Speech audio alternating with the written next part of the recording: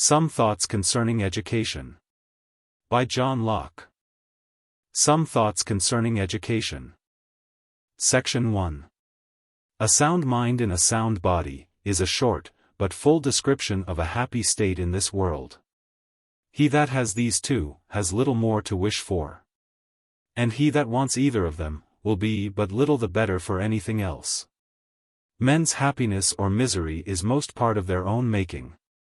He, whose mind directs not wisely, will never take the right way, and he, whose body is crazy and feeble, will never be able to advance in it.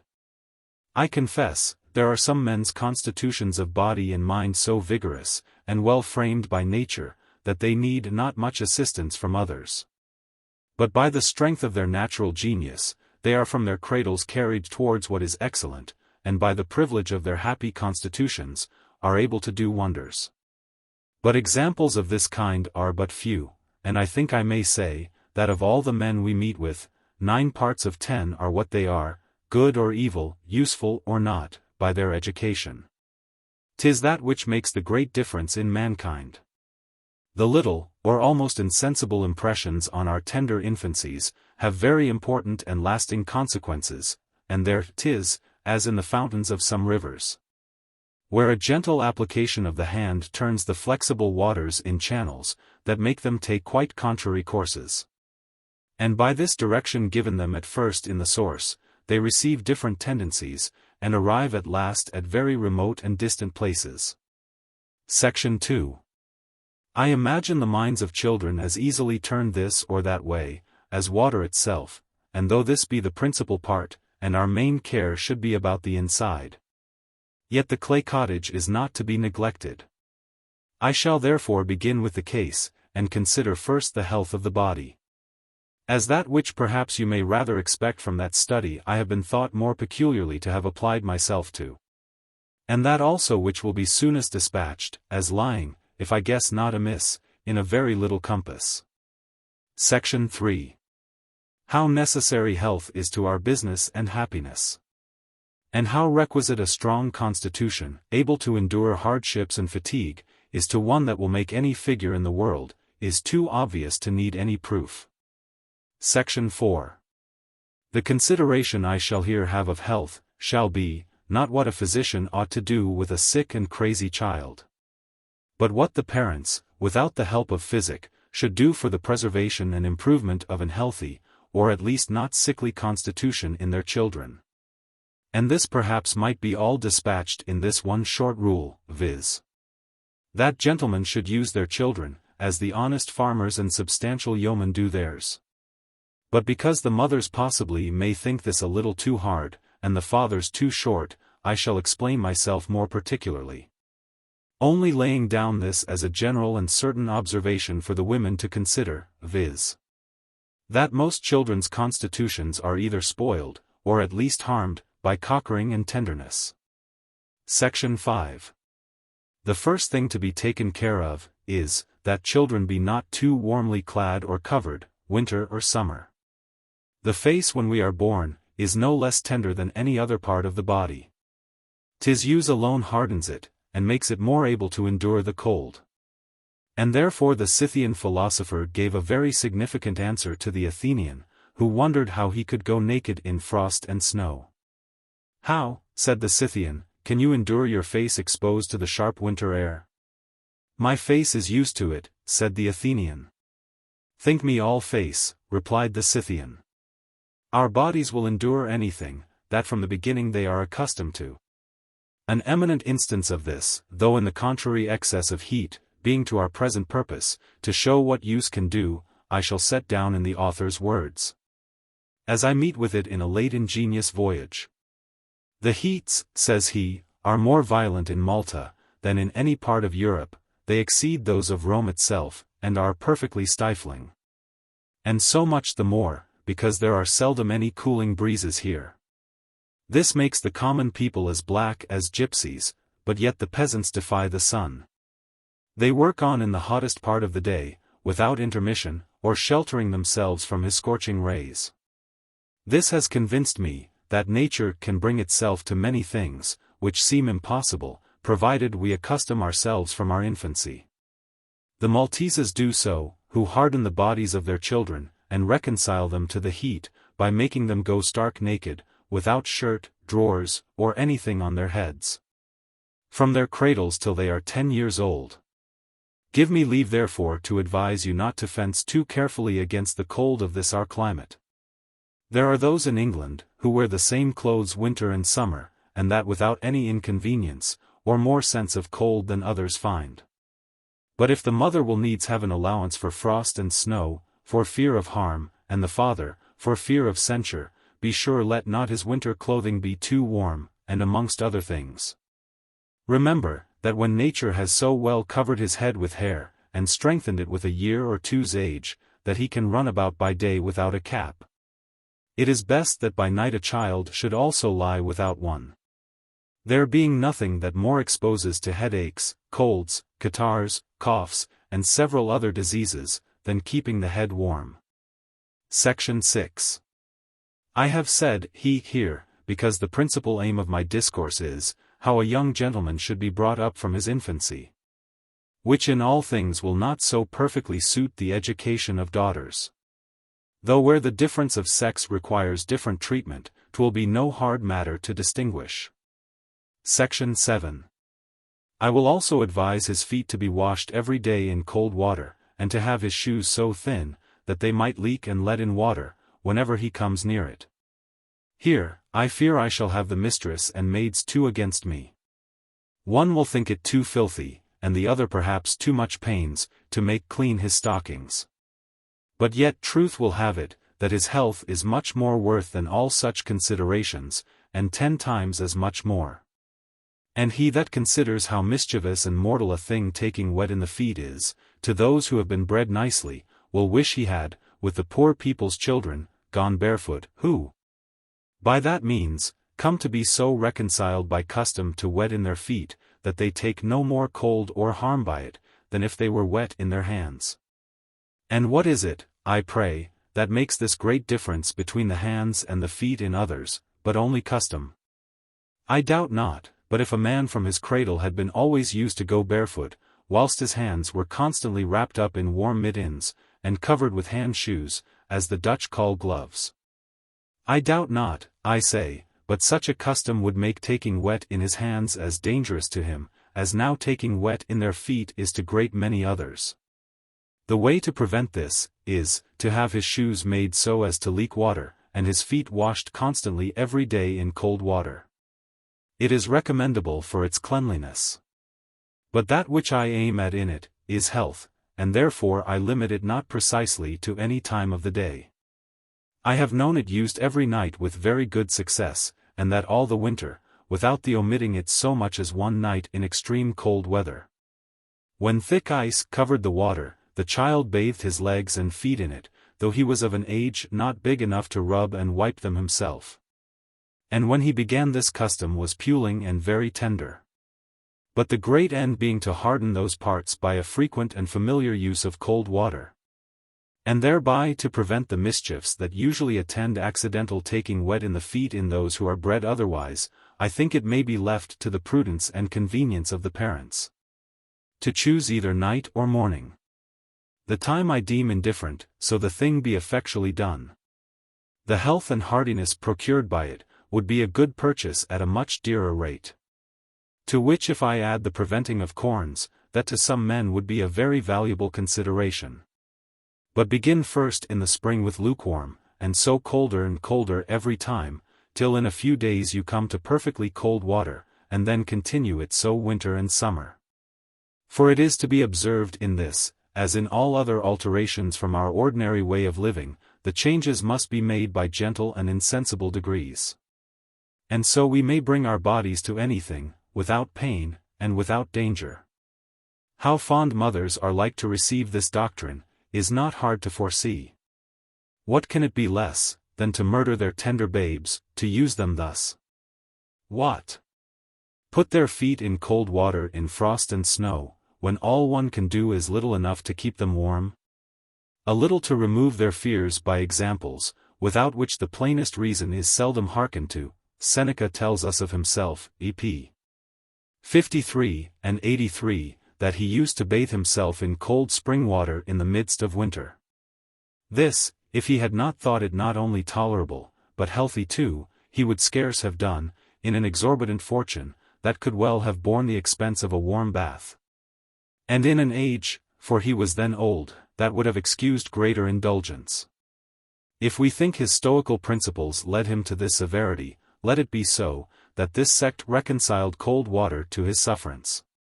What made it agreeable to his health? For that was not impaired by this hard usage.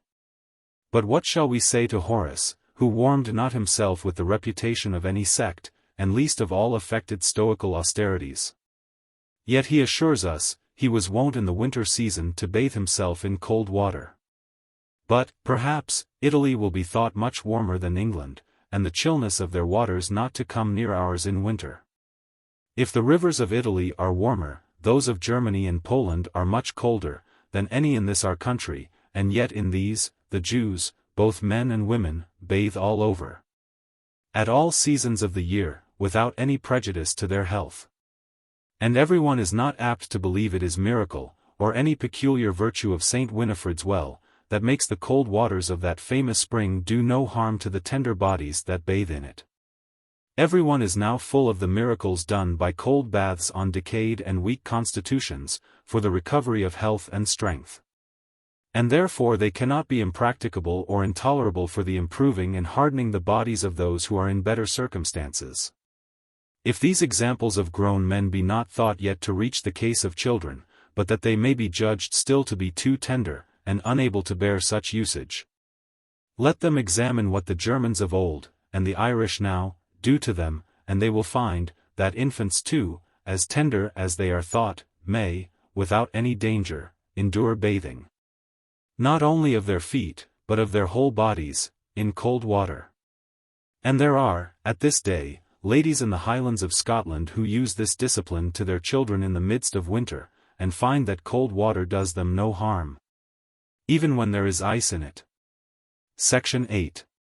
I shall not need here to mention swimming, when he is of an age able to learn, and has anyone to teach him. 'Tis that saves many a man's life. And the Romans thought it so necessary, that they ranked it with letters. And it was the common phrase to mark one ill-educated, and good for nothing, that he had neither learnt to read nor to swim, nec literas didicit nec natar. But, besides the gaining a skill which may serve him at need, the advantages to health by often bathing in cold water during the heat of summer, are so many, that I think nothing need be said to encourage it. Provided this one caution be used, that he never go into the water when exercise has at all warmed him, or left any emotion in his blood or pulse. Section 9.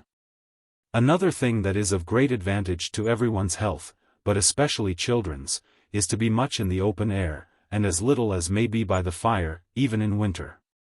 By this he will accustom himself also to heat and cold, shine and rain, all which if a man's body will not endure, it will serve him to very little purpose in this world. And when he is grown up, it is too late to begin to use him to it. It must be got early, and by degrees. Thus the body may be brought to bear almost anything. If I should advise him to play in the wind and sun without a hat, I doubt whether it could be borne. There would 1,000 objections be made against it, which at last would amount to no more, in truth, than being sunburnt. And if my young master be to be kept always in the shade, and never exposed to the sun and wind for fear of his complexion, it may be a good way to make him a beau, but not a man of business. And although greater regard be to be had to beauty in the daughters, yet I will take the liberty to say, that the more they are in the air, without prejudice to their faces, the stronger and healthier they will be. And the nearer they come to the hardships of their brothers in their education, the greater advantage will they receive from it all the remaining part of their lives. Section 10. Playing in the open air has but this one danger in it, that I know, and that is, that when he is hot with running up and down, he should sit or lie down on the cold or moist earth. This I grant. And drinking cold drink, when they are hot with labor or exercise, brings more people to the grave, or to the brink of it, by fevers, and other diseases, than anything I know. These mischiefs are easily enough prevented whilst he is little, being then seldom out of sight. And if, during his childhood, he be constantly and rigorously kept from sitting on the ground, or drinking any cold liquor whilst he is hot, the custom of forbearing, grown into habit, will help much to preserve him, when he is no longer under his maid's or tutor's eye.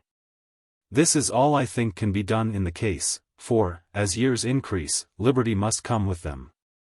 And in a great many things he must be trusted to his own conduct, since there cannot always be a guard upon him, except what you have put into his own mind by good principles, and established habits. Which is the best and surest, and therefore most to be taken care of. For, from repeated cautions and rules, never so often inculcated, you are not to expect anything either in this, or any other case, farther than practice has established them into habits. Section 11.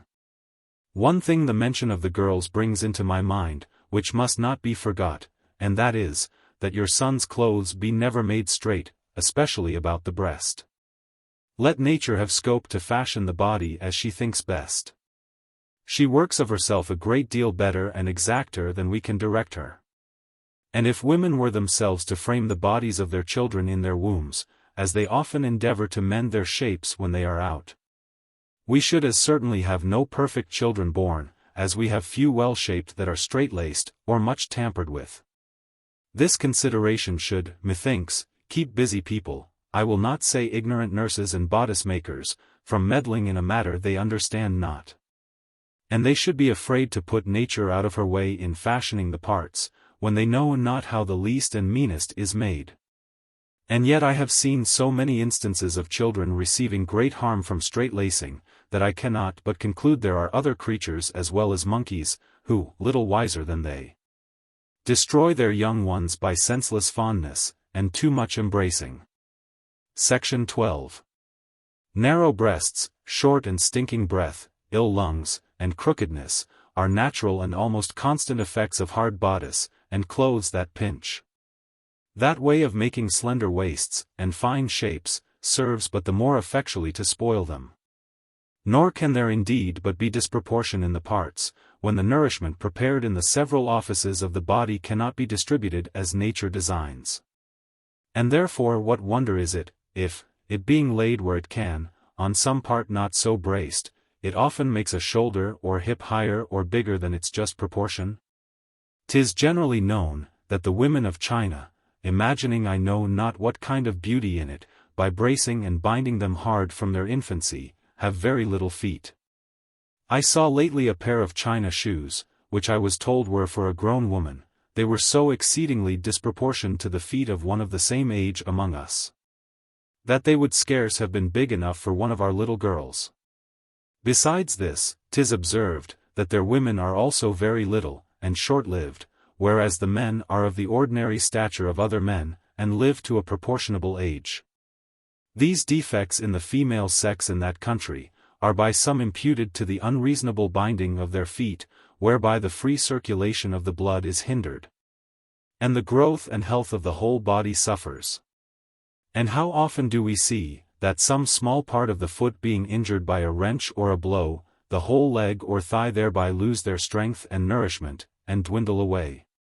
How much greater inconveniences may we expect, when the thorax, wherein is placed the heart and seat of life, is unnaturally compressed, and hindered from its due expansion. Section 13. As for his diet, it ought to be very plain and simple, and, if I might advise, flesh should be forborne as long as he is in coats, or at least till he is 2 or 3 years old.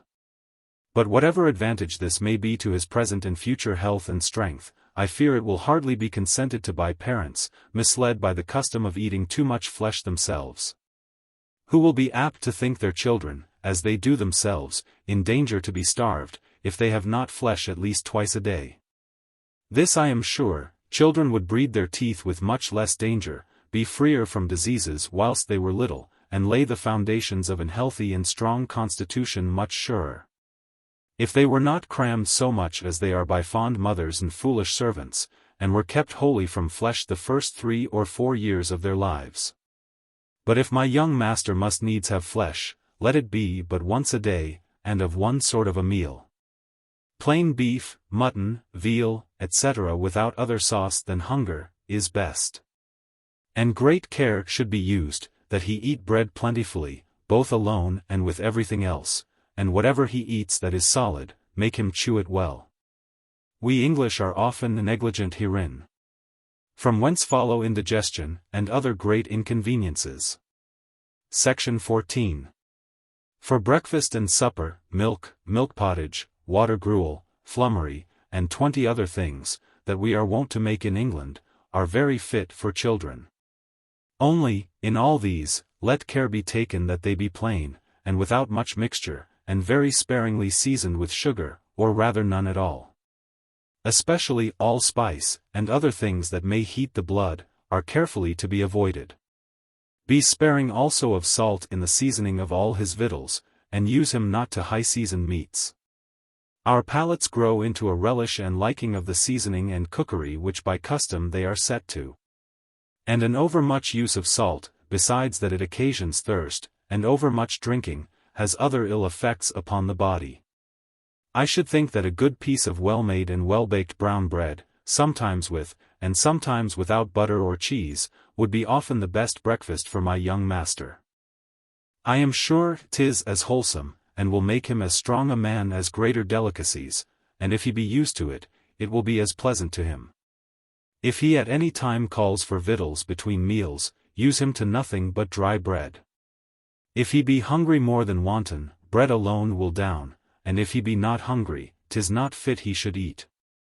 By this you will obtain two good effects: 1, that by custom he will come to be in love with bread, for, as I said, our palates and stomachs too are pleased with the things we are used to.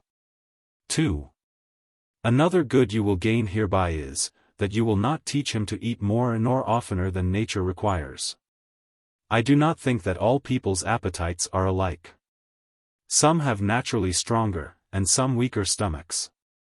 But this I think, that many are made gourmands and gluttons by custom, that were not so by nature.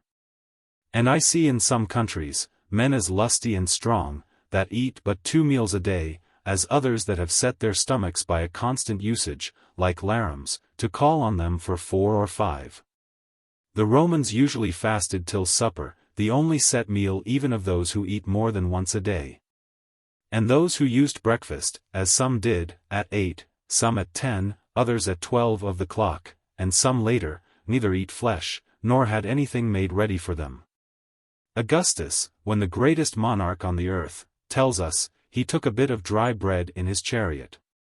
And Seneca, in his 83rd epistle, giving an account how he managed himself, even when he was old, and his age permitted indulgence, says, that he used to eat a piece of dry bread for his dinner. Without the formality of sitting to it, though his estate would as well have paid for a better meal, had health required it, as any subjects in England, were it doubled. The masters of the world were bred up with this spare diet, and the young gentlemen of Rome felt no want of strength or spirit, because they eat but once a day. Or if it happened by chance, that anyone could not fast so long as till supper, their only set meal, he took nothing but a bit of dry bread, or at most a few raisins. Or some such slight thing with it, to stay his stomach. This part of temperance was found so necessary both for health and business, that the custom of only 1 meal a day held out against that prevailing luxury which their eastern conquests and spoils had brought in amongst them. And those who had given up their old frugal eating, and made feasts, yet began them not till the evening. And more than 1 set meal a day was thought so monstrous, that it was a reproach as low down as Caesar's time, to make an entertainment, or sit down to a full table, till toward sunset. And therefore, if it would not be thought too severe, should judge it most convenient that my young master should have nothing but bread too for breakfast. You cannot imagine of what force custom is, and I impute a great part of our diseases in England, to our eating too much flesh, and too little bread. Section 15. As to his meals, I should think it best, that as much as it can be conveniently avoided, they should not be kept constantly to an hour, for when custom has fixed his eating to certain stated periods, his stomach will expect victuals at the usual hour, and grow peevish if he passes it, either fretting itself into a troublesome excess, or flagging into a downright want of appetite. Therefore I would have no time kept constantly to for his breakfast, dinner and supper, but rather varied almost every day. And if betwixt these, which I call meals, he will eat, let him have, as often as he calls for it, good dry bread. If anyone think this too hard and sparing a diet for a child, let them know, that a child will never starve nor dwindle for want of nourishment, who, besides flesh at dinner, and spoon meat, or some such other thing, at supper, may have good bread and beer as often as he has a stomach. For thus, upon second thoughts, I should judge it best for children to be ordered. The morning is generally designed for study, to which a full stomach is but an ill preparation. Dry bread, though the best nourishment, has the least temptation. And nobody would have a child crammed at breakfast, who has any regard to his mind or body, and would not have him dull and unhealthy. Nor let anyone think this unsuitable to one of estate and condition. A gentleman in any age ought to be so bred, as to be fitted to bear arms, and be a soldier.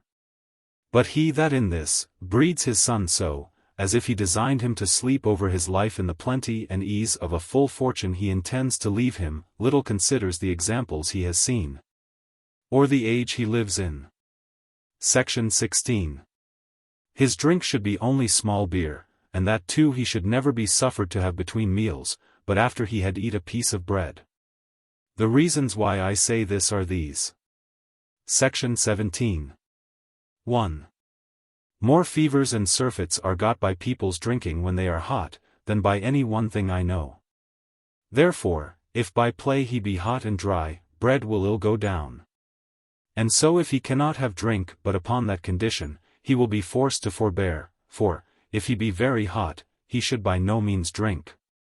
At least a good piece of bread first to be eaten, will gain time to warm the beer blood hot, which then he may drink safely. If he be very dry, it will go down so warmed, and quench his thirst better, and if he will not drink it so warmed, abstaining will not hurt him. Besides, this will teach him to forbear, which is an habit of greatest use for health of body and mind too. Section 18. 2.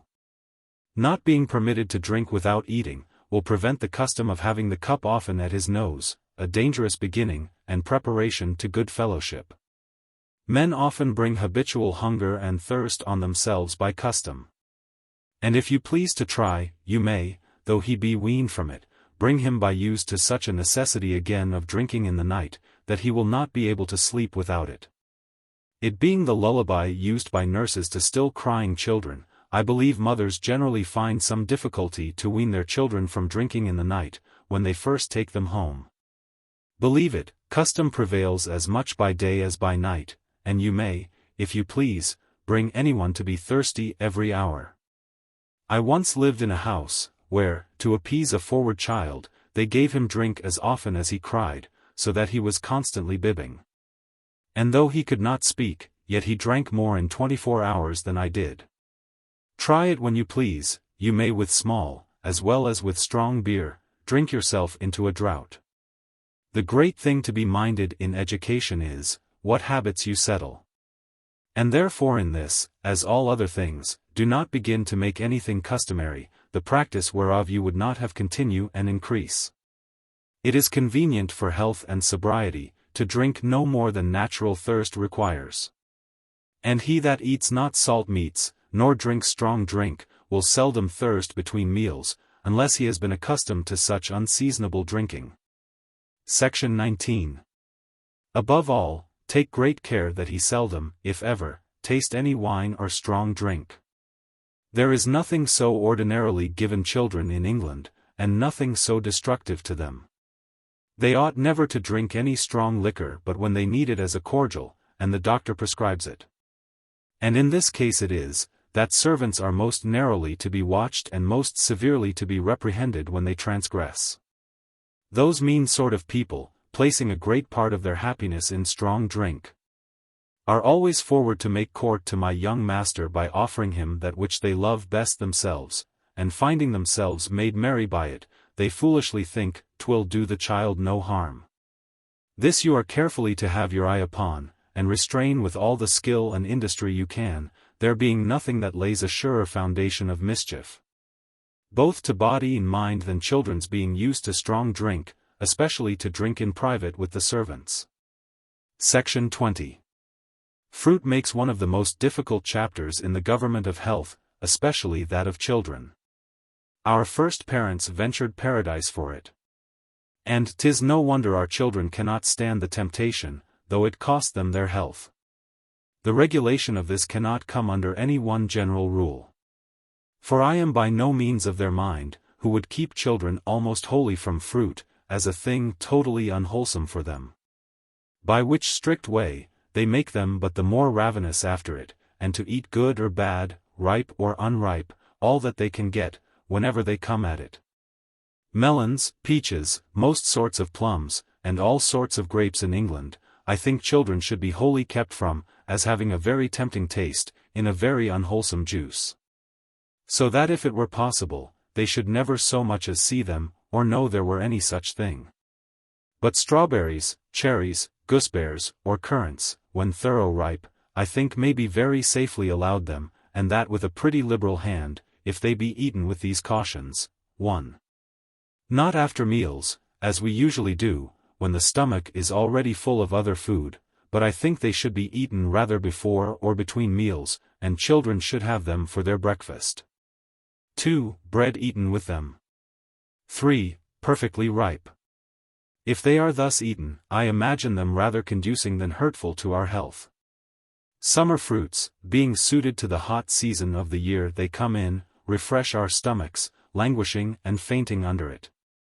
And therefore I should not be altogether so strict in this point, as some are to their children, who being kept so very short, instead of a moderate quantity of well-chosen fruit, which being allowed them would content them, whenever they can get loose, or bribe a servant to supply them, satisfy their longing with any trash they can get, and eat to a surfeit.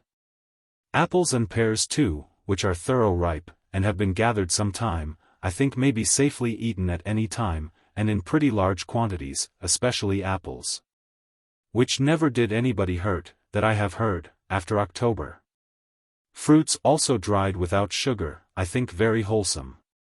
But sweetmeats of all kinds are to be avoided, which whether they do more harm to the maker or eater, is not easy to tell. This I am sure, it is one of the most inconvenient ways of expense that vanity hath yet found out. And so I leave them to the ladies.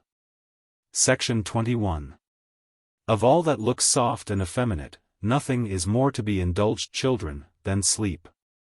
In this alone they are to be permitted to have their full satisfaction, nothing contributing more to the growth and health of children, than sleep. All that is to be regulated in it, is, in what part of the 24 hours they should take it. Which will easily be resolved, by only saying that it is of great use to accustom them to rise early in the morning. It is best so to do, for health. And he that, from his childhood, has, by a settled custom, made rising betimes easy and familiar to him, will not, when he is a man, waste the best and most useful part of his life in drowsiness and lying abed. If children therefore are to be called up early in the morning, it will follow of course, that they must go to bed betimes. Whereby they will be accustomed to avoid the unhealthy and unsafe hours of debauchery, which are those of the evenings, and they who keep good hours, seldom are guilty of any great disorders. I do not say this, as if your son, when grown up, should never be in company past 8, nor ever chat over a glass of wine till midnight. You are now, by the accustoming of his tender years, to indispose him to those inconveniences as much as you can. And it will be no small advantage, that contrary practice having made sitting up uneasy to him, it will make him often avoid, and very seldom propose midnight revels. But if it should not reach so far, but fashion and company should prevail, and make him live as others do above 20, 'tis worth the while to accustom him to early rising and early going to bed. Between this and that, for the present improvement of his health and other advantages. Though I have said, a large allowance of sleep, even as much as they will take, should be made to children when they are little. Yet I do not mean, that it should always be continued to them in so large a proportion, and they suffered to indulge a drowsy laziness in their bed, as they grow up bigger. But whether they should begin to be restrained at 7 or 10 years old, or any other time, is impossible to be precisely determined. Their tempers, strength, and constitutions must be considered. But some time between 7 and 14, if they are two great lovers of their beds, I think it may be seasonable to begin to reduce them by degrees to about 8 hours. Which is generally rest enough for healthy grown people. If you have accustomed him, as you should do, to rise constantly very early in the morning, this fault of being too long in bed will easily be reformed. And most children will be forward enough to shorten that time themselves, by coveting to sit up with the company at night. Though if they be not looked after, they will be apt to take it out in the morning, which should by no means be permitted. They should constantly be called up and made to rise at their early hour. But great care should be taken in waking them, that it be not done hastily, nor with a loud or shrill voice, or any other sudden violent noise. This often affrights children, and does them great harm, and sound sleep thus broke off, with sudden alarms, is apt enough to discompose anyone. When children are to be wakened out of their sleep, be sure to begin with a low call, and some gentle motion, and so draw them out of it by degrees, and give them none but kind words and usage. Till they are come perfectly to themselves, and being quite dressed you are sure they are thoroughly awake. The being forced from their sleep, how gently soever you do it, is pain enough to them, and care should be taken not to add any other uneasiness to it, especially such that may terrify them. Section 22. Let his bed be hard, and rather quilts than feathers. Hard lodging strengthens the parts. Whereas being buried every night in feathers melts and dissolves the body, is often the cause of weakness, and forerunner of an early grave. And, besides the stone, which has often its rise from this warm wrapping of the rains, several other indispositions, and that which is the root of them all, a tender weakly constitution, is very much owing to down beds. Besides, he that is used to hard lodging at home, will not miss his sleep, where he has most need of it, in his travels abroad, for want of his soft bed, and his pillows laid in order. And therefore, I think it would not be amiss, to make his bed after different fashions, sometimes lay his head higher, sometimes lower. That he may not feel every little change he must be sure to meet with, who is not designed to lie always in my young master's bed at home, and to have his maid lay all things in print, and tuck him in warm. The great cordial of nature is sleep. He that misses that, will suffer by it, and he is very unfortunate, who can take his cordial only in his mother's fine gilt cup, and not in a wooden dish. He that can sleep soundly, takes the cordial, and it matters not whether it be on a soft bed or the hard boards. 'Tis sleep only that is the thing necessary. Section 23. One thing more there is, which has a great influence upon the health, and that is, going to stool regularly. People that are very loose, have seldom strong thoughts or strong bodies. But the cure of this, both by diet and medicine, being much more easy than the contrary evil, there needs not much to be said about it. For if it come to threaten, either by its violence or duration, it will soon enough, and sometimes too soon, make a physician be sent for. And if it be moderate or short, it is commonly best to leave it to nature. On the other side, costiveness has too its ill effects, and is much harder to be dealt with by physic.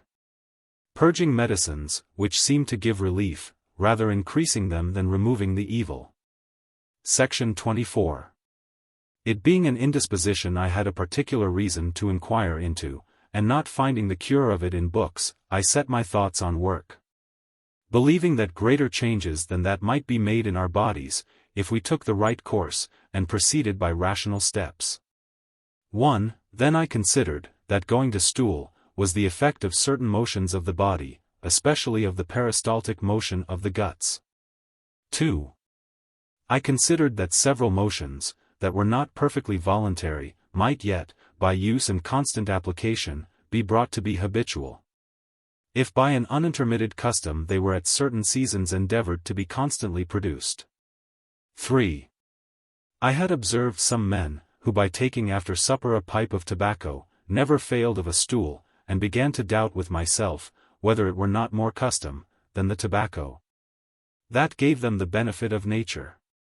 Or at least, if the tobacco did it, it was rather by exciting a vigorous motion in the guts, than by any purging quality, for then it would have had other effects. Having thus once got the opinion that it was possible to make it habitual, the next thing was to consider what way and means was the likeliest to obtain it. 4. Then I guessed, that if a man, after his first eating in the morning, would presently solicit nature, and try whether he could strain himself so as to obtain a stool, he might in time, by constant application, bring it to be habitual. Section 25. The reasons that made me choose this time, were 1. Because the stomach being then empty, if it received anything grateful to it, for I would never, but in case of necessity, have anyone eat but what he likes. And when he has an appetite, it was apt to embrace it close by a strong constriction of its fibers. Which constriction, I supposed, might probably be continued on in the guts, and so increase their peristaltic motion, as we see in the ileus, that an inverted motion, being begun anywhere below, continues itself all the whole length, and makes even the stomach obey that irregular motion. 2. Because when men eat, they usually relax their thoughts, and the spirits then, free from other employments, are more vigorously distributed into the lower belly, which thereby contribute to the same effect. 3. Because, whenever men have leisure to eat, they have leisure enough also to make so much court to Madame Cloacina, as would be necessary to our present purpose. But else, in the variety of human affairs and accidents, it was impossible to affix it to any hour certain, whereby the custom would be interrupted. Whereas men in health seldom failing to eat once a day, though the hour changed, the custom might still be preserved. Section 26. Upon these grounds the experiment began to be tried, and I have known none who have been steady in the prosecution of it, and taken care to go constantly to the necessary house. After their first eating, whenever that happened, whether they found themselves called on or no, and there endeavored to put nature upon her duty. But in a few months they obtained the desired success, and brought themselves to so regular an habit, that they seldom ever failed of a stool after their first eating. Unless it were by their own neglect, for, whether they have any motion or no, if they go to the place, and do their part, they are sure to have nature very obedient. Section 27. I would therefore advise, that this course should be taken with a child every day presently after he has eaten his breakfast. Let him be set upon the stool, as if disburdening were as much in his power as filling his belly, and let not him or his maid know anything to the contrary, but that it is so. And if he be forced to endeavor, by being hindered from his play or eating again till he has been effectually at stool, or at least done his utmost, I doubt not but in a little while it will become natural to him. For there is reason to suspect, that children being usually intent on their play, and very heedless of anything else, often let pass those motions of nature, when she calls them but gently. And so they, neglecting the seasonable offers, do by degrees bring themselves into an habitual costiveness. That by this method costiveness may be prevented, I do more than guess. Having known by the constant practice of it for some time, a child brought to have a stool regularly after his breakfast every morning. Section 28.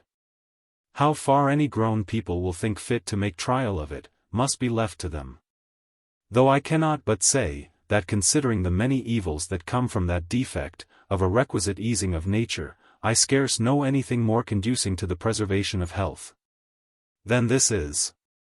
Once in 24 hours, I think is enough, and nobody, I guess, will think it too much. And by this means it is to be obtained without physic, which commonly proves very ineffectual in the cure of a settled and habitual costiveness. Section 29. This is all I have to trouble you with concerning his management in the ordinary course of his health. Perhaps it will be expected from me, that I should give some directions of physic, to prevent diseases. For which I have only this one, very sacredly to be observed, never to give children any physic for prevention. The observation of what I have already advised, will, I suppose, do that better than the ladies' diet drinks or apothecaries' medicines. Have a great care of tampering that way, lest, instead of preventing, you draw on diseases.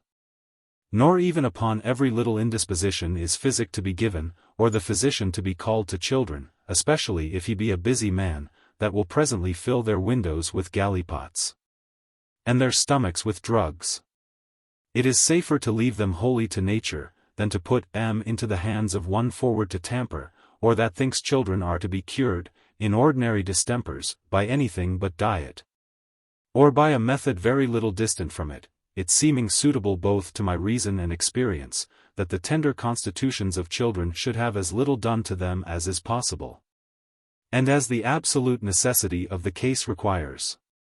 A little cold-stilled red poppy water, which is the true surfeit water with ease, and abstinence from flesh, often puts an end to several distempers in the beginning, which, by too forward applications, might have been made lusty diseases. When such a gentle treatment will not stop the growing mischief, nor hinder it from turning into a formed disease, it will be time to seek the advice of some sober and discreet physician. In this part, I hope, I shall find an easy belief. And nobody can have a pretense to doubt the advice of one who has spent some time in the study of physic, when he counsels you not to be too forward in making use of physic and physicians. Section 30.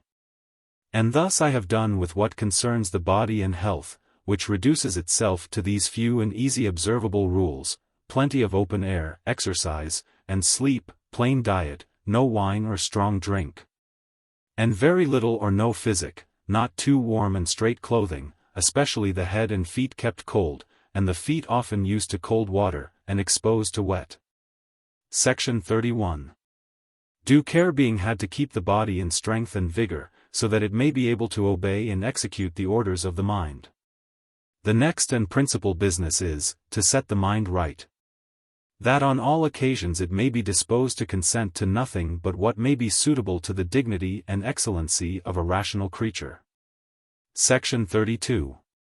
If what I have said in the beginning of this discourse be true, as I do not doubt but it is, viz., that the difference to be found in the manners and abilities of men is owing more to their education than to anything else, we have reason to conclude that great care is to be had of the forming children's minds, and giving them that seasoning early, which shall influence their lives always after, for when they do well or ill, the praise and blame will be laid there.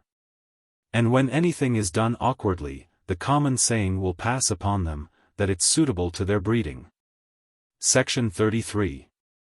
As the strength of the body lies chiefly in being able to endure hardships, so also does that of the mind.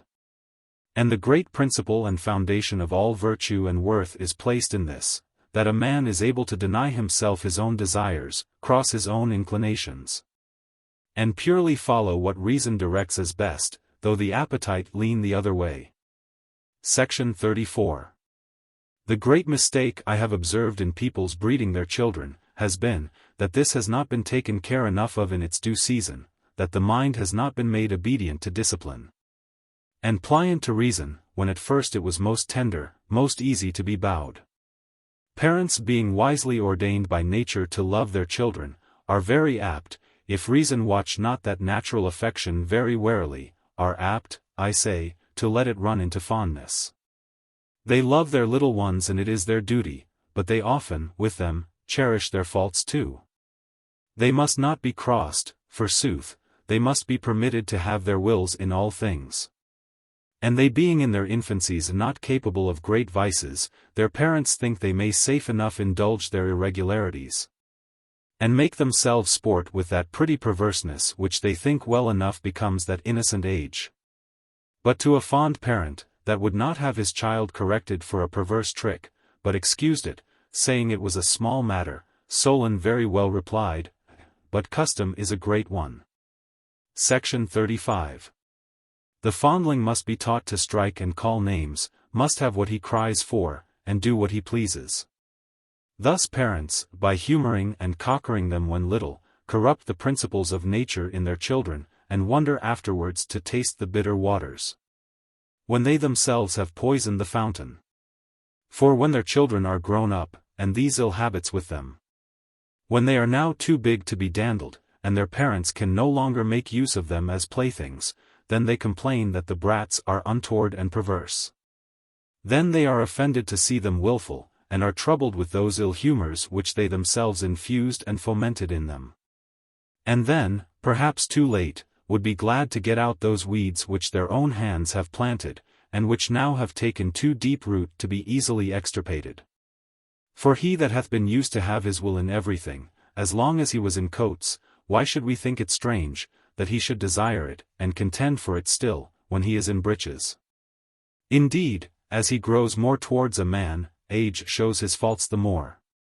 So that there be few parents then so blind as not to see them, few so insensible as not to feel the ill effects of their own indulgence. He had the will of his maid before he could speak or go. He had the mastery of his parents ever since he could prattle, and why, now he is grown up, is stronger and wiser than he was then, why now of a sudden must he be restrained and curbed? Why must he at 7, 14, or 20 years old, lose the privilege, which the parents' indulgence till then so largely allowed him? Try it in a dog or an horse or any other creature, and see whether the ill and resty tricks they have learned when young, are easily to be mended when they are knit. And yet none of those creatures are half so wilful and proud, or half so desirous to be masters of themselves and others, as man. Section 36. We are generally wise enough to begin with them when they are very young, and discipline betimes those other creatures we would make useful and good for somewhat. They are only our own offspring, that we neglect in this point, and having made them ill children, we foolishly expect they should be good men. For if the child must have grapes or sugar plums when he has a mind to them, rather than make the poor baby cry or be out of humor, why, when he is grown up, must he not be satisfied too, if his desires carry him to wine or women? They are objects as suitable to the longing of one of more years, as what he cried for, when little, was to the inclinations of a child. The having desires accommodated to the apprehensions and relish of those several ages, is not the fault. But the not having them subject to the rules and restraints of reason, the difference lies not in having or not having appetites, but in the power to govern, and deny ourselves in them. He that is not used to submit his will to the reason of others when he is young, will scarce hearken to submit to his own reason when he is of an age to make use of it. And what kind of a man such an one is like to prove, is easy to foresee. Section 37. These are oversights usually committed by those who seem to take the greatest care of their children's education. But if we look into the common management of children, we shall have reason to wonder, in the great dissoluteness of manners which the world complains of, that there are any footsteps at all left of virtue. I desire to know what vice can be named, which parents, and those about children, do not season them with, and drop into them the seeds of, as soon as they are capable to receive them. I do not mean by the examples they give, and the patterns they set before them, which is encouragement enough. But that which I would take notice of here is, the downright teaching them vice, and actual putting them out of the way of virtue. Before they can go, they principle with violence, revenge, and cruelty. Give me a blow, that I may beat him, is a lesson which most children every day hear. And it is thought nothing, because their hands have not strength to do any mischief. But I ask, does not this corrupt their mind? Is not this the way of force and violence, that they are set in? And if they have been taught when little, to strike and hurt others by proxy, and encouraged to rejoice in the harm they have brought upon them, and see them suffer, are they not prepared to do it when they are strong enough to be felt themselves, and can strike to some purpose? The coverings of our bodies which are for modesty, warmth and defense, are by the folly or vice of parents recommended to their children for other uses. They are made matters of vanity and emulation. A child is set longing after a new suit, for the finery of it. And when the little girl is tricked up in her new gown and commode, how can her mother do less than teach her to admire herself, by calling her, her little queen and her princess? Thus the little ones are taught to be proud of their clothes before they can put them on. And why should they not continue to value themselves for their outside fashionableness of the tailor or tirewoman's making, when their parents have so early instructed them to do so? Lying and equivocations, and excuses little different from lying, are put into the mouths of young people, and commended in apprentices and children, whilst they are for their masters' or parents' advantage. And can it be thought, that he that finds the straining of truth dispensed with, and encouraged, whilst it is for his godly master's turn, will not make use of that privilege for himself, when it may be for his own profit? Those of the meaner sort are hindered, by the straitness of their fortunes, from encouraging intemperance in their children by the temptation of their diet, or invitations to eat or drink more than enough. But their own ill examples, whenever plenty comes in their way, show, that 'tis not the dislike of drunkenness or gluttony, that keeps them from excess, but want of materials. But if we look into the houses of those who are a little warmer in their fortunes, their eating and drinking are made so much the great business and happiness of life, that children are thought neglected, if they have not their share of it. Sauces and ragouts, and food disguised by all the arts of cookery, must tempt their palates, when their bellies are full. And then, for fear the stomach should be overcharged, a pretence is found for t'other glass of wine to help digestion, though it only serves to increase the surfeit. Is my young master a little out of order? The first question is, what will my dear eat? What shall I get for thee?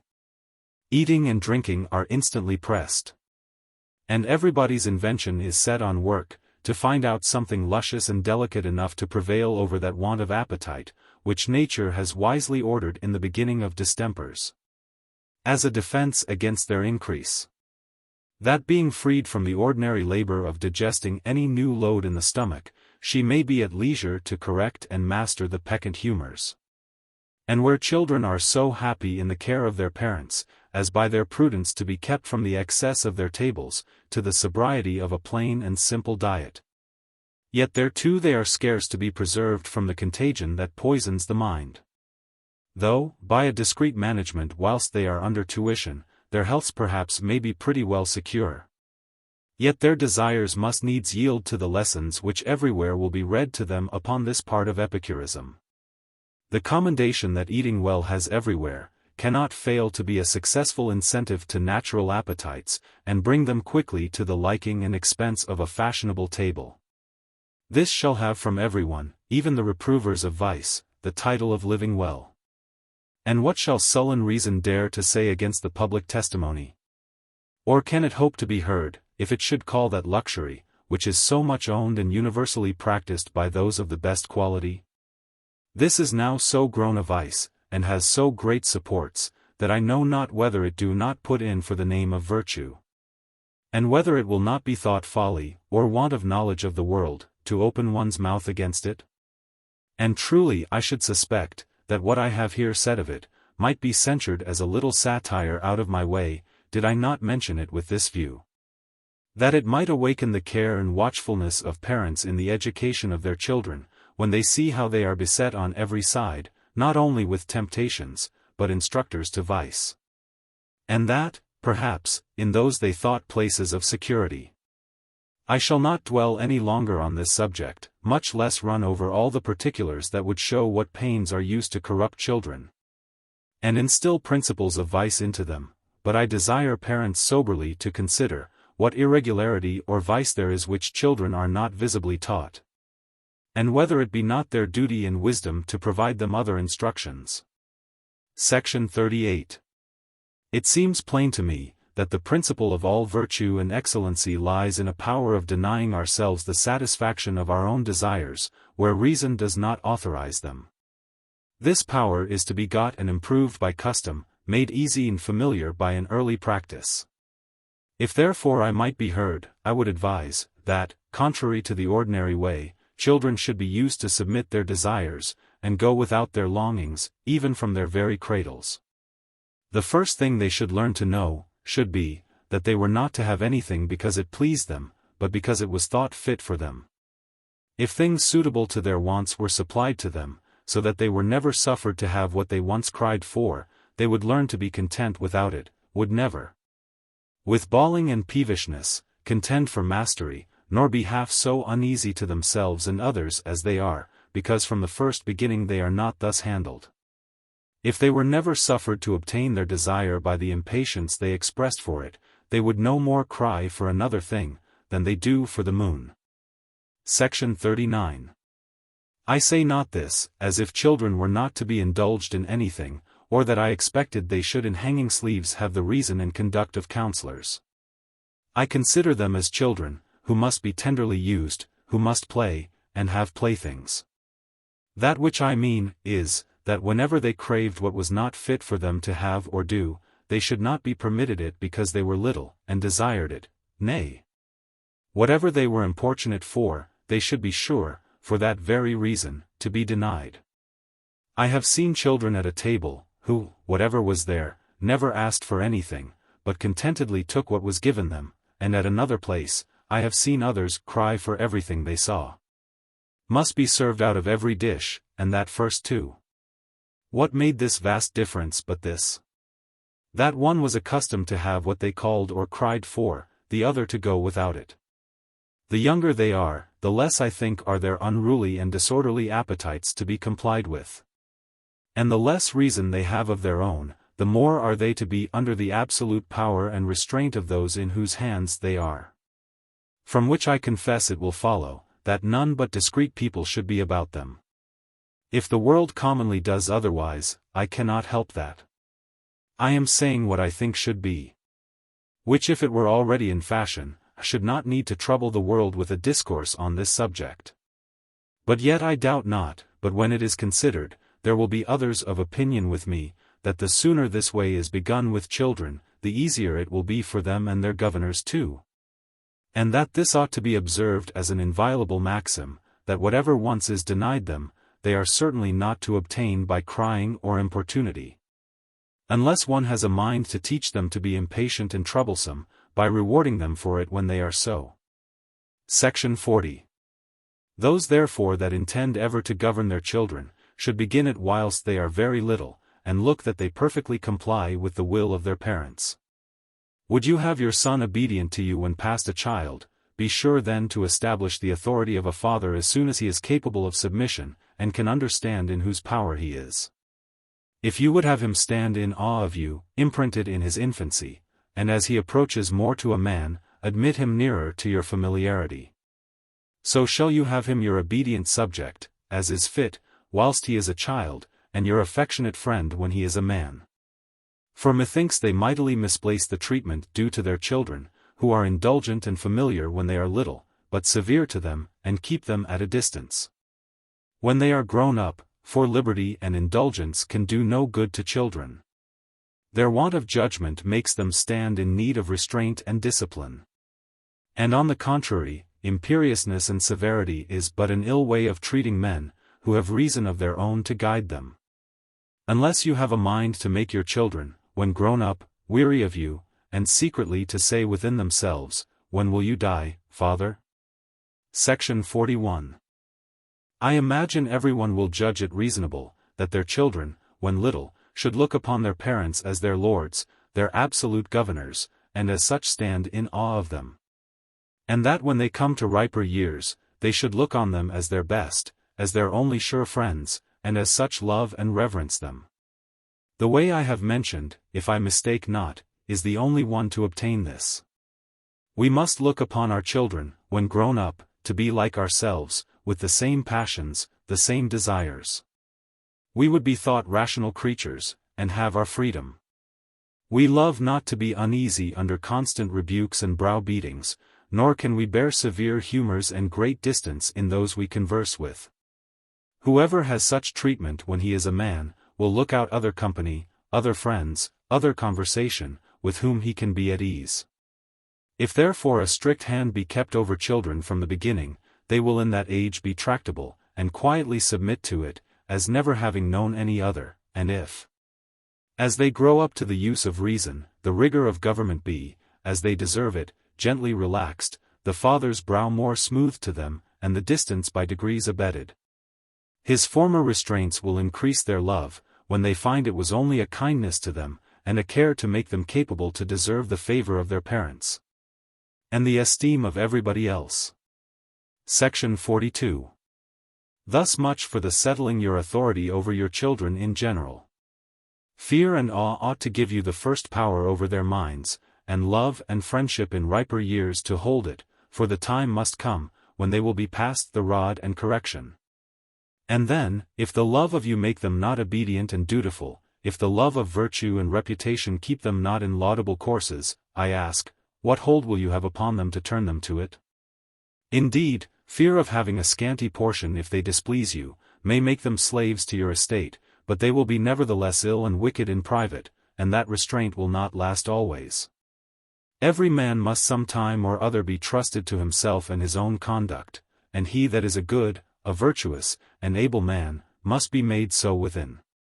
And therefore what he is to receive from education, what is to sway and influence his life, must be something put into him betimes.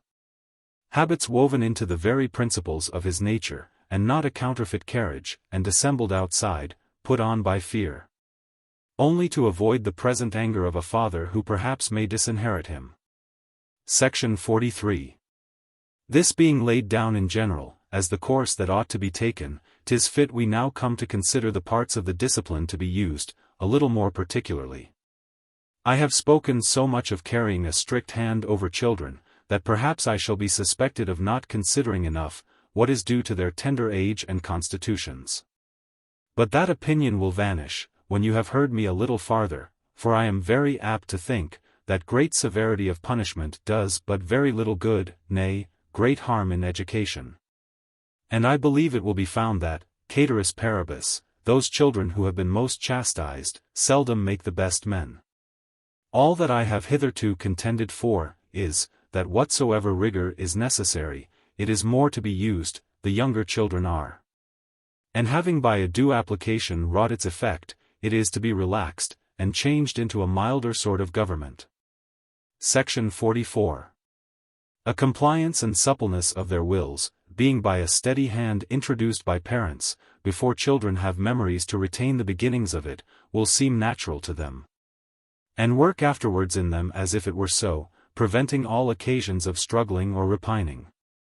The only care is, that it be begun early, and inflexibly kept till awe and respect be grown familiar, and there appears not the least reluctancy in the submission and ready obedience of their minds. When this reverence is once thus established, which it must be early, or else it will cost pains and blows to recover it, and the more the longer it is deferred, 'tis by it still mixed with as much indulgence as they make not an ill use of, and not by beating, chiding, or other servile punishments. They are for the future to be governed as they grow up to more understanding. Section 45.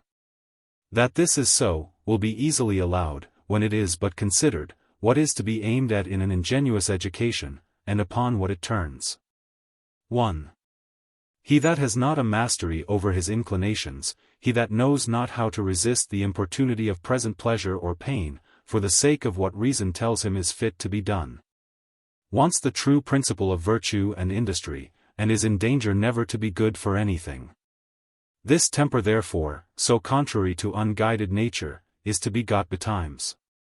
And this habit, as the true foundation of future ability and happiness, is to be wrought into the mind as early as may be, even from the first dawnings of knowledge or apprehension in children. And so to be confirmed in them, by all the care and ways imaginable, by those who have the oversight of their education. Section 46.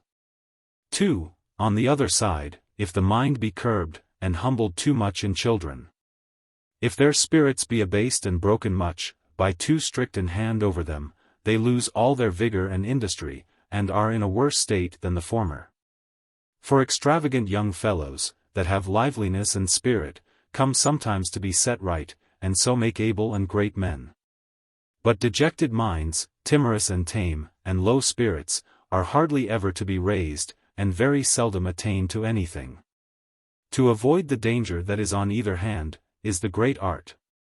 And he that has found a way how to keep up a child's spirit easy, active, and free, and yet at the same time to restrain him from many things he has a mind to, and to draw him to things that are uneasy to him. He, I say, that knows how to reconcile these seeming contradictions, has, in my opinion, got the true secret of education. Section 47. The usual lazy and short way by chastisement and the rod, which is the only instrument of government that tutors generally know, or ever think of, is the most unfit of any to be used in education. Because it tends to both those mischiefs, which, as we have shown, are the Scylla and Charybdis, which on the one hand or the other ruin all that miscarry. Section 48. 1. This kind of punishment contributes not at all to the mastery of our natural propensity to indulge corporal and present pleasure, and to avoid pain at any rate, but rather encourages it, and thereby strengthens that in us, which is the root from whence spring all vicious actions, and the irregularities of life. For what other motive, but of sensual pleasure and pain, does a child act by, who drudges at his book against his inclination, or abstains from eating unwholesome fruit, that he takes pleasure in? Only out of fear of whipping? He in this only prefers the greater corporal pleasure, or avoids the greater corporal pain. And what is it, to govern his actions, and direct his conduct by such motives as these? What is it, I say, but to cherish that principle in him, which it is our business to root out and destroy? And therefore I cannot think any correction useful to a child, where the shame of suffering for having done amiss, does not work more upon him than the pain. Section 49. 2. This sort of correction naturally breeds an aversion to that which 'tis the tutor's business to create a liking to. How obvious is it to observe, that children come to hate things which were at first acceptable to them, when they find themselves whipped, and chid, and teased about them. And it is not to be wondered at in them, when grown men would not be able to be reconciled to anything by such ways. Who is there that would not be disgusted with any innocent recreation, in itself indifferent to him, if he should with blows or ill language be hailed to it, when he had no mind? Or be constantly so treated, for some circumstances in his application to it? This is natural to be so. Offensive circumstances ordinarily infect innocent things which they are joined with. And the very sight of a cup wherein anyone uses to take nauseous physic, turns his stomach, so that nothing will relish well out of it, though the cup be never so clean and well shaped, and of the richest materials. Section 50. 3. Such a sort of slavish discipline makes a slavish temper. The child submits, and dissembles obedience, whilst the fear of the rod hangs over him. But when that is removed, and by being out of sight, he can promise himself impunity, he gives the greater scope to his natural inclination, which by this way is not at all altered, but, on the contrary, heightened and increased in him, and after such restraint, breaks out usually with the more violence, or. Section 51. 4. If severity carried to the highest pitch does prevail, and works a cure upon the present unruly distemper, it often brings in the room of it a worse and more dangerous disease, by breaking the mind. And then, in the place of a disorderly young fellow, you have a low-spirited moped creature, who, however with his unnatural sobriety he may please silly people, who commend tame unactive children, because they make no noise, nor give them any trouble, yet at last, will probably prove as uncomfortable a thing to his friends, as he will be all his life an useless thing to himself and others. Section 52. Beating them, and all other sorts of slavish and corporal punishments, are not the discipline fit to be used in the education of those we would have wise, good, and ingenuous men, and therefore very rarely to be applied, and that only in great occasions, and cases of extremity. On the other side, to flatter children by rewards of things that are pleasant to them, is as carefully to be avoided. He that will give to his son apples or sugar plums, or what else of this kind he is most delighted with, to make him learn his book, does but authorize his love of pleasure, and cocker up that dangerous propensity, which he ought by all means to subdue and stifle in him. You can never hope to teach him to master it, whilst you compound for the check you gave his inclination in one place, by the satisfaction you propose to it in another. To make a good, a wise, and a virtuous man, 'tis fit he should learn to cross his appetite, and deny his inclination to riches, finery, or pleasing his palate, etc. whenever his reason advises the contrary, and his duty requires it. But when you draw him to do anything that is fit by the offer of money, or reward the pains of learning his book by the pleasure of a luscious morsel. When you promise him a lace cravat or a fine new suit, upon performance of some of his little tasks. What do you by proposing these as rewards, but allow them to be the good things he should aim at, and thereby encourage his longing for them, and accustom him to place his happiness in them. Thus people, to prevail with children to be industrious about their grammar, dancing, or some other such matter, of no great moment to the happiness or usefulness of their lives. By misapplied rewards and punishments, sacrifice their virtue, invert the order of their education, and teach them luxury, pride, or covetousness, etc. For in this way, flattering those wrong inclinations which they should restrain and suppress, they lay the foundations of those future vices, which cannot be avoided but by curbing our desires and accustoming them early to submit to reason. Section 53. I say not this, that I would have children kept from the conveniences or pleasures of life, that are not injurious to their health or virtue. On the contrary, I would have their lives made as pleasant and as agreeable to them as may be, in a plentiful enjoyment of whatsoever might innocently delight them.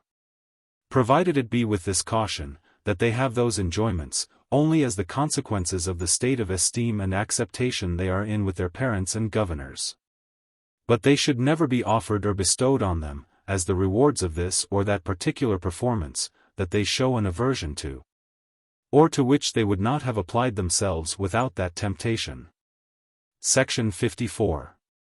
But if you take away the rod on one hand, and these little encouragements which they are taken with, on the other, how then, will you say, shall children be governed?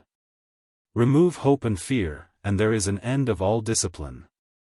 I grant that good and evil, reward and punishment, are the only motives to a rational creature. These are the spur and reins whereby all mankind are set on work and guided.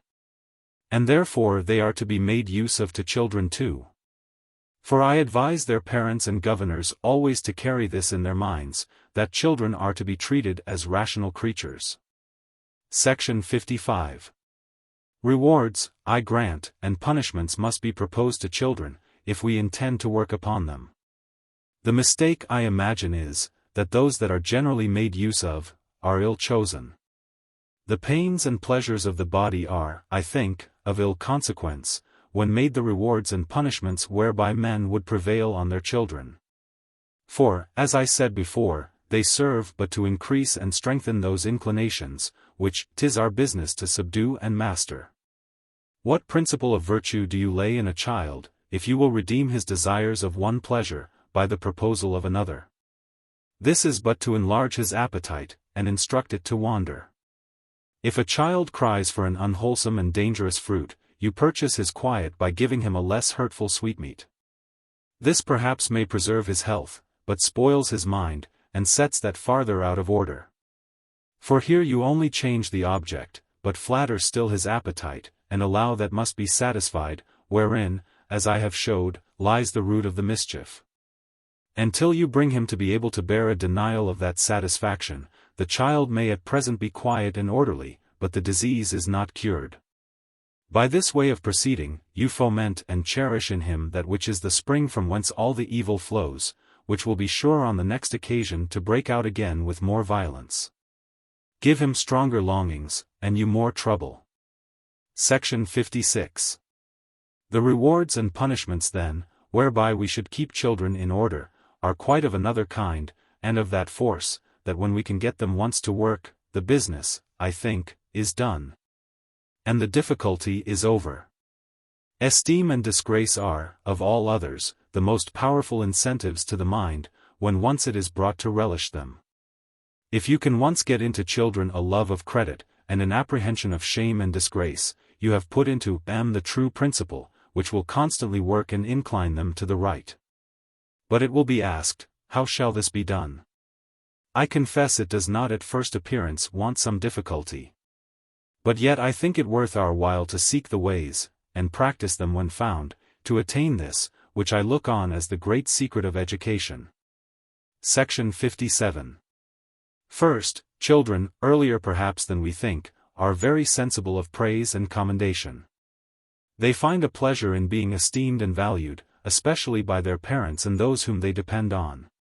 If therefore the father caress and commend them when they do well, show a cold and neglectful countenance to them upon doing ill, and this accompanied by a like carriage of the mother and all others that are about them, it will, in a little time, make them sensible of the difference. And this, if constantly observed, I doubt not but will of itself work more than threats or blows, which lose their force when once grown common, and are of no use when shame does not attend them, and therefore are to be forborne, and never to be used, but in the case hereafter mentioned, when it is brought to extremity. Section 58. But secondly, to make the sense of esteem or disgrace sink the deeper, and be of the more weight, other agreeable or disagreeable things should constantly accompany these different states. Not as particular rewards and punishments of this or that particular action, but as necessarily belonging to, and constantly attending one, who by his carriage has brought himself into a state of disgrace or commendation. By which way of treating them, children may as much as possible be brought to conceive, that those that are commended, and in esteem for doing well, will necessarily be beloved and cherished by everybody, and have all other good things as a consequence of it. And on the other side, when anyone by miscarriage falls into disesteem, and cares not to preserve his credit, he will unavoidably fall under neglect and contempt. And in that state, the want of whatever might satisfy or delight him will follow. In this way the objects of their desires are made assisting to virtue, when a settled experience from the beginning teaches children that the things they delight in, belong to, and are to be enjoyed by those only who are in a state of reputation. If by these means you can come once to shame them out of their faults, for besides that, I would willingly have no punishment, and make them in love with the pleasure of being well thought on. You may turn them as you please, and they will be in love with all the ways of virtue. Section 59. The great difficulty here is, I imagine, from the folly and perverseness of servants, who are hardly to be hindered from crossing herein the design of the father and mother. Children discountenanced by their parents for any fault, find usually a refuge and relief in the caresses of those foolish flatterers, who thereby undo whatever the parents endeavor to establish.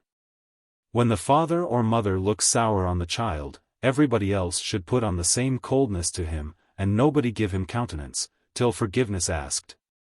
And a reformation of his fault has set him right again, and restored him to his former credit.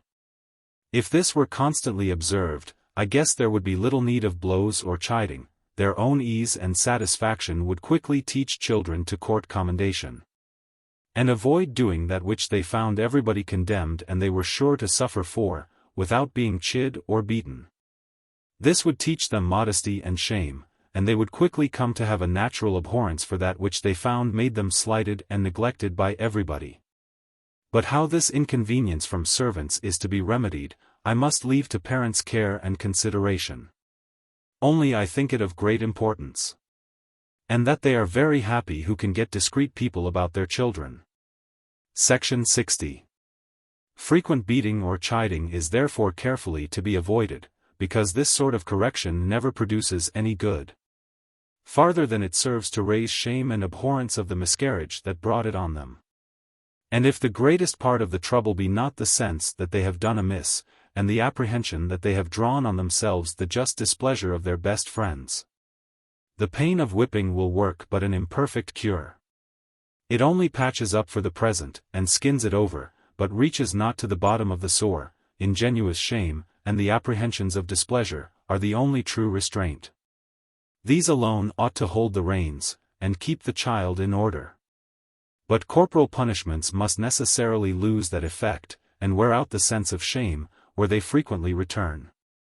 Shame in children has the same place that modesty has in women, which cannot be kept and often transgressed against. And as to the apprehension of displeasure in the parents, that will come to be very insignificant, if the marks of that displeasure quickly cease, and a few blows fully expiate. Parents should well consider what faults in their children are weighty enough to deserve the declaration of their anger, but when their displeasure is once declared to a degree that carries any punishment with it, they ought not presently to lay by the severity of their brows, but to restore their children to their former grace with some difficulty, and delay a full reconciliation. till their conformity in more than ordinary merit, make good their amendment.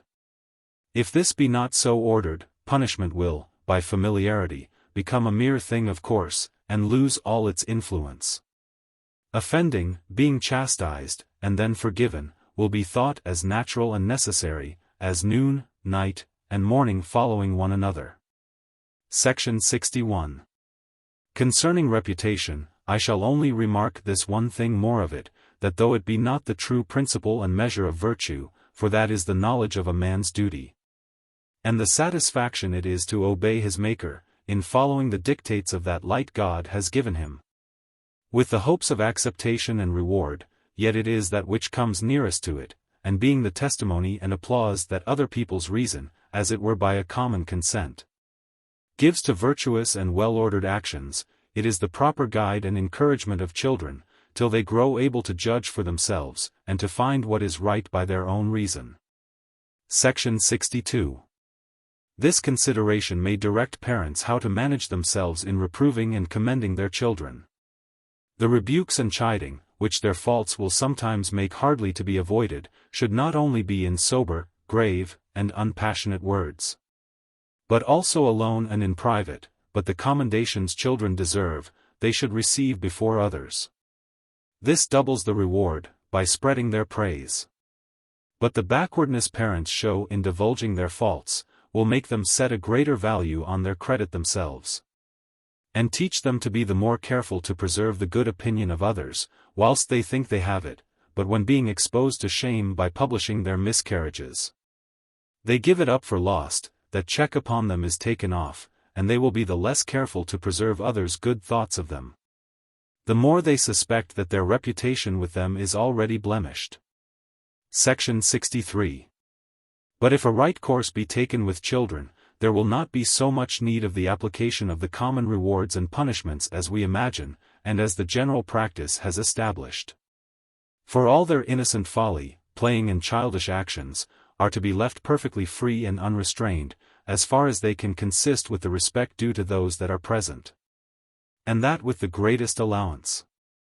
If these faults of their age, rather than of the children themselves, were, as they should be, left only to time and imitation in riper years to cure, children would escape a great deal of misapplied and useless correction, which either fails to overpower the natural disposition of their childhood, and so by an ineffectual familiarity, makes correction in other necessary cases of less use. Or else if it be of force to restrain the natural gaiety of that age, it serves only to spoil the temper both of body and mind. If the noise and bustle of their play prove at any time inconvenient, or unsuitable to the place or company they are in, which can only be where their parents are, a look or a word from the father or mother, if they have established the authority they should, will be enough either to remove or quiet them for that time. But this gamesome humor, which is wisely adapted by nature to their age and temper, should rather be encouraged to keep up their spirits, and improve their strength and health, than curbed and restrained. And the chief art is to make all that they have to do, sport and play too. Section 64. And here give me leave to take notice of one thing I think a fault in the ordinary method of education. And that is, the charging of children's memories, upon all occasions, with rules and precepts, which they often do not understand, and constantly as soon forget as given. It be some action you would have done, or done otherwise, whenever they forget, or do it awkwardly, make them do it over and over again, till they are perfect. Whereby you will get these two advantages. First, to see whether it be an action they can do, or is fit to be expected of them, for sometimes children are bid to do things which upon trial they are found not able to do, and had need be taught and exercised in before they are required to do them. But it is much easier for a tutor to command than to teach. Secondly, another thing got by it will be this, that by repeating the same action till it be grown habitual in them, the performance will not depend on memory or reflection, the concomitant of prudence and age, and not of childhood, but will be natural in them. Thus bowing to a gentleman, when he salutes him, and looking in his face, when he speaks to him, is by constant use as natural to a well-bred man, as breathing. It requires no thought, no reflection. Having this way cured in your child any fault, it is cured forever, and thus one by one you may weed them out all, and plant what habits you please. Section 65. I have seen parents so heap rules on their children, that it was impossible for the poor little ones to remember a tenth part of them, much less to observe them. However, they were either by words or blows corrected for the breach of those multiplied and often very impertinent precepts. Whence it naturally followed that the children minded not what was said to them, when it was evident to them that no attention they were capable of was sufficient to preserve them from transgression. And the rebukes which followed it. Let therefore your rules to your son be as few as possible, and rather fewer than more than seem absolutely necessary. For if you burden him with many rules, one of these two things must necessarily follow. That either he must be very often punished, which will be of ill consequence, by making punishment too frequent and familiar. Or else you must let the transgressions of some of your rules go unpunished, whereby they will of course grow contemptible, and your authority become cheap to him. Make but few laws, but see they be well observed when once made. Few years require but few laws, and as his age increases, when one rule is by practice well established, you may add another. Section 66. But pray remember, children are not to be taught by rules which will be always slipping out of their memories. What you think necessary for them to do, settle in them by an indispensable practice, as often as the occasion returns, and if it be possible, make occasions. This will beget habits in them which being once established, operate of themselves easily and naturally, without the assistance of the memory. But here let me give two cautions. 1. The one is, that you keep them to the practice of what you would have grow into a habit in them, by kind words, and gentle admonitions, rather as minding them of what they forget, than by harsh rebukes and chiding, as if they were willfully guilty. 2. Another thing you are to take care of, is, not to endeavor to settle too many habits at once, lest by variety you confound them, and so perfect none. When constant custom has made any one thing easy and natural to them, and they practice it without reflection, you may then go on to another. This method of teaching children by a repeated practice, and the same action done over and over again, under the eye and direction of the tutor, till they have got the habit of doing it well, and not by relying on rules trusted to their memories, has so many advantages, which ways soever we consider it, that I cannot but wonder, if ill customs could be wondered at in anything, how it could possibly be so much neglected. I shall name one more that comes now in my way. By this method we shall see whether what is required of him be adapted to his capacity, and any way suited to the child's natural genius and constitution. For that too much be considered in a right education. We must not hope wholly to change their original tempers, nor make the gay pensive and grave, nor the melancholy sportive, without spoiling them. God has stamped certain characters upon men's minds, which like their shapes, may perhaps be a little mended, but can hardly be totally altered and transformed into the contrary.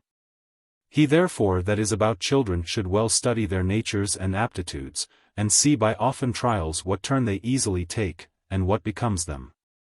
Observe what their native stock is, how it may be improved, and what it is fit for. He should consider what they want, whether they be capable of having it wrought into them by industry, and incorporated there by practice, and whether it be worth while to endeavor it.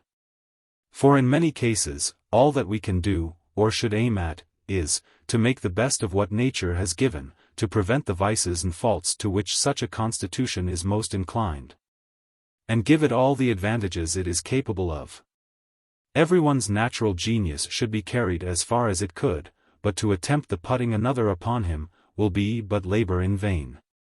And what is so placed it on, will at best sit but untowardly, and have always hanging to it the ungracefulness of constraint and affectation. Affectation is not, I confess, an early fault of childhood, or the product of untaught nature. It is of that sort of weeds which grow not in the wild uncultivated waste, but in garden plots, under the negligent hand or unskilful care of a gardener. Management and instruction, and some sense of the necessity of breeding, are requisite to make anyone capable of affectation, which endeavors to correct natural defects. And has always the laudable aim of pleasing, though it always misses it. And the more it labors to put on gracefulness, the farther it is from it. For this reason, it is the more carefully to be watched, because it is the proper fault of education.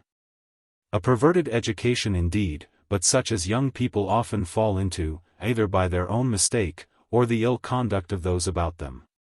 He that will examine wherein that gracefulness lies, which always pleases, will find it arises from that natural coherence which appears between the thing done and such a temper of mind as cannot but be approved of as suitable to the occasion. We cannot but be pleased with an humane, friendly, civil temper wherever we meet with it. A mind free, and master of itself and all its actions, not low and narrow, not haughty and insolent, not blemished with any great defect, is what everyone is taken with. The actions which naturally flow from such a well-formed mind, please us also, as the genuine marks of it. And being as it were natural emanations from the spirit and disposition within, cannot but be easy and unconstrained. This seems to me to be that beauty which shines through some men's actions, sets off all that they do, and takes all they come near.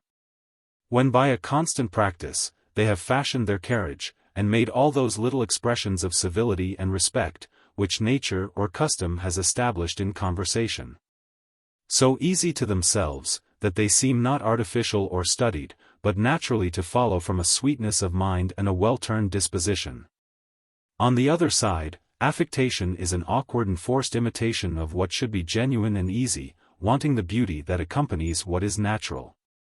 Because there is always a disagreement between the outward action, and the mind within, one of these two ways, 1.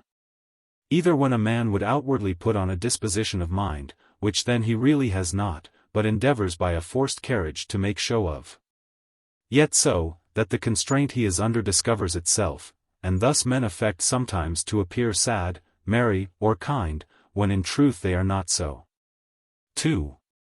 The other is, when they do not endeavor to make show of dispositions of mind, which they have not, but to express those they have by a carriage not suited to them. And such in conversation are all constrained motions, actions, words, or looks, which, though designed to show either their respect or civility to the company, or their satisfaction and easiness in it, are not yet natural nor genuine marks of the one or the other, but rather of some defect or mistake within. Imitation of others, without discerning what is graceful in them, or what is peculiar to their characters, often makes a great part of this. But affectation of all kinds, whencesoever it proceeds, is always offensive, because we naturally hate whatever is counterfeit, and condemn those who have nothing better to recommend themselves by. Plain and rough nature, left to itself, is much better than an artificial ungracefulness, and such studied ways of being ill-fashioned. The want of an accomplishment, or some defect in our behavior, coming short of the utmost gracefulness, often escapes observation and censure. But affectation in any part of our carriage is lighting up a candle to our defects, and never fails to make us be taken notice of either as wanting sense, or wanting sincerity. This governors ought the more diligently to look after, because, as I above observed, 'tis an acquired ugliness, owing to mistaken education, few being guilty of it but those who pretend to breeding, and would not be thought ignorant of what is fashionable and becoming in conversation. And, if I mistake not, it has often its rise from the lazy admonitions of those who give rules, and propose examples, without joining practice with their instructions and making their pupils repeat the action in their sight, that they may correct what is indecent or constrained in it, till it be perfected into an habitual and becoming easiness. Section 67. Manners, as they call it, about which children are so often perplexed, and have so many goodly exhortations made them by their wise maids and governesses, I think, are rather to be learnt by example than rules.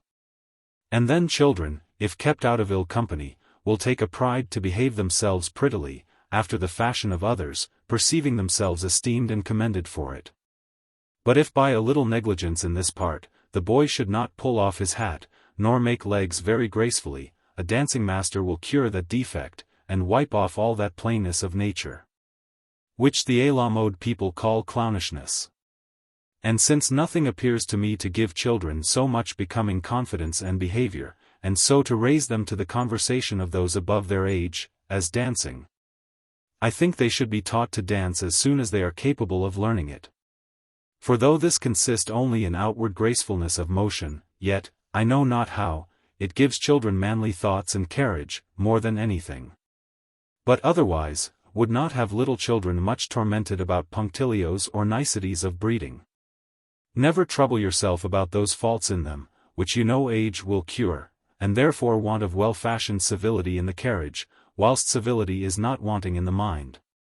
For there you must take care to plant it early, should be the parents' least care, whilst they are young. If his tender mind be filled with a veneration for his parents and teachers, which consists of love and esteem, and a fear to offend them, and with respect and goodwill to all people, that respect will of itself teach those ways of expressing it, which he observes most acceptable. Be sure to keep up in him the principles of good nature and kindness. Make them as habitual as you can, by credit and commendation, and the good things accompanying that state, and when they have taken root in his mind, and are settled there by a continued practice. Fear not, the ornaments of conversation, and the outside of fashionable manners, will come in their due time, if when they are removed out of their maid's care, they are put into the hands of a well-bred man to be their governor. Whilst they are very young, any carelessness is to be borne with in children, that carries not with it the marks of pride or ill nature. But those, whenever they appear in any action, are to be corrected immediately by the ways above mentioned. What I have said concerning manners, would not have so understood, as if I meant that those who have the judgment to do it, should not gently fashion the motions and carriage of children when they are very young.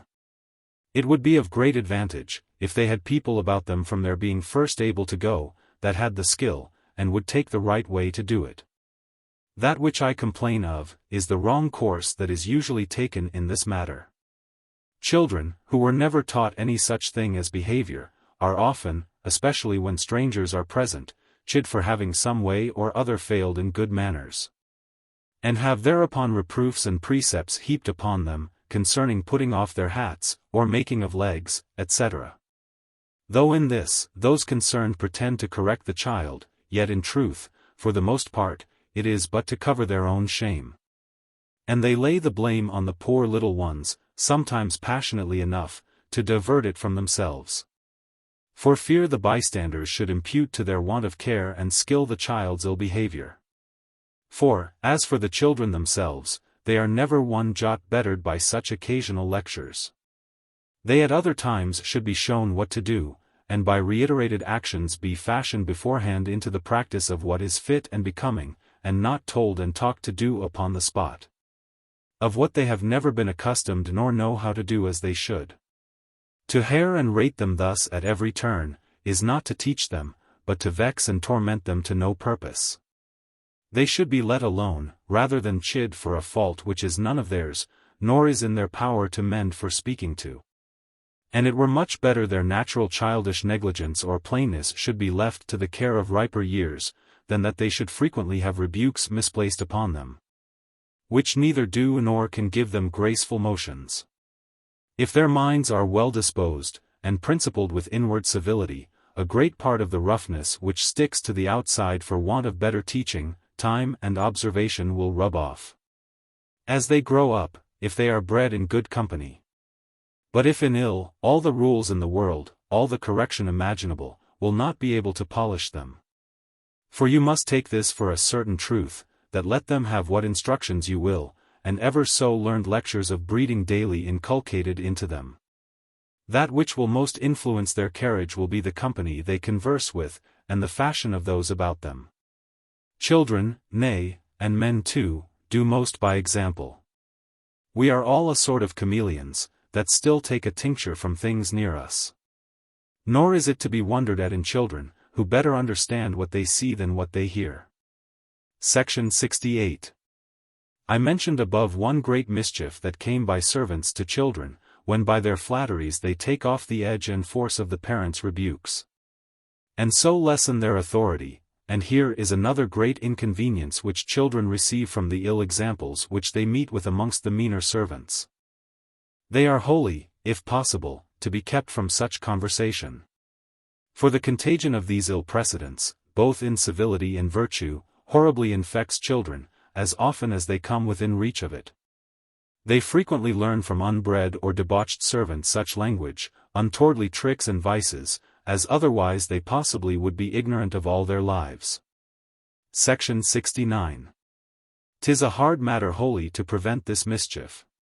You will have very good luck, if you never have a clownish or vicious servant, and if from them your children never get any infection, but yet as much must be done towards it as can be.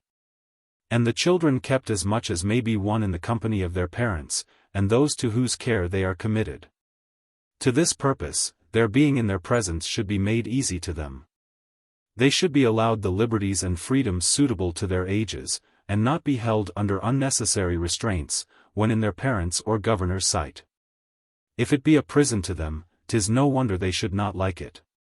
They must not be hindered from being children, or from playing, or doing as children, but from doing ill. All other liberty is to be allowed them. Next, to make them in love with the company of their parents, they should receive all their good things there, and from their hands. The servants should be hindered from making court to them by giving them strong drink, wine, fruit, playthings, and other such matters, which may make them in love with their conversation. Section 70. Having named company, I am almost ready to throw away my pen, and trouble you no farther on this subject, for since that does more than all precepts, rules and instructions. Methinks it is almost wholly in vain to make a long discourse of other things, and to talk of that almost to no purpose. For you will be ready to say, what shall I do with my son?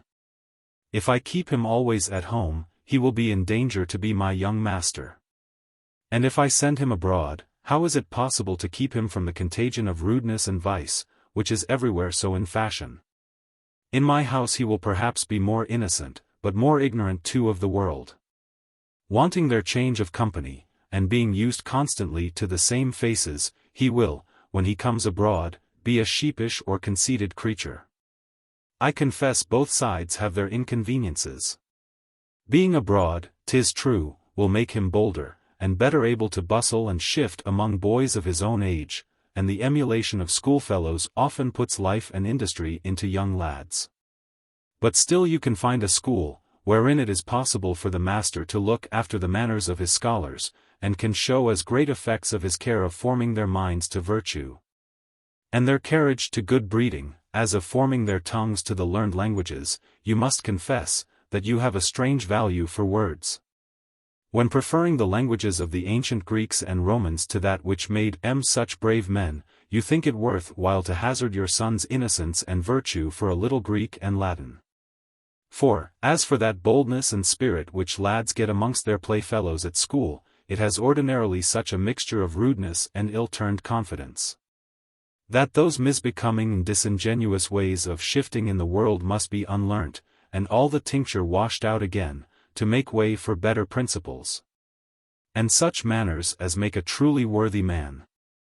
He that considers how diametrically opposite the skill of living well, and managing, as a man should do, his affairs in the world, is to that malpertness, tricking, or violence learnt amongst schoolboys, will think the faults of a privater education infinitely to be preferred to such improvements, and will take care to preserve his child's innocence and modesty at home, as being nearer of kin, and more in the way of those qualities which make an useful and able man.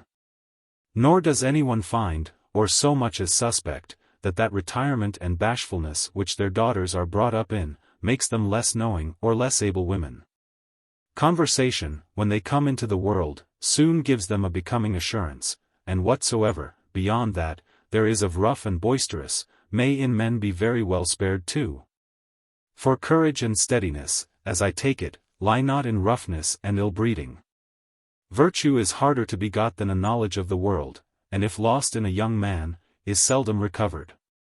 Sheepishness and ignorance of the world, the faults imputed to a private education, are neither the necessary consequences of being bred at home, nor if they were, are they incurable evils.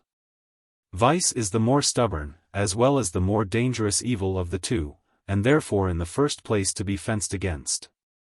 If that sheepish softness which often enervates those who are bred like fondlings at home, be carefully to be avoided, it is principally so for virtue's sake.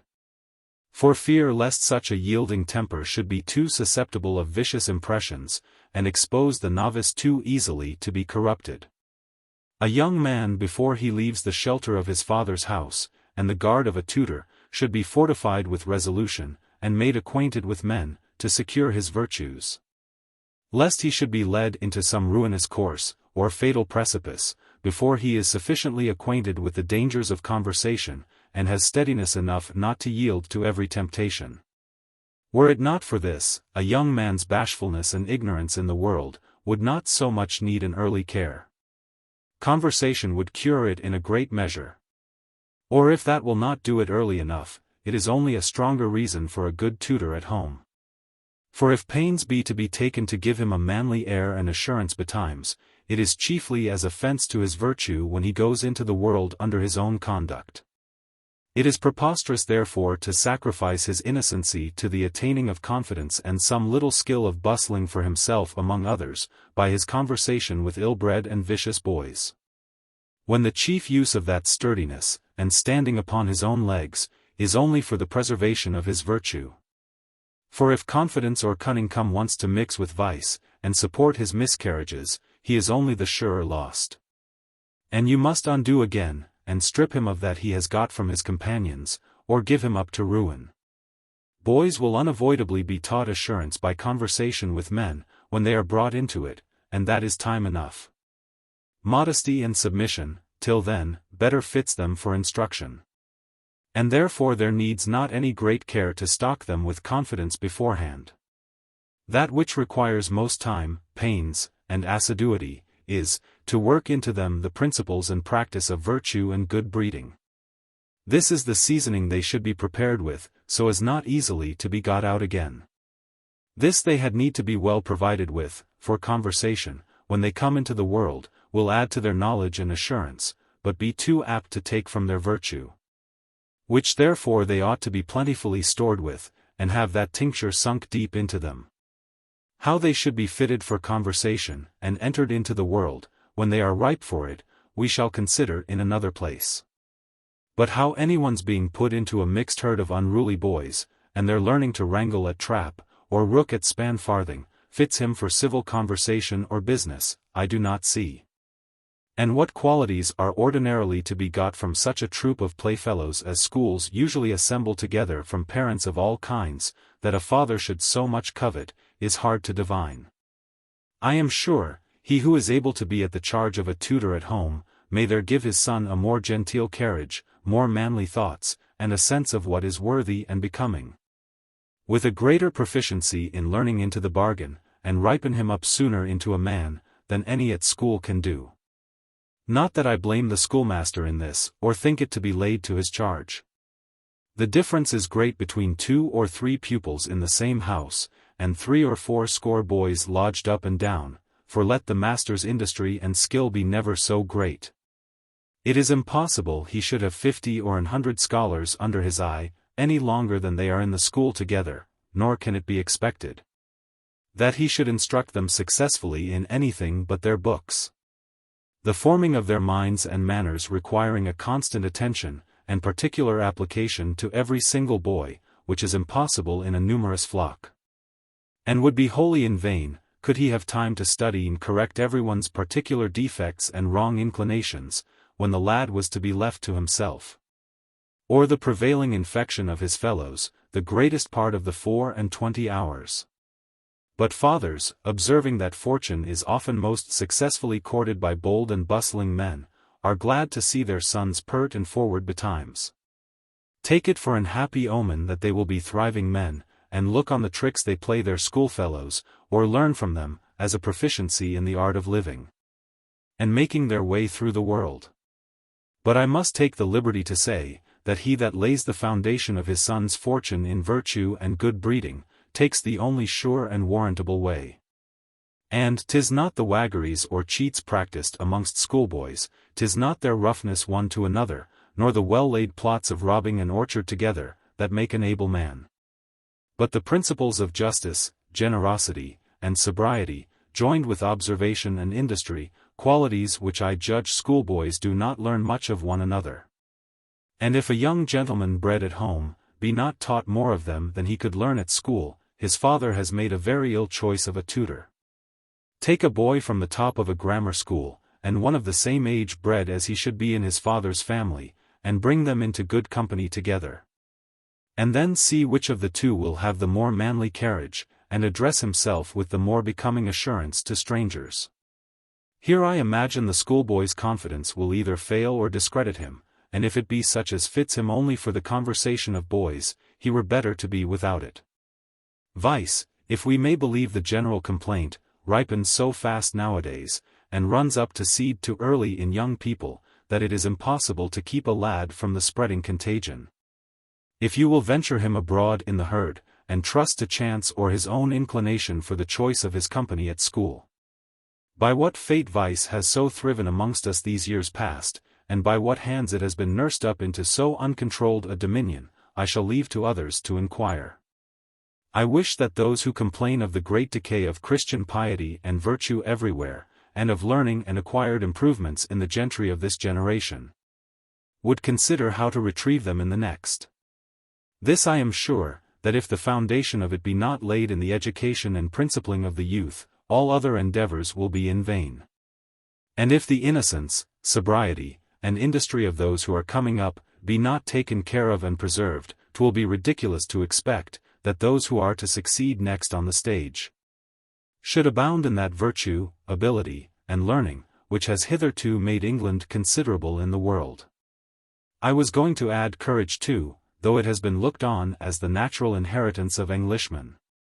What has been talked of some late actions at sea, of a kind unknown to our ancestors, gives me occasion to say, that debauchery sinks the courage of men.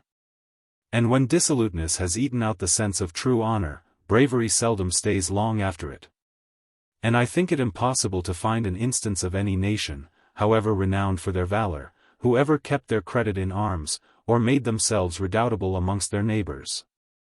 After corruption had once broke through and dissolved the restraint of discipline, and vice was grown to such an head, that it durst show itself barefaced without being out of countenance. 'Tis virtue then, direct virtue, which is the hard and valuable part to be aimed at in education, and not a forward pertness, or any little arts of shifting. All other considerations and accomplishments should give way and be postponed to this. This is the solid and substantial good which tutors should not only read lectures, and talk of, but the labor and art of education should furnish the mind with, and fasten there. And never cease till the young man had a true relish of it, and placed his strength, his glory, and his pleasure in it. The more this advances, the easier way will be made for other accomplishments in their turns. For he that is brought to submit to virtue, will not be refractory, or resty, in anything that becomes him. And therefore I cannot but prefer breeding of a young gentleman at home in his father's sight, under a good governor, as much the best and safest way to this great and main end of education.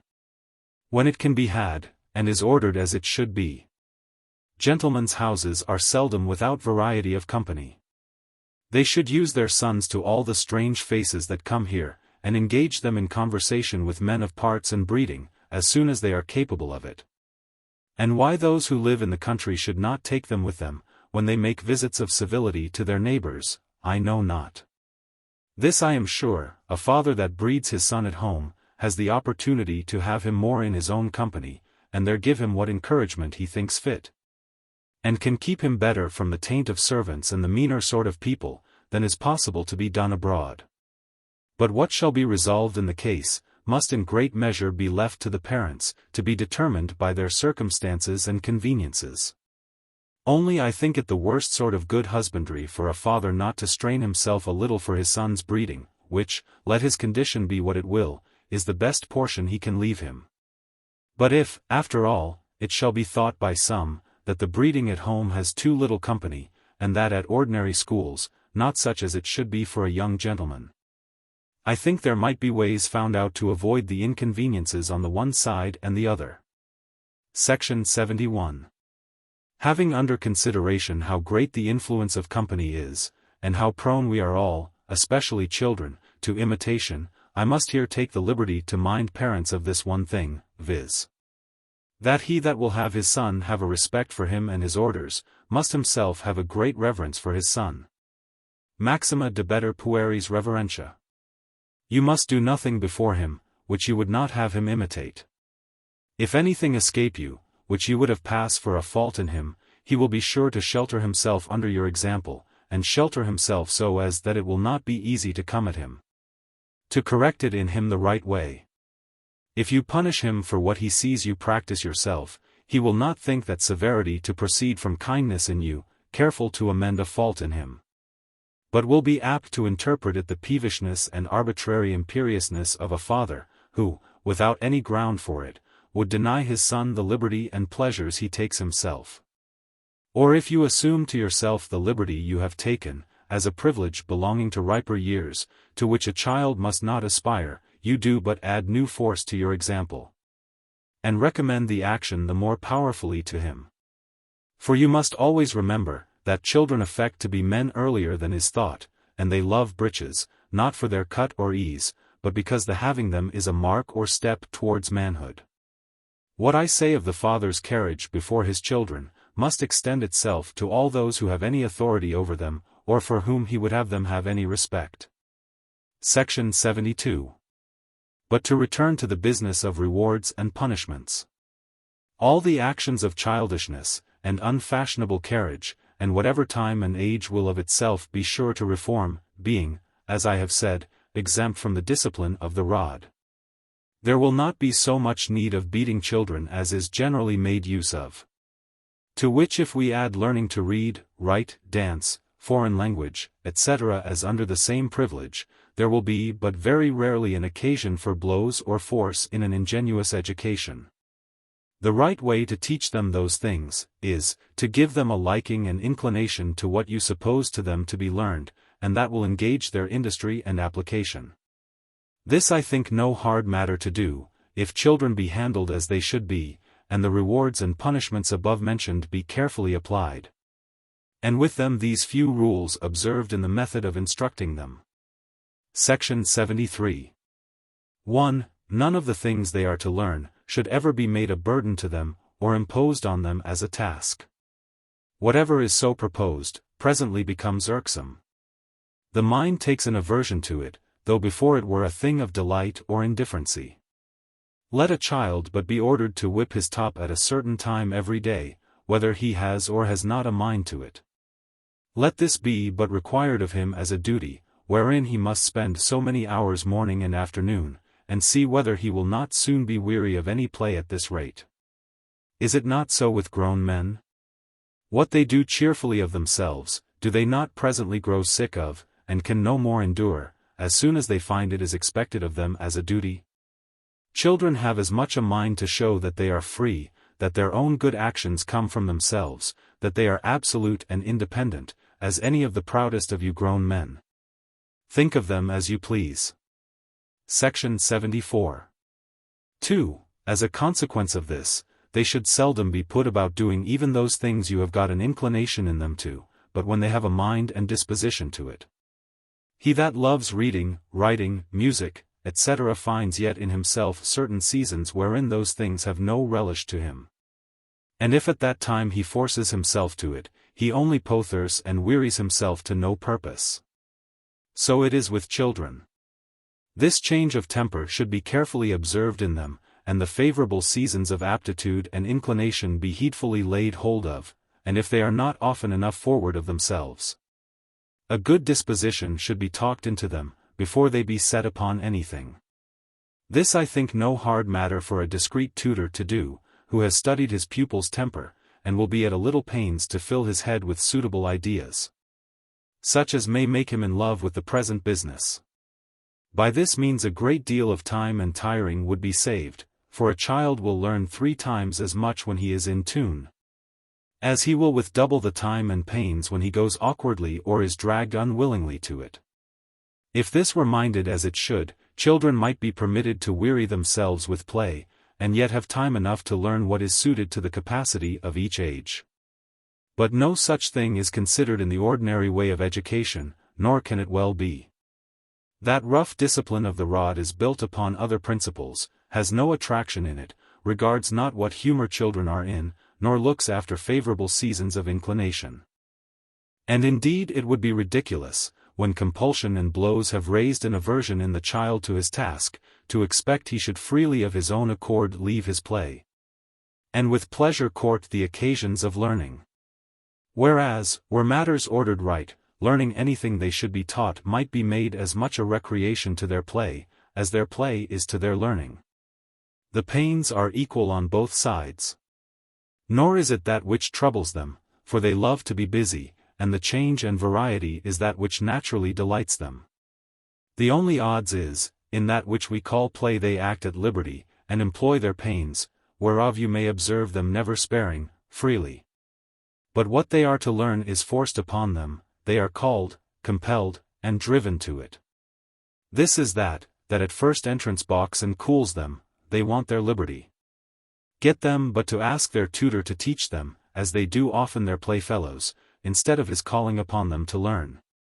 And they being satisfied that they act as freely in this as they do in other things, they will go on with as much pleasure in it, and it will not differ from their other sports and play. By these ways, carefully pursued, a child may be brought to desire to be taught anything you have a mind he should learn. The hardest part, I confess, is with the first or eldest. But when once he is set right, it is easy by him to lead the rest whither one will. Section 75. Though it be past doubt, that the fittest time for children to learn anything, is, when their minds are in tune, and well disposed to it. When neither flagging of spirit, nor intentness of thought upon something else, makes them awkward and averse, yet two things are to be taken care of: 1. That these seasons either not being warily observed, and laid hold on as often as they return, or else, not returning as often as they should, the improvement of the child be not thereby neglected. And so he be let grow into an habitual idleness, and confirmed in this disposition. 2. That though other things are ill learned, when the mind is either indisposed, or otherwise taken up, yet it is of great moment, and worth our endeavors, to teach the mind to get the mastery over itself, and to be able, upon choice, to take itself off from the hot pursuit of one thing, and set itself upon another with facility and delight, or at any time to shake off its sluggishness, and vigorously employ itself about what reason, or the advice of another shall direct.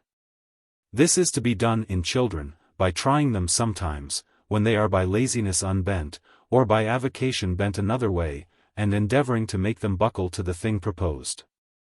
If by this means the mind can get an habitual dominion over itself, lay by ideas or business as occasion requires, and betake itself to new and less acceptable employments without reluctancy or discomposure, it will be an advantage of more consequence than Latin or logic or most of those things children are usually required to learn.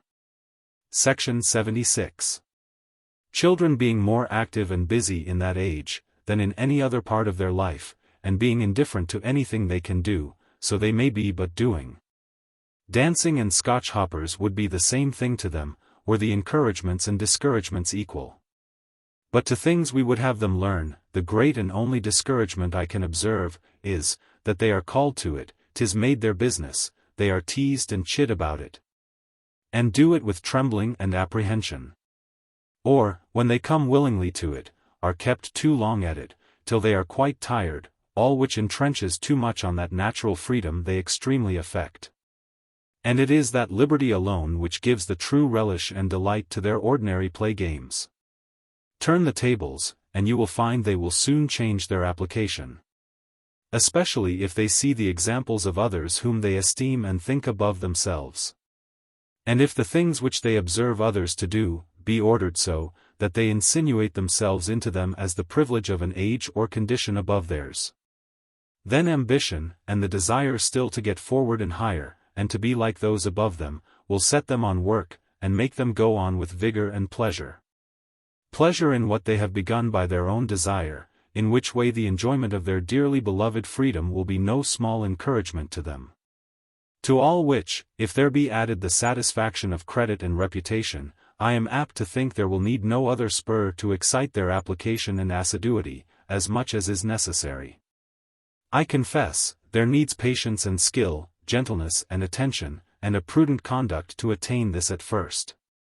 But why have you a tutor, if there needed no pains? But when this is once established, all the rest will follow, more easily than in any more severe and imperious discipline. And I think it no hard matter to gain this point. I am sure it will not be, where children have no ill examples set before them.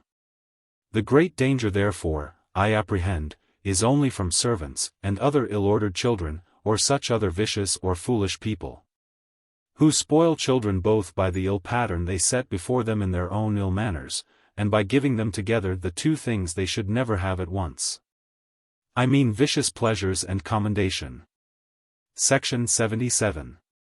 As children should very seldom be corrected by blows, so I think frequent, and especially passionate chiding of almost as ill consequence. It lessens the authority of the parents, and the respect of the child. For I bid you still remember, they distinguish early betwixt passion and reason, and as they cannot but have a reverence for what comes from the latter, so they quickly grow into a contempt of the former. Or if it causes a present terror, yet it soon wears off, and natural inclination will easily learn to slight such scarecrows which make a noise, but are not animated by reason. Children being to be restrained by the parents only in vicious, which, in their tender years, are only a few things, a look or nod only ought to correct them when they do amiss. Or, if words are sometimes to be used, they ought to be grave, kind, and sober, representing the ill or unbecomingness of the faults, rather than a hasty rating of the child for it, which makes him not sufficiently distinguish, whether your dislike be not more directed to him than his fault. Passionate chiding usually carries rough and ill language with it, which has this farther ill effect, that it teaches and justifies it in children, and the names that their parents or preceptors give them, they will not be ashamed or backward to bestow on others, having so good authority for the use of them. Section 78. I foresee here it will be objected to me, what then, will you have children never beaten nor chid for any fault? This will be to let loose the reins to all kind of disorder.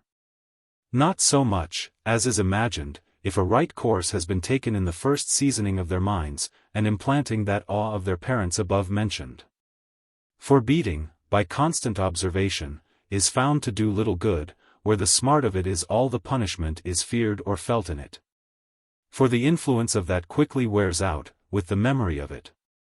But yet there is one, and but one fault, for which, I think, children should be beaten, and that is, obstinacy or rebellion. And in this too, I would have it ordered so, if it can be, that the shame of the whipping, and not the pain, should be the greatest part of the punishment. Shame of doing amiss, and deserving chastisement, is the only true restraint belonging to virtue. The smart of the rod, if shame accompanies it not, soon ceases, and is forgotten, and will quickly by use lose its terror. I have known the children of a person of quality kept in awe by the fear of having their shoes pulled off, as much as others by apprehensions of a rod hanging over them. Some such punishment I think better than beating. For 'tis shame of the fault, and the disgrace that attends it, that they should stand in fear of, rather than pain, if you would have them have a temper truly ingenuous. But stubbornness, and an obstinate disobedience, must be mastered with force and blows, for this there is no other remedy. Whatever particular action you bid him do, or forbear, you must be sure to see yourself obeyed. No quarter in this case, no resistance, for when once it comes to be a trial of skill, a contest for mastery betwixt you, as it is if you command and he refuses, you must be sure to carry it, whatever blows it costs, if a nod or words will not prevail. Unless, forever after you intend to live in obedience to your son. A prudent and kind mother of my acquaintance, was, on such an occasion, forced to whip her little daughter, at her first coming home from nurse, 8 times successively the same morning, before she could master her stubbornness, and obtain a compliance in a very easy and indifferent matter. If she had left off sooner, and stopped at the 7th whipping, she had spoiled the child forever, and, by her unprevailing blows, only confirmed her refractoriness. Very hardly afterwards to be cured, but wisely persisting till she had bent her mind, and suppled her will, the only end of correction and chastisement. She established her authority thoroughly in the very first occasions, and had ever after a very ready compliance and obedience in all things from her daughter. For as this was the first time, so I think it was the last too she ever struck her. The pain of the rod, the first occasion that requires it, continued and increased, without leaving off till it has throughly prevailed, should first bend the mind, and settle the parent's authority. And then gravity, mixed with kindness, should forever after keep it. This, if well reflected on, would make people more wary in the use of the rod and the cudgel, and keep them from being so apt to think beating the safe and universal remedy to be applied at random on all occasions. This is certain, however, if it does no good, it does great harm; if it reaches not the mind, and makes not the will supple, it hardens the offender. And whatever pain he has suffered for it, does but endear him to his beloved stubbornness, which has got him this time the victory, and prepares him to contest, and hope for it for the future. This I doubt not, but by ill-ordered correction many have been taught to be obstinate and refractory who otherwise would have been very pliant and tractable. For if you punish a child so, as if it were only to revenge the past fault, which has raised your choler, what operation can this have upon his mind, which is the part to be amended? If there were no sturdy humor or willfulness mixed with his fault, there was nothing in it that required the severity of blows. A kind or grave admonition is enough to remedy the slips of frailty, forgetfulness, or inadvertency, and is as much as they will stand in need of. But if there were a perverseness in the will, if it were a designed, resolved disobedience, the punishment is not to be measured by the greatness or smallness of the matter wherein it appeared, but by the opposition it carries, and stands in, to that respect and submission is due to the Father's orders, which must always be rigorously exacted, and the blows by pauses laid on, till they reach the mind, and you perceive the signs of a true sorrow, shame, and purpose of obedience. This, I confess, requires something more than setting children a task, and whipping them without any more ado if it be not done, and done to our fancy. This requires care, attention, observation, and a nice study of children's tempers, and weighing their faults well, before we come to this sort of punishment. But is not that better than always to have the rod in hand as the only instrument of government? And by frequent use of it on all occasions, misapply and render inefficacious this last and useful remedy, where there is need of it? For what else can be expected, when it is promiscuously used upon every little slip? When a mistake in concordance, or a wrong position in verse, shall have the severity of the lash, in a well-tempered and industrious lad, as surely as a wilful crime in an obstinate and perverse offender. How can such a way of correction be expected to do good on the mind, and set that right, which is the only thing to be looked after, and when set right, brings all the rest that you can desire along with it? Section 79. Where a wrong bent of the will wants not amendment, there can be no need of blows. All other faults, where the mind is rightly disposed, and refuses not the government and authority of the father or tutor, are but mistakes, and may often be overlooked. Or when they are taken notice of, need no other but the gentle remedies of advice, direction, and reproof, till the repeated and wilful neglect of those, shows the fault to be in the mind, and that a manifest perverseness of the will lies at the root of their disobedience. But whenever obstinacy, which is an open defiance, appears, that cannot be winked at or neglected, but must, in the first instance, be subdued and mastered. Only care must be had, that we mistake not, and we must be sure it is obstinacy and nothing else. Section 80. But since the occasions of punishment, especially beating, are as much to be avoided as may be, I think it should not be often brought to this point. If the awe I spoke of be once got, a look will be sufficient in most cases. Nor indeed should the same carriage, seriousness, or application be expected from young children as from those of riper growth. They must be permitted, as I said, the foolish and childish actions suitable to their years, without taking notice of them. Inadvertency, carelessness, and gaiety, is the character of that age. I think the severity I spoke of is not to extend itself to such unseasonable restraints. Nor is that hastily to be interpreted obstinacy or willfulness, which is the natural product of their age or temper. In such miscarriages they are to be assisted, and helped towards an amendment, as weak people under a natural infirmity. Which, though they are warned of, yet every relapse must not be counted a perfect neglect, and they presently treated as obstinate faults of frailty, as they should never be neglected, or let pass without minding, so, unless the will mix with them, they should never be exaggerated, or very sharply reproved. But with a gentle hand set right, as time and age permit. By this means, children will come to see what 'tis in any miscarriage that is chiefly offensive, and so learn to avoid it. This will encourage them to keep their wills right. Which is the great business, when they find that it preserves them from any great displeasure, and that in all their other failings they meet with the kind concern and help, rather than the anger and passionate reproaches of their tutor and parents. Keep them from vice and vicious dispositions, and such a kind of behavior in general will come with every degree of their age, as is suitable to that age and the company they ordinarily converse with. And as they grow in years, they will grow in attention and application. But that your words may always carry weight and authority with them, if it shall happen, upon any occasion, that you bid him leave off the doing of any even childish things, you must be sure to carry the point, and not let him have the mastery. But yet, I say, I would have the father seldom interpose his authority in command in these cases, or in any other, but such as have a tendency to vicious habits. I think there are better ways of prevailing with them, and a gentle persuasion in reasoning, when the first point of submission to your will is got, will most times do much better. Section 81. It will perhaps be wondered, that I mention reasoning with children, and yet I cannot but think that the true way of dealing with them. They understand it as early as they do language. And, if I misobserve not, they love to be treated as rational creatures, sooner than is imagined.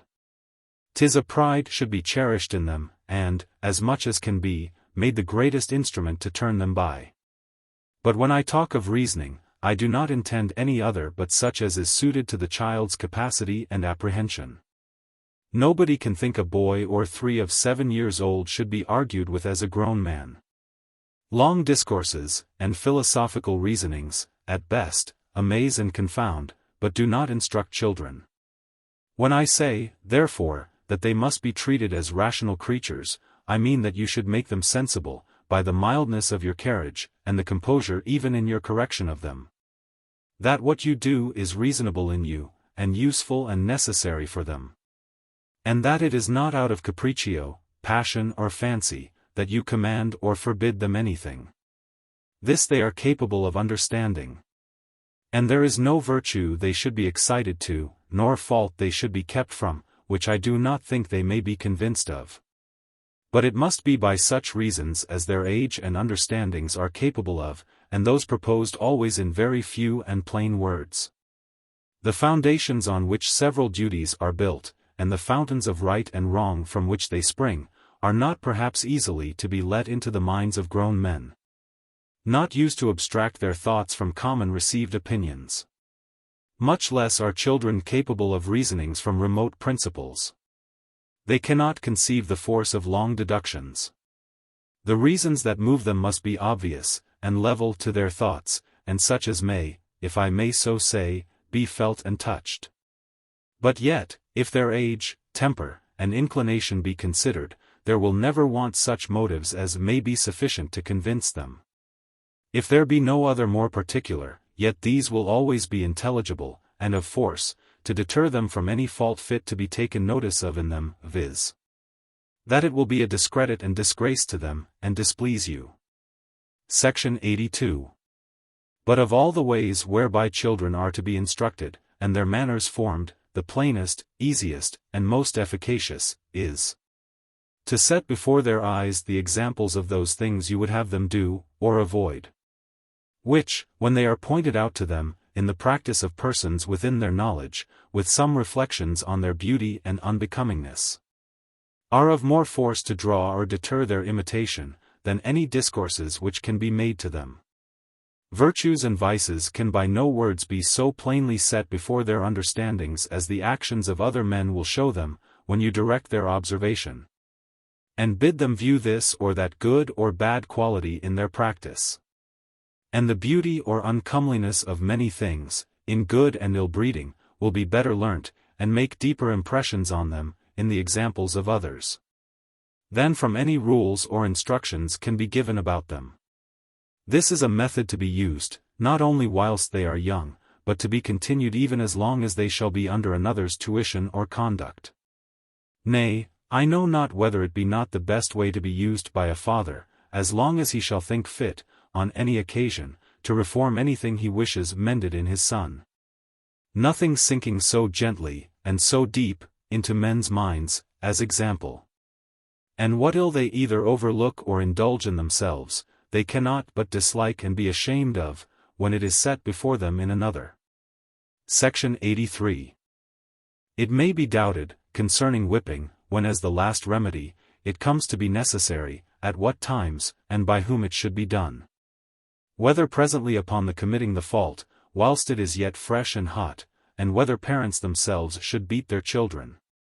As to the first, I think it should not be done presently, lest passion mingle with it. And so, though it exceed the just proportion, yet it lose of its due weight, for even children discern when we do things in passion. But, as I said before, that has most weight with them, that appears sedately to come from their parents' reason, and they are not without this distinction. Next, if you have any discreet servant capable of it, and has the place of governing your child, for if you have a tutor, there is no doubt, I think it is best the smart should come immediately from another's hand, though by the parent's order, who should see it done. Whereby the parent's authority will be preserved, and the child's aversion, for the pain it suffers, rather to be turned on the person that immediately inflicts. For I would have a father seldom strike his child, but upon very urgent necessity, and as the last remedy, and then perhaps it will be fit to do it so that the child should not quickly forget it. Section 84. But, as I said before, beating is the worst, and therefore the last means to be used in the correction of children, and that only in cases of extremity, after all gentle ways have been tried, and proved unsuccessful. Which, if well observed, there will be very seldom any need of blows.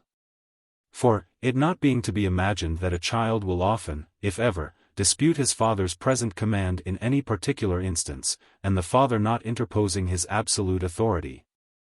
In peremptory rules, concerning either childish or indifferent actions, wherein his son is to have his liberty, or concerning his learning or improvement, wherein there is no compulsion to be used, there remains only the prohibition of some vicious actions, wherein a child is capable of obstinacy, and consequently can deserve beating. And so there will be but very few occasions of that discipline to be used by anyone who considers well and orders his child's education as it should be. For the first 7 years, what vices can a child be guilty of, but lying or some ill-natured tricks? The repeated commission whereof, after his father's direct command against it, shall bring him into the condemnation of obstinacy, and the chastisement of the rod? If any vicious inclination in him be, in the first appearance and instances of it, treated as it should be, first with your wonder, and then, if returning again, a second time discountenanced with the severe brow of a father, tutor, and all about him, and a treatment suitable to the state of discredit before mentioned, and this continued till he be made sensible and ashamed of his fault, I imagine there will be no need of any other correction, nor ever any occasion to come to blows. The necessity of such chastisement is usually the consequence only of former indulgences or neglects, if vicious inclinations were watched from the beginning, and the first irregularities which they cause, corrected by those gentler ways, we should seldom have to do with more than one disorder at once, which would be easily set right without any stir or noise, and not require so harsh a discipline as beating. Thus one by one as they appeared, they might all be weeded out, without any signs or memory that ever they had been there. But we letting their faults, by indulging and humoring our little ones, grow up, till they are sturdy and numerous, and the deformity of them makes us ashamed and uneasy. We are fain to come to the plough and the harrow. The spade and the pickaxe must go deep to come at the roots. And all the force, skill, and diligence we can use, is scarce enough to cleanse the vitiated seed plat, overgrown with weeds, and restore us the hopes of fruits, to reward our pains in its season. Section 85. This course, if observed, will spare both father and child the trouble of repeated injunctions, and multiplied rules of doing and forbearing. For I am of opinion, that of those actions which tend to vicious habits, which are those alone that a father should interpose his authority and commands in, none should be forbidden children till they are found guilty of them. For such untimely prohibitions, if they do nothing worse, do at least so much towards teaching and allowing them, that they suppose that children may be guilty of them. Who would possibly be safer in the ignorance of any such faults? And the best remedy to stop them, is, as I have said, to show wonder and amazement at any such action as hath a vicious tendency, when it is first taken notice of in a child.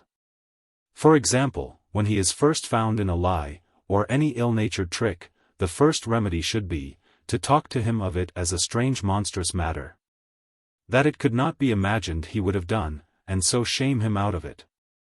Section 86. It will be, 'tis like, objected, that whatsoever I fancy of the tractableness of children, and the prevalency of those softer ways of shame and commendation, yet there are many who will never apply themselves to their books, and to what they ought to learn, unless they are scourged to it. This, I fear, is nothing but the language of ordinary schools and fashion, which have never suffered the other to be tried as it should be, in places where it could be taken notice of.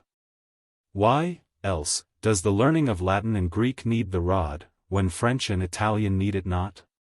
Children learn to dance and fence without whipping, nay, arithmetic, drawing, etc.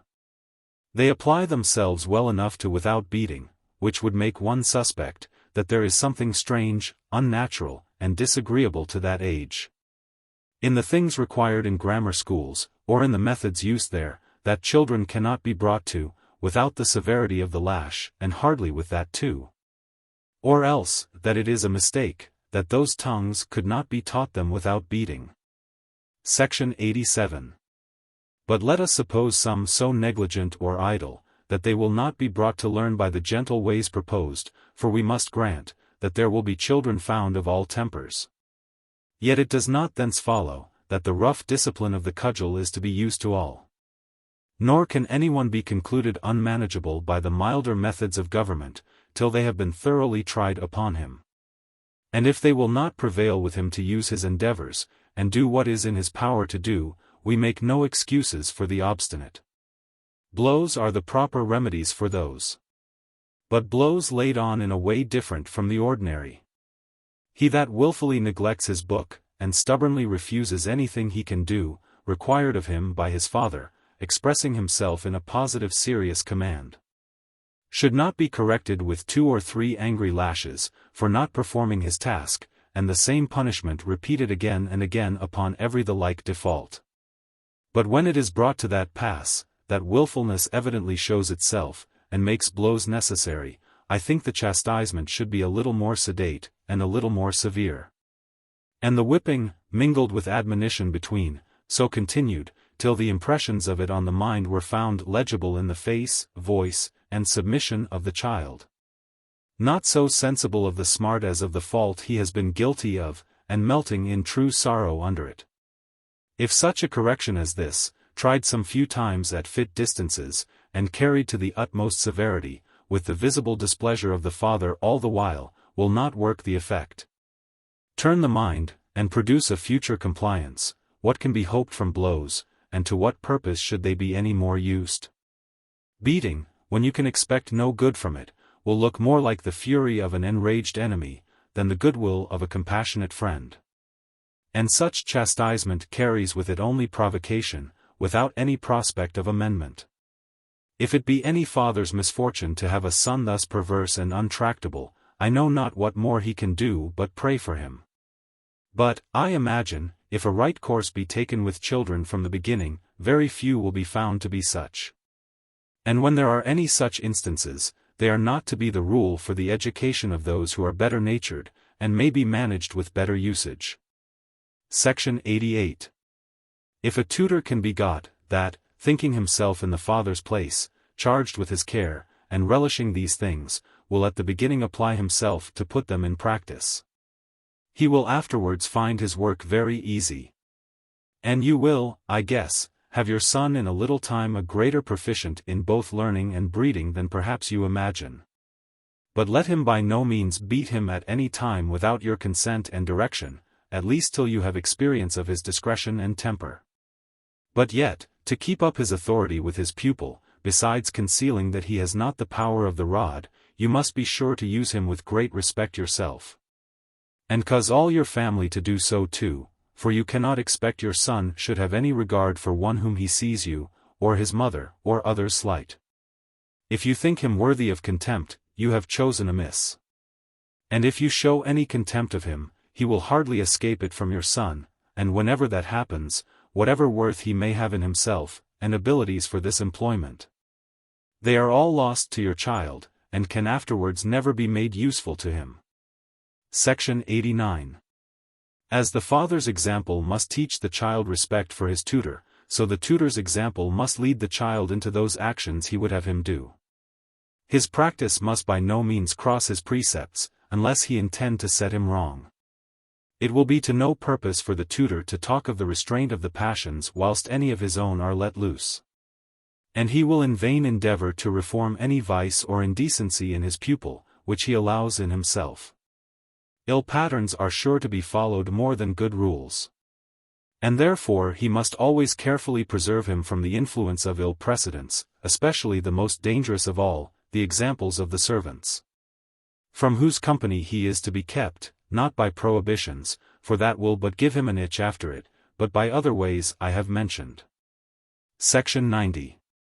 In all the whole business of education, there is nothing like to be less hearkened to, or harder to be well observed, than what I am now going to say.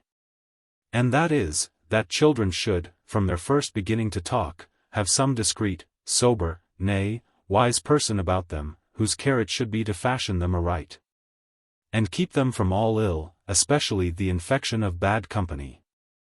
I think this province requires great sobriety, temperance, tenderness, diligence, and discretion. Qualities hardly to be found united in persons that are to be had for ordinary salaries, nor easily to be found anywhere.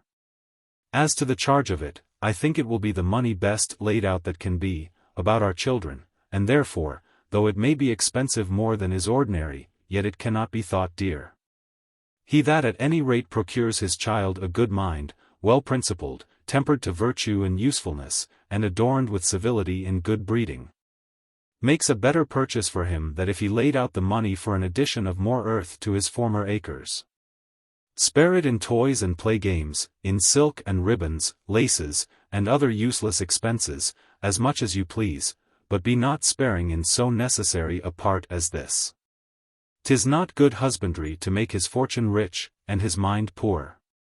I have often with great admiration seen people lavish it profusely in tricking up their children in fine clothes, lodging and feeding them sumptuously, allowing them more than enough of useless servants, and yet at the same time starve their minds, and not take sufficient care to cover that which is the most shameful nakedness, viz., their natural wrong inclinations and ignorance. This I can look on as no other than a sacrificing to their own vanity, it showing more their pride than true care of the good of their children. Whatsoever you employ to the advantage of your son's mind, will show your true kindness, though it be to the lessening of his estate. A wise and good man can hardly want either the opinion or reality of being great and happy. But he that is foolish or vicious, can be neither great nor happy, what estate soever you leave him, and I ask you whether there be not men in the world, whom you had rather have your son be with £500 per annum, than some other you know with £5,000. Section 91. The consideration of charge ought not therefore to deter those who are able. The great difficulty will be where to find a proper person, for those of small age, parts, and virtue, are unfit for this employment, and those that have greater will hardly be got to undertake such a charge. You must therefore look out early, and inquire everywhere, for the world has people of all sorts. And I remember, Montaigne says in one of his essays, that the learned Castelio was fain to make trenchers at Bâle, to keep himself from starving. When his father would have given any money for such a tutor for his son, and Castelio have willingly embraced such an employment upon very reasonable terms. But this was for want of intelligence. Section 92. If you find it difficult to meet with such a tutor as we desire, you are not to wonder. I only can say, spare no care nor cost to get such an one. All things are to be had that way, and I dare assure you, that if you can get a good one, you will never repent the charge. But will always have the satisfaction to think it the money of all other the best laid out. But be sure take nobody upon friends, or charity, no, nor upon great commendations.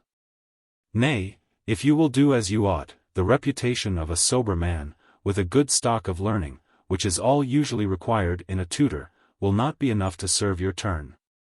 In this choice be as curious as you would be in that of a wife for him, for you must not think of trial or changing afterwards, this will cause great inconvenience to you, and greater to your son.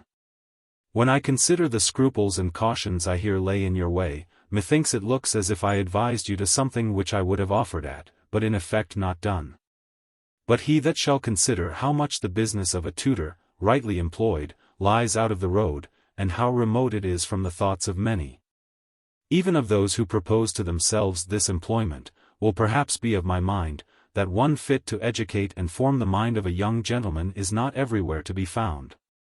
And that more than ordinary care is to be taken in the choice of him, or else you may fail of your end. Section 93. The character of a sober man and a scholar is, as I have above observed, what everyone expects in a tutor. This generally is thought enough, and is all that parents commonly look for, but when such an one has emptied out into his pupil all the Latin and logic he has brought from the university, will that furniture make him a fine gentleman? Or can it be expected, that he should be better bred, better skilled in the world, better principled in the grounds and foundations of true virtue and generosity, than his young tutor is? To form a young gentleman as he should be, 'tis fit his governor should himself be well bred, understanding the ways of carriage and measures of civility in all the variety of persons, times, and places, and keep his pupil, as much as his age requires, constantly to the observation of them. This is an art not to be learnt nor taught by books. Nothing can give it but good company and observation joined together. The tailor may make his clothes modish, and the dancing master give fashion to his motions. Yet neither of these, though they set off well, make a well-bred gentleman, no, though he have learning to boot, which, if not well managed, makes him more impertinent and intolerable in conversation. Breeding is that which sets a gloss upon all his other good qualities, and renders them useful to him, in procuring him the esteem and goodwill of all that he comes near. Without good breeding his other accomplishments make him pass but for proud, conceited, vain, or foolish. Courage in an ill-bred man has the air and escapes not the opinion of brutality, learning becomes pedantry, wit, buffoonery, plainness, rusticity, good nature, fawning. And there cannot be a good quality in him, which want of breeding will not warp and disfigure to his disadvantage. Nay, virtue and parts, though they are allowed their due commendation, yet are not enough to procure a man a good reception, and make him welcome wherever he comes. Nobody contents himself with rough diamonds, and wears them so, who would appear with advantage. When they are polished and set, then they give a luster. Good qualities are the substantial riches of the mind, but 'tis good breeding sets them off, and he that will be acceptable, must give beauty, as well as strength, to his actions. Solidity, or even usefulness, is not enough, a graceful way and fashion in everything, is that which gives the ornament and liking. And in most cases, the manner of doing is of more consequence than the thing done, and upon that depends the satisfaction or disgust wherewith it is received. This therefore, which lies not in the putting off the hat, nor making of compliments, but in a due and free composure of language, looks, motion, posture, place, etc., suited to persons and occasions, and can be learned only by habit and use, though it be above the capacity of children, and little ones should not be perplexed about it. Yet it ought to be begun and in a good measure learned by a young gentleman whilst he is under a tutor, before he comes into the world upon his own legs, for then usually it is too late to hope to reform several habitual indecencies, which lie in little things. For the carriage is not as it should be, till it is become natural in every part, falling, as skilful musicians' fingers do, into harmonious order without care and without thought. If in conversation a man's mind be taken up with a solicitous watchfulness about any part of his behavior, instead of being mended by it, it will be constrained, uneasy, and ungraceful. Besides, this part is most necessary to be formed by the hand and care of a governor, because, though the errors committed in breeding are the first that are taken notice of by others, yet they are the last that any one is told of. Not but that the malice of the world is forward enough to tattle of them, but it is always out of his hearing, who should make profit of their judgment and reform himself by their censure. And indeed, this is so nice a point to be meddled with, that even those who are friends, and wish it were mended, scarce ever dare mention it, and tell those they love that they are guilty in such or such cases of ill-breeding. Errors in other things may often with civility be shown another, and 'tis no breach of good manners or friendship to set him right in other mistakes. But good breeding itself allows not a man to touch upon this, or to insinuate to another that he is guilty of want of breeding. Such information can come only from those who have authority over them. And from them too it comes very hardly and harshly to a grown man, and however softened, goes but ill down with anyone who has lived ever so little in the world. Wherefore it is necessary that this part should be the governor's principal care, that an habitual gracefulness, and politeness in all his carriage, may be settled in his charge, as much as may be, before he goes out of his hands. And that he may not need advice in this point when he has neither time nor disposition to receive it, nor has anybody left to give it him. The tutor therefore ought in the first place to be well-bred, and a young gentleman, who gets this one qualification from his governor, sets out with great advantage, and will find that this one accomplishment will more open his way to him, get him more friends, and carry him farther in the world than all the hard words or real knowledge he has got from the liberal arts, or his tutor's learned encyclopedia, not that those should be neglected, but by no means preferred, or suffered to thrust out the other. Section 94. Besides being well-bred, the tutor should know the world well. The ways, the humors, the follies, the cheats, the faults of the age he is fallen into, and particularly of the country he lives in. These he should be able to show to his pupil, as he finds him capable, teach him skill in men, and their manners. Pull off the mask which their several callings and pretenses cover them with, and make his pupil discern what lies at the bottom under such appearances, that he may not, as unexperienced young men are apt to do if they are unwarned, take one thing for another, judge by the outside, and give himself up to show, and the insinuation of a fair carriage, or an obliging application. A governor should teach his scholar to guess at and beware of the designs of men he hath to do with, neither with too much suspicion, nor too much confidence. But as the young man is by nature most inclined to either side, rectify him, and bend him the other way. He should accustom him to make, as much as is possible, a true judgment of men by those marks which serve best to show what they are, and give a prospect into their inside, which often shows itself in little things, especially when they are not in parade, and upon their guard. He should acquaint him with the true state of the world, and dispose him to think no man better or worse, wiser or foolisher, than he really is. Thus, by safe and insensible degrees, he will pass from a boy to a man, which is the most hazardous step in all the whole course of life. This therefore should be carefully watched, and a young man with great diligence handed over it, and not as now usually is done, be taken from a governor's conduct, and all at once thrown into the world under his own, not without manifest dangers of immediate spoiling. There being nothing more frequent than instances of the great looseness, extravagancy, and debauchery, which young men have run into as soon as they have been let loose from a severe and strict education, which I think may be chiefly imputed to their wrong way of breeding, especially in this part. For having been bred up in a great ignorance of what the world truly is, and finding it a quite other thing, when they come into it, than what they were taught it should be, and so imagined it was, are easily persuaded, by other kind of tutors, which they are sure to meet with, that the discipline they were kept under, and the lectures read to them, were but the formalities of education and the restraints of childhood. That the freedom belonging to men is to take their swing in a full enjoyment of what was before forbidden them. They show the young novice the world full of fashionable and glittering examples of this everywhere, and he is presently dazzled with them. My young master, failing not to be willing to show himself a man, as much as any of the sparks of his years, lets himself loose to all the irregularities he finds in the most debauched, and thus courts credit and manliness in the casting off the modesty and sobriety he has till then been kept in, and thinks it brave, at his first setting out, to signalize himself in running counter to all the rules of virtue which have been preached to him by his tutor. The showing him the world as really it is, before he comes wholly into it, is one of the best means, I think, to prevent this mischief. He should by degrees be informed of the vices in fashion, and warned of the applications and designs of those who will make it their business to corrupt him. He should be told the arts they use, and the trains they lay, and now and then have set before him the tragical or ridiculous examples of those who are ruining or ruined this way.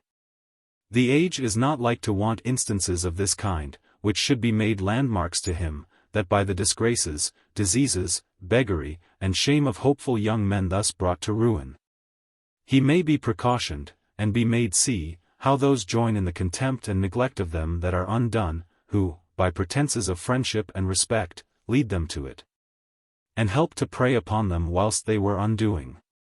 That he may see, before he buys it by a too dear experience, that those who persuade him not to follow the sober advices he has received from his governors, and the counsel of his own reason, which they call being governed by others, do it only that they may have the government of him themselves, and make him believe, he goes like a man of himself, by his own conduct, and for his own pleasure, when in truth he is wholly as a child led by them into those vices which best serve their purposes.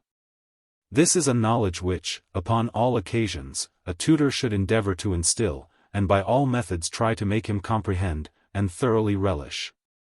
I know it is often said, that to discover to a young man the vices of the age is to teach them him. That, I confess, is a good deal so, according as it is done, and therefore requires a discreet man of parts, who knows the world, and can judge of the temper, inclination, and weak side of his pupil. This farther is to be remembered, that it is not possible now, as perhaps formerly it was, to keep a young gentleman from vice by a total ignorance of it, unless you will all his life mew him up in a closet, and never let him go into company. The longer he is kept thus hoodwinked, the less he will see when he comes abroad into open daylight, and be the more exposed to be a prey to himself and others. And an old boy, at his first appearance, with all the gravity of his ivy bush about him, is sure to draw on him the eyes and chirping of the whole town votary, amongst which there will not be wanting some birds of prey, that will presently be on the wing for him. The only fence against the world, is, a thorough knowledge of it, into which a young gentleman should be entered by degrees, as he can bear it. And the earlier the better, so he be in safe and skilful hands to guide him. The scene should be gently opened, and his entrance made step by step, and the dangers pointed out that attend him from the several degrees, tempers, designs, and clubs of men. He should be prepared to be shocked by some, and caressed by others, warned who are like to oppose, who to mislead, who to undermine him, and who to serve him. He should be instructed how to know and distinguish them, where he should let them see, and when dissemble the knowledge of them and their aims and workings. And if he be too forward to venture upon his own strength and skill, the perplexity and trouble of a misadventure now and then, that reaches not his innocence, his health, or reputation, may not be an ill way to teach him more caution. This, I confess, containing one great part of wisdom, is not the product of some superficial thoughts, or much reading, but the effect of experience and observation in a man who has lived in the world with his eyes open, and conversed with men of all sorts. And therefore I think it of most value to be instilled into a young man upon all occasions which offer themselves, that when he comes to launch into the deep himself, he may not be like one at sea without a line, compass, or sea chart, but may have some notice beforehand of the rocks and shoals, the currents and quicksands, and know a little how to steer, that he sink not before he get experience. He that thinks not this of more moment to his son, and for which he more needs a governor, than the languages and learned sciences, forgets of how much more use it is to judge right of men, and manage his affairs wisely with them, than to speak Greek and Latin, or argue in mood and figure, or to have his head filled with the abstruse speculations of natural philosophy and metaphysics. Nay, than to be well versed in Greek and Roman writers, though that be much better for a gentleman than to be a good peripatetic or Cartesian. Because those ancient authors observed and painted mankind well, and give the best light into that kind of knowledge. He that goes into the eastern parts of Asia, will find able and acceptable men without any of these. But without virtue, knowledge of the world, and civility, an accomplished and valuable man can be found nowhere. A great part of the learning now in fashion in the schools of Europe, and that goes ordinarily into the round of education, a gentleman may in a good measure be unfurnished with, without any great disparagement to himself or prejudice to his affairs. But prudence and good breeding are in all the stations and occurrences of life necessary. And most young men suffer in the want of them, and come rawer and more awkward into the world than they should, for this very reason, because these qualities, which are of all other the most necessary to be taught, and stand most in need of the assistance and help of a teacher, are generally neglected and thought but a slight or no part of a tutor's business. Latin and learning make all the noise, and the main stress is laid upon his proficiency in things a great part whereof belong not to a gentleman's calling, which is to have the knowledge of a man of business, a carriage suitable to his rank, and to be eminent and useful in his country, according to his station. Whenever either spare hours from that, or an inclination to perfect himself in some parts of knowledge, which his tutor did but just enter him in, set him upon any study, the first rudiments of it, which he learned before, will open the way enough for his own industry to carry him as far as his fancy will prompt, or his parts enable him to go. Or, if he thinks it may save his time and pains to be helped over some difficulties by the hand of a master, he may then take a man that is perfectly well skilled in it, or choose such an one as he thinks fittest for his purpose.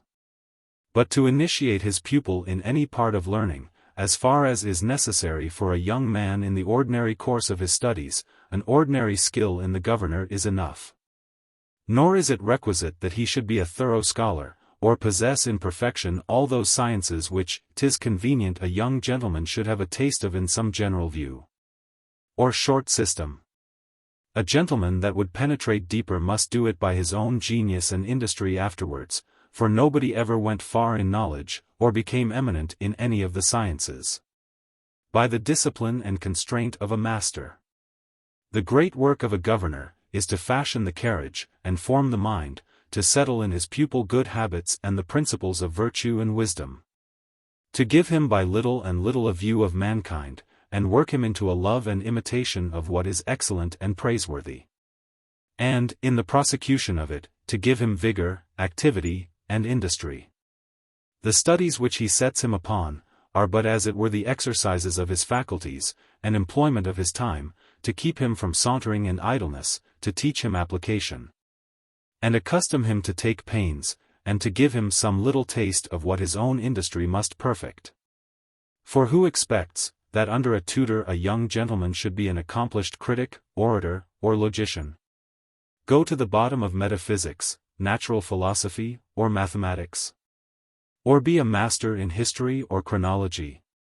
Though something of each of these is to be taught him, but it is only to open the door, that he may look in, and as it were begin an acquaintance, but not to dwell there, and a governor would be much blamed that should keep his pupil too long, and lead him too far in most of them. But of good breeding, knowledge of the world, virtue, industry, and a love of reputation, he cannot have too much, and if he have these, he will not long want what he needs or desires of the other.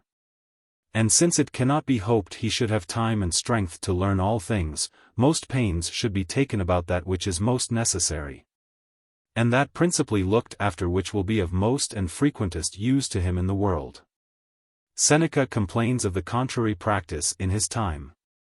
And yet the burgerstitiuses and the scriblers did not swarm in those days as they do now in these. What would he have thought if he had lived now, when the tutors think it their great business to fill the studies and heads of their pupils with such authors as these? He would have had much more reason to say, as he does, non vitae sed scoli discimus, we learn not to live, but to dispute, and our education fits us rather for the university than the world. But 'tis no wonder if those who make the fashion suit it to what they have, and not to what their pupils want.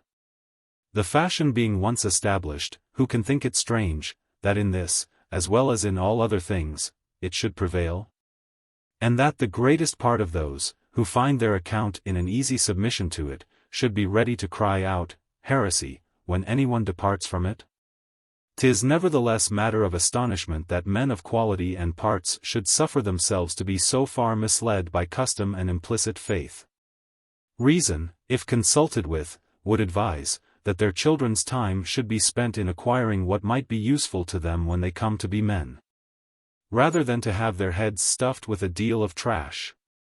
A great part whereof they usually never do, 'tis certain they never need to, think on again as long as they live, and so much of it as does stick by them they are only the worse for. This is so well known, that I appeal to parents themselves, who have been at cost to have their young heirs taught it.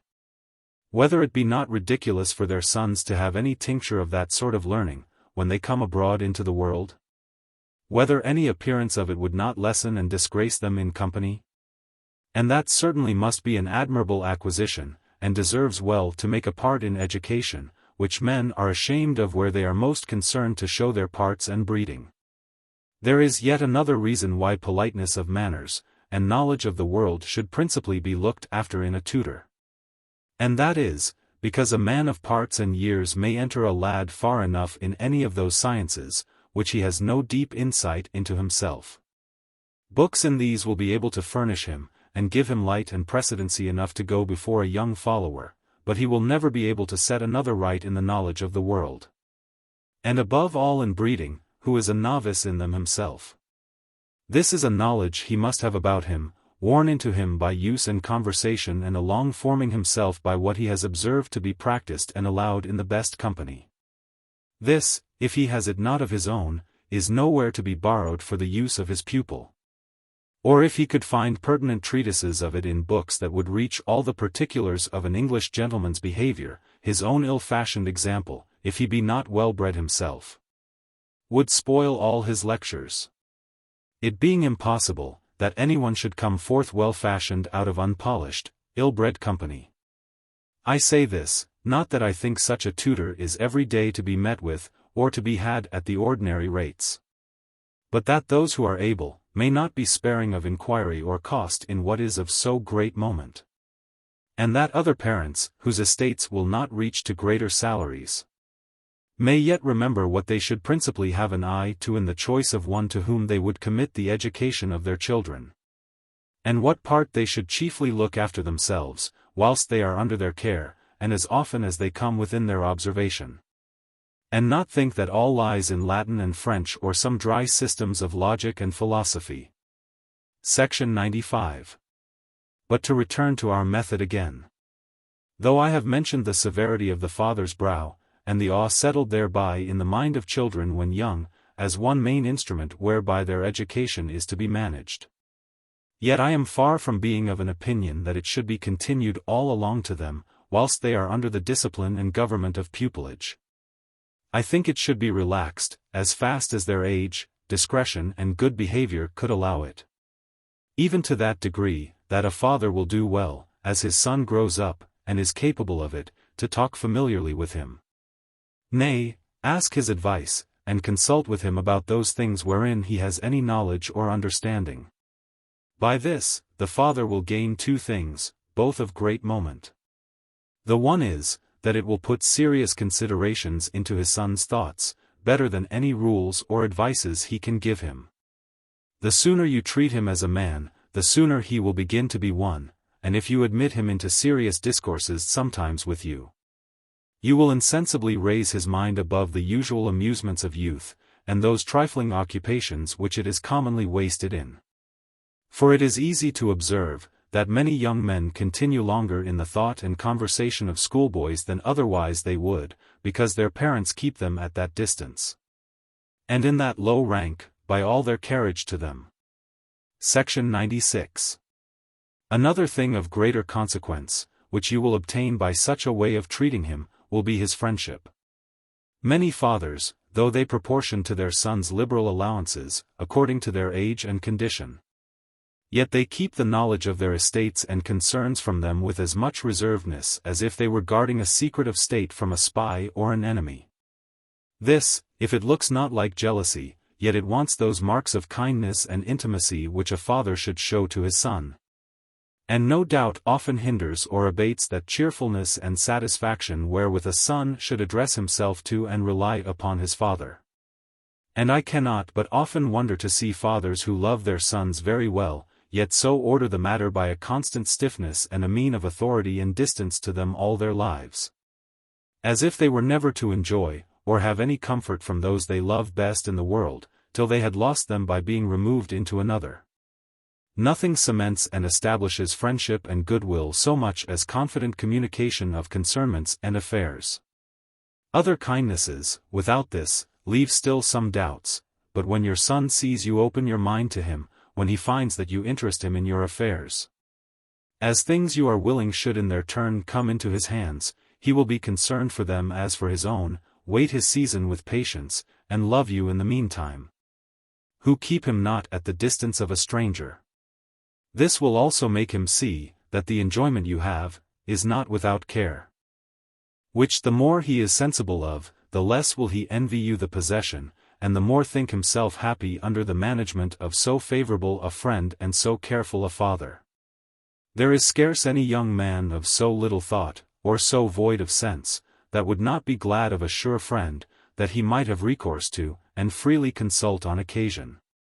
The reservedness and distance that fathers keep, often deprive their sons of that refuge which would be of more advantage to them than 100 rebukes and chidings.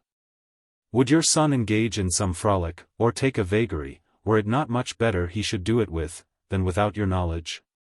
For since allowances for such things must be made to young men, the more you know of his intrigues and designs, the better will you be able to prevent great mischiefs. And by letting him see what is like to follow, take the right way of prevailing with him to avoid less inconveniences. Would you have him open his heart to you, and ask your advice? You must begin to do so with him first, and by your carriage beget that confidence. Section 97. But whatever he consults you about, unless it lead to some fatal and irremediable mischief, be sure you advise only as a friend of more experience. But with your advice mingle nothing of command or authority, nor more than you would to your equal or a stranger. That would be to drive him forever from any farther demanding, or receiving advantage from your counsel. You must consider that he is a young man, and has pleasures and fancies which you are past. You must not expect his inclination should be just as yours, nor that at 20 he should have the same thoughts you have at 50. All that you can wish, is, that since youth must have some liberty, some outleaps, they might be with the ingenuity of a son, and under the eye of a father. And then no very great harm can come of it. The way to obtain this, as I said before, is, according as you find him capable, to talk with him about your affairs, propose matters to him familiarly, and ask his advice. And when he ever lights on the right, follow it as his, and if it succeed well, let him have the commendation. This will not at all lessen your authority, but increase his love and esteem of you. Whilst you keep your estate, the staff will be in your own hands, and your authority the surer, the more it is strengthened with confidence and kindness. For you have not that power you ought to have over him, till he comes to be more afraid of offending so good a friend than of losing some part of his future expectation. Section 98. Familiarity of discourse, if it can become a father to his son, may much more be condescended to by a tutor to his pupil. All their time together should not be spent in reading of lectures, and magisterially dictating to him what he is to observe and follow. Hearing him in his turn, and using him to reason about what is proposed, will make the rules go down the easier and sink the deeper. And will give him a liking to study and instruction, and he will then begin to value knowledge, when he sees that it enables him to discourse. And he finds the pleasure and credit of bearing a part in the conversation, and of having his reason sometimes approved and hearkened to. Particularly in morality, prudence, and breeding, cases should be put to him, and his judgment asked. This opens the understanding better than maxims, how well soever explained, and settles the rules better in the memory for practice. This way lets things into the mind which stick there, and retain their evidence with them. Whereas words at best are faint representations, being not so much as the true shadows of things, and are much sooner forgotten. He will better comprehend the foundations and measures of decency and justice, and have livelier, and more lasting impressions of what he ought to do, by giving his opinion on cases proposed, and reasoning with his tutor on fit instances, than by giving a silent, negligent, sleepy audience to his tutor's lectures. And much more than by captious logical disputes, or set declamations of his own, upon any question. The one sets the thoughts upon wit and false colors, and not upon truth. The other teaches fallacy, wrangling, and opiniatry, and they are both of them things that spoil the judgment, and put a man out of the way of right and fair reasoning. And therefore carefully to be avoided by one who would improve himself, and be acceptable to others. Section 99. When by making your son sensible that he depends on you, and is in your power, you have established your authority. And by being inflexibly severe in your carriage to him when obstinately persisting in any ill-natured trick which you have forbidden, especially lying, you have imprinted on his mind that awe which is necessary.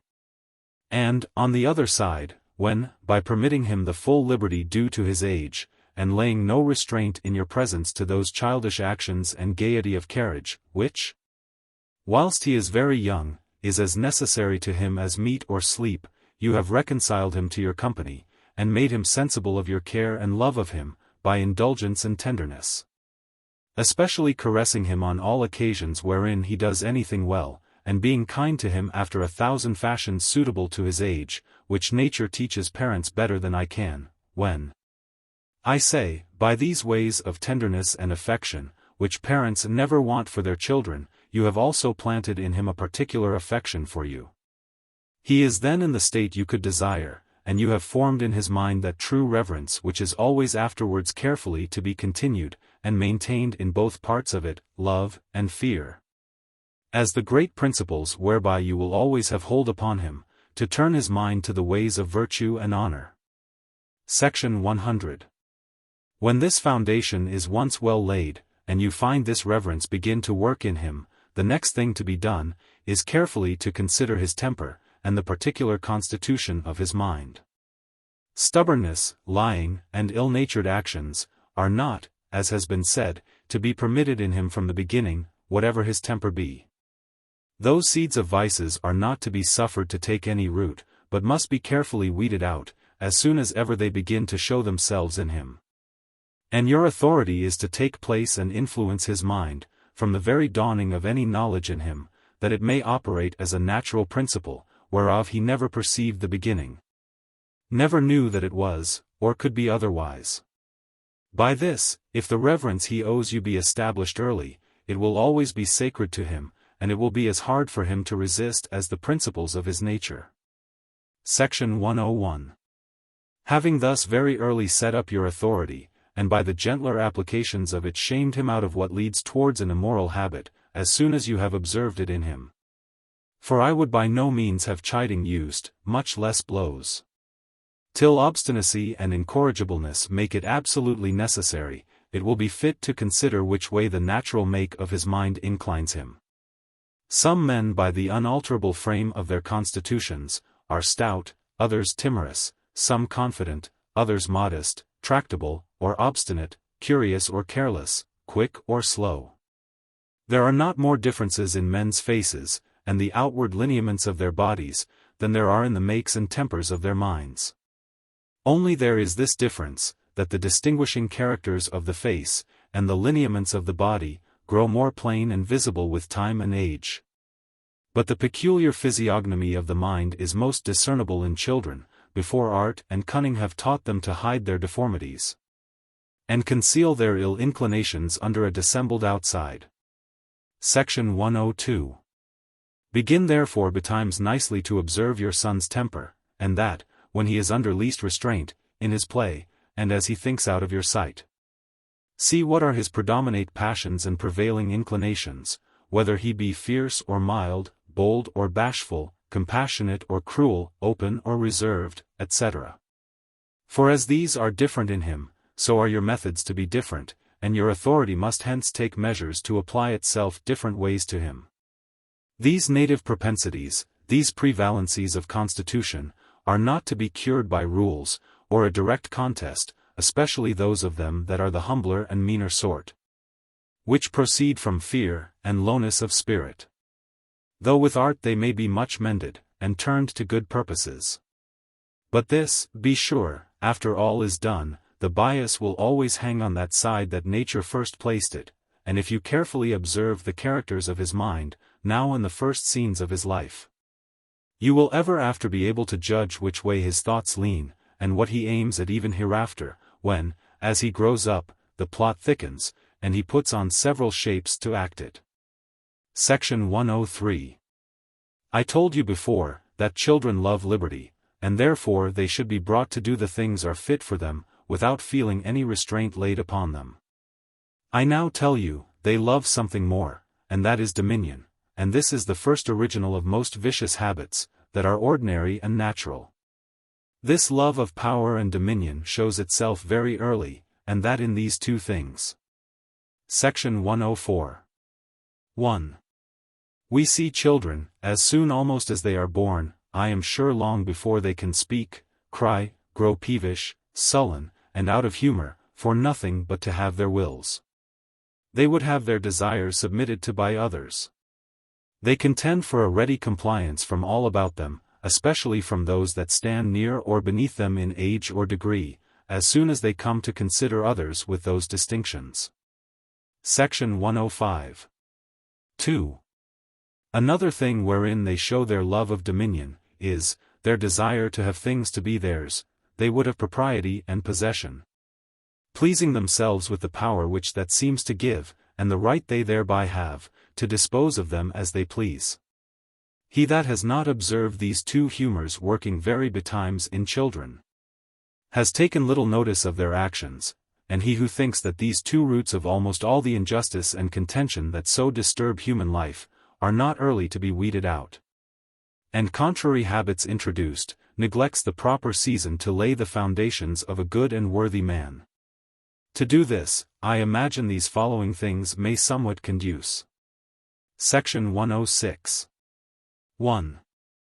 That a child should never be suffered to have what he craves, much less what he cries for, I had said, or so much as speaks for, but that being apt to be misunderstood, and interpreted as if I meant a child should never speak to his parents for anything, which will perhaps be thought to lay too great a curb on the minds of children, to the prejudice of that love and affection which should be between them and their parents. I shall explain myself a little more particularly. It is fit that they should have liberty to declare their wants to their parents, and that with all tenderness they should be hearkened to, and supplied, at least whilst they are very little. But 'tis one thing to say, I am hungry, another to say, I would have roast meat.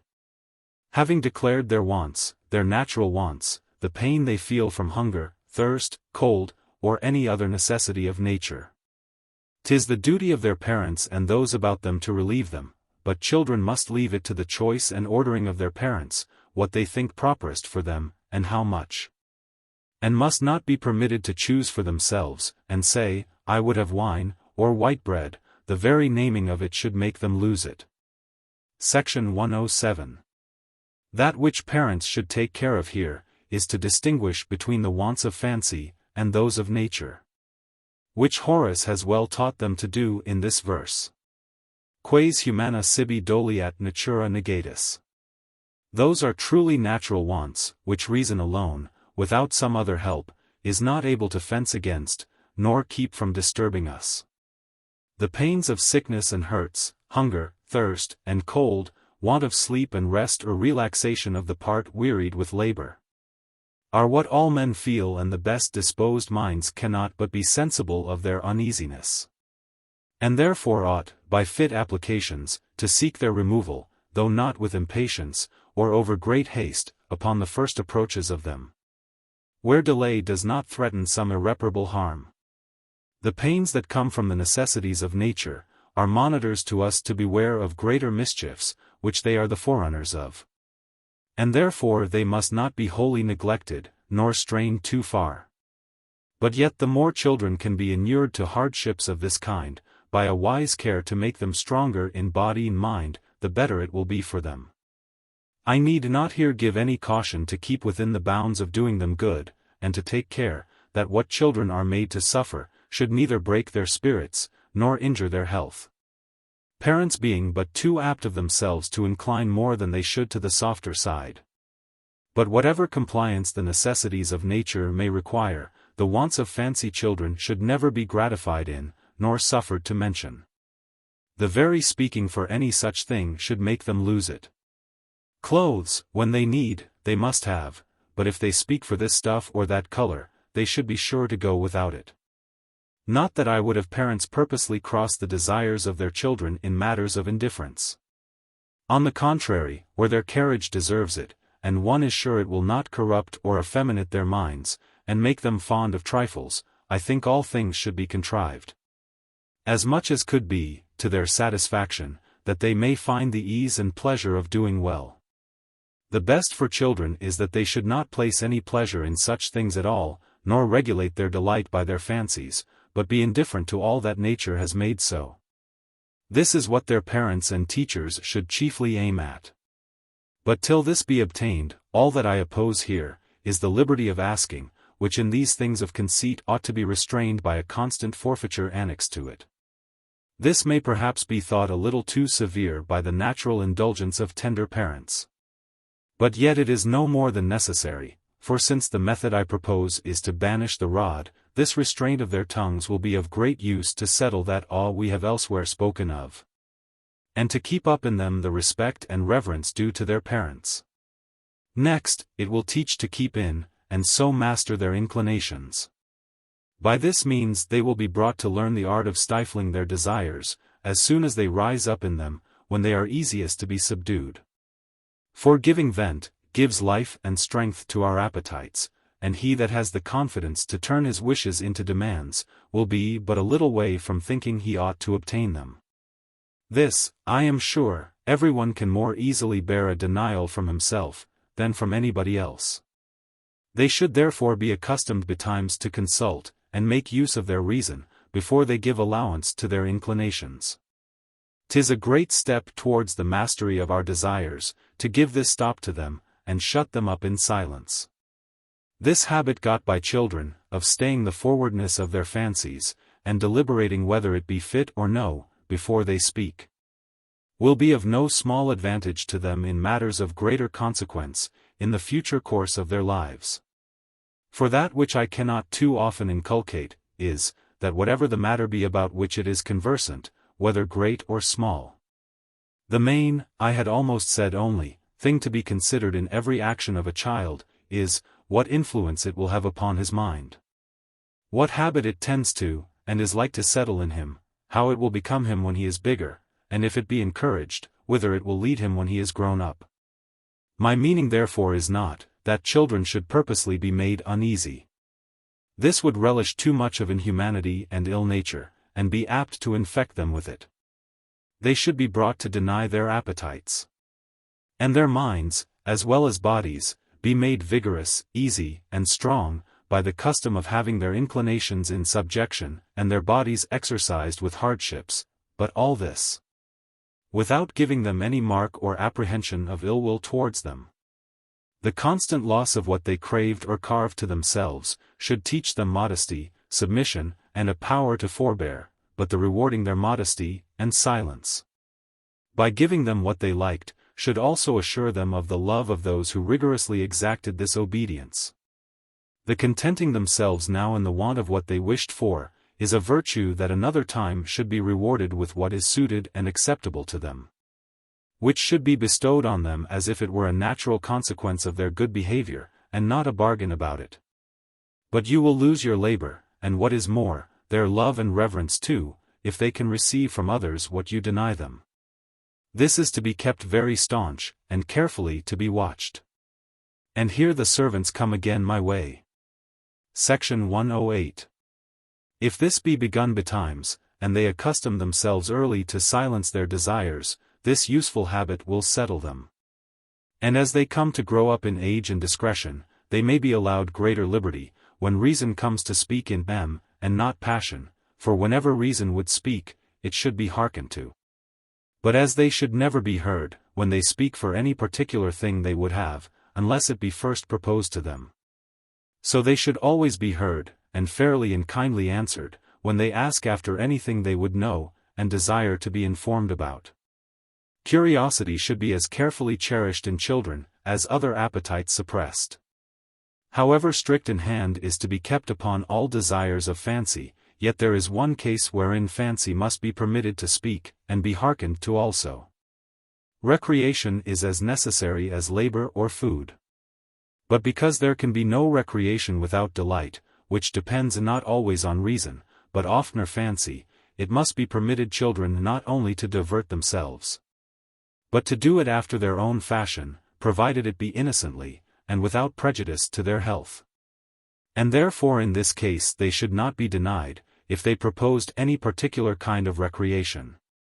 Though I think in a well-ordered education, they will seldom be brought to the necessity of asking any such liberty. Care should be taken, that what is of advantage to them, they should always do with delight, and before they are wearied with one, they should be timely diverted to some other useful employment. But if they are not yet brought to that degree of perfection, that one way of improvement can be made a recreation to them, they must be let loose to the childish play they fancy, which they should be weaned from by being made to surfeit of it, but from things of use, that they are employed in, they should always be sent away with an appetite. At least be dismissed before they are tired, and grow quite sick of it, that so they may return to it again, as to a pleasure that diverts them. For you must never think them set right, till they can find delight in the practice of laudable things, and the useful exercises of the body and mind, taking their turns, make their lives and improvement pleasant in a continued train of recreations, wherein the wearied part is constantly relieved and refreshed. Whether this can be done in every temper, or whether tutors and parents will be at the pains, and have the discretion and patience to bring them to this, I know not. But that it may be done in most children, if a right course be taken to raise in them the desire of credit, esteem, and reputation, I do not at all doubt. And when they have so much true life put into them, they may freely be talked with about what most delights them, and be directed or let loose to it, so that they may perceive that they are beloved and cherished, and that those under whose tuition they are not enemies to their satisfaction. Such a management will make them in love with the hand that directs them, and the virtue they are directed to.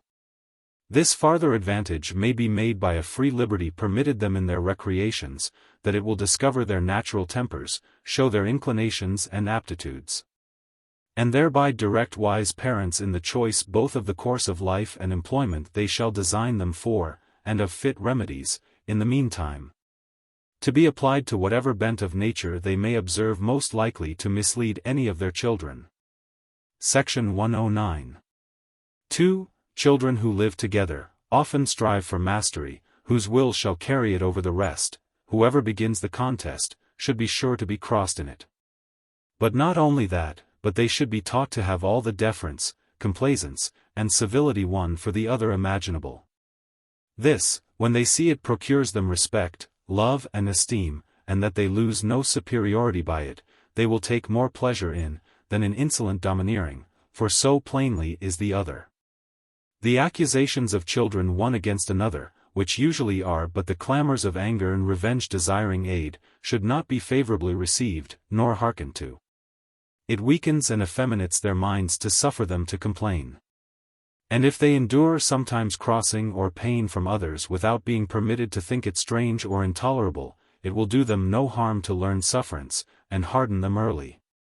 But though you give no countenance to the complaints of the querulous, yet take care to curb the insolence and ill nature of the injurious.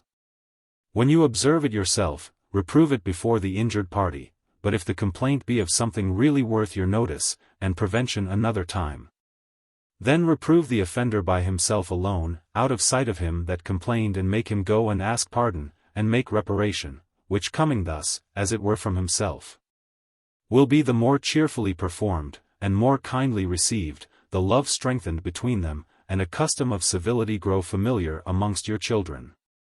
Section 110. 3. As to the having and possessing of things, teach them to part with what they have, easily and freely to their friends. And let them find by experience that the most liberal has always the most plenty, with esteem and commendation to boot, and they will quickly learn to practice it. This, I imagine, will make brothers and sisters kinder and civiler to one another, and consequently to others, than 20 rules about good manners, with which children are ordinarily perplexed and cumbered. Covetousness, and the desire of having in our possession, and under our dominion, more than we have need of, being the root of all evil, should be early and carefully weeded out. And the contrary quality of a readiness to impart to others, implanted. This should be encouraged by great commendation and credit, and constantly taking care that he loses nothing by his liberality. Let all the instances he gives of such freeness be always repaid, and with interest, and let him sensibly perceive, that the kindness he shows to others, is no ill husbandry for himself, but that it brings a return of kindness both from those that receive it, and those who look on. Make this a contest among children, who shall outdo one another this way, and by this means, by a constant practice, children having made it easy to themselves to part with what they have, good nature may be settled in them into an habit, and they may take pleasure, and pique themselves in being kind, liberal and civil, to others. If liberality ought to be encouraged, certainly great care is to be taken that children transgress not the rules of justice, and whenever they do, they should be set right. And if there be occasion for it, severely rebuked. Our first actions being guided more by self-love than reason or reflection, 'tis no wonder that in children they should be very apt to deviate from the just measures of right and wrong, which are in the mind the result of improved reason and serious meditation. This the more they are apt to mistake, the more careful guard ought to be kept over them. And every the least slip in this great social virtue taken notice of, and rectified, and that in things of the least weight and moment, both to instruct their ignorance, and prevent ill habits, which from small beginnings in pins and cherry stones, will, if let alone, grow up to higher frauds, and be in danger to end at last in downright hardened dishonesty. The first tendency to any injustice that appears, must be suppressed with a show of wonder and abhorrence in the parents and governors. But because children cannot well comprehend what injustice is, till they understand property, and how particular persons come by it, the safest way to secure honesty is to lay the foundations of it early in liberality, and an easiness to part with to others whatever they have or like themselves. This may be taught them early, before they have language and understanding enough to form distinct notions of property, and to know what is theirs by a peculiar right exclusive of others. And since children seldom have anything but by gift, and that for the most part from their parents, they may be at first taught not to take or keep anything but what is given them by those whom they take to have power over it. And as their capacities enlarge, other rules and cases of justice, and rights concerning meum and tuum, may be proposed and inculcated. If any act of injustice in them appears to proceed, not from mistake, but a perverseness in their wills, when a gentle rebuke and shame will not reform this irregular and covetous inclination, rougher remedies must be applied, and 'tis but for the father and tutor to take and keep from them something that they value and think their own, or order somebody else to do it. And by such instances, make them sensible what little advantage they are like to make by possessing themselves unjustly of what is another's, whilst there are in the world stronger and more men than they. But if an ingenuous detestation of this shameful vice be but carefully and early instilled into them, as I think it may, that is the true and genuine method to obviate this crime, and will be a better guard against dishonesty than any considerations drawn from interest. Habits working more constantly, and with greater facility, than reason, which, when we have most need of it, is seldom fairly consulted, and more rarely obeyed. Section 111. Crying is a fault that should not be tolerated in children. Not only for the unpleasant and unbecoming noise it fills the house with, but for more considerable reasons, in reference to the children themselves, which is to be our aim in education. Their crying is of two sorts, either stubborn and domineering, or querulous and whining. 1. Their crying is very often a striving for mastery, and an open declaration of their insolence or obstinacy. When they have not the power to obtain their desire, they will, by their clamor and sobbing, maintain their title and right to it. This is an avowed continuing their claim, and a sort of remonstrance against the oppression and injustice of those who deny them what they have a mind to. Section 112. 2. Sometimes their crying is the effect of pain, or true sorrow, and of bemoaning themselves under it. These two, if carefully observed, may, by the mien, looks, actions, and particularly by the tone of their crying be easily distinguished, but neither of them must be suffered, much less encouraged. 1. The obstinate or stomachful crying should by no means be permitted, because it is but another way of flattering their desires, and encouraging those passions which 'tis our main business to subdue, and if it be, as often it is, upon the receiving any correction, it quite defeats all the good effects of it. For any chastisement which leaves them in this declared opposition, only serves to make them worse. The restraints and punishments laid on children are all misapplied and lost, as far as they do not prevail over their wills, teach them to submit their passions, and make their minds supple and pliant to what their parents' reason advises them now, and so prepare them to obey what their own reason shall advise hereafter. But if in anything wherein they are crossed, they may be suffered to go away crying, they confirm themselves in their desires, and cherish the ill humor, with a declaration of their right, and a resolution to satisfy their inclination the first opportunity. This therefore is another argument against the frequent use of blows, for, whenever you come to that extremity, 'tis not enough to whip or beat them, you must do it, till you find you have subdued their minds, till with submission and patience they yield to the correction, which you shall best discover by their crying, and their ceasing from it upon your bidding. Without this, the beating of children is but a passionate tyranny over them, and it is mere cruelty, and not correction, to put their bodies in pain, without doing their minds any good. As this gives us a reason why children should seldom be corrected, so it also prevents their being so. For if, whenever they are chastised, it were done thus without passion, soberly, and yet effectually too, laying on the blows and smart not furiously, and all at once, but slowly, with reasoning between, and with observation how it wrought, stopping when it had made them pliant, penitent and yielding, they would seldom need the like punishment again, being made careful to avoid the fault that deserved it. Besides, by this means, as the punishment would not be lost for being too little, and not effectual, so it would be kept from being too much, if we gave off as soon as we perceived that it reached the mind, and that was bettered. For since the chiding or beating of children should be always the least that possibly may be, that which is laid on in the heat of anger, seldom observes that measure, but is commonly more than it should be, though it prove less than enough. Section 113. 2. Many children are apt to cry, upon any little pain they suffer, and the least harm that befalls them puts them into complaints and bawling. This few children avoid, for it being the first and natural way to declare their sufferings or wants, before they can speak. The compassion that is thought due to that tender age foolishly encourages, and continues it in them long after they can speak. 'Tis the duty, I confess, of those about children, to compassionate them, whenever they suffer any hurt, but not to show it in pitying them. Help and ease them the best you can, but by no means bemoan them. This softens their minds, and makes them yield to the little harms that happen to them. whereby they sink deeper into that part which alone feels, and makes larger wounds there, than otherwise they would. They should be hardened against all sufferings, especially of the body, and have no tenderness but what rises from an ingenuous shame, and a quick sense of reputation. The many inconveniences this life is exposed to, require we should not be too sensible of every little hurt. What our minds yield not to, makes but a slight impression, and does us but very little harm. 'Tis the suffering of our spirits that gives and continues the pain. This brawniness and insensibility of mind, is the best armor we can have against the common evils and accidents of life.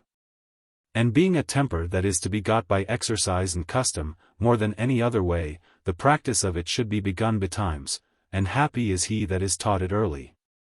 That effeminacy of spirit, which is to be prevented or cured, as nothing that I know so much increases in children as crying. So nothing, on the other side, so much checks and restrains, as their being hindered from that sort of complaining. In the little harms they suffer from knocks and falls, they should not be pitied for falling, but bid do so again. Which besides that it stops their crying, is a better way to cure their heedlessness, and prevent their tumbling another time, than either chiding or bemoaning them. But, let the hurts they receive be what they will, stop their crying, and that will give them more quiet and ease at present, and harden them for the future. Section 114. The former sort of crying requires severity to silence it. And where a look, or a positive command will not do it, blows must, for it proceeding from pride, obstinacy, and stomach, the will, where the fault lies, must be bent, and made to comply by a rigor sufficient to master it. But this latter being ordinarily from softness of mind, a quite contrary cause, ought to be treated with a gentler hand.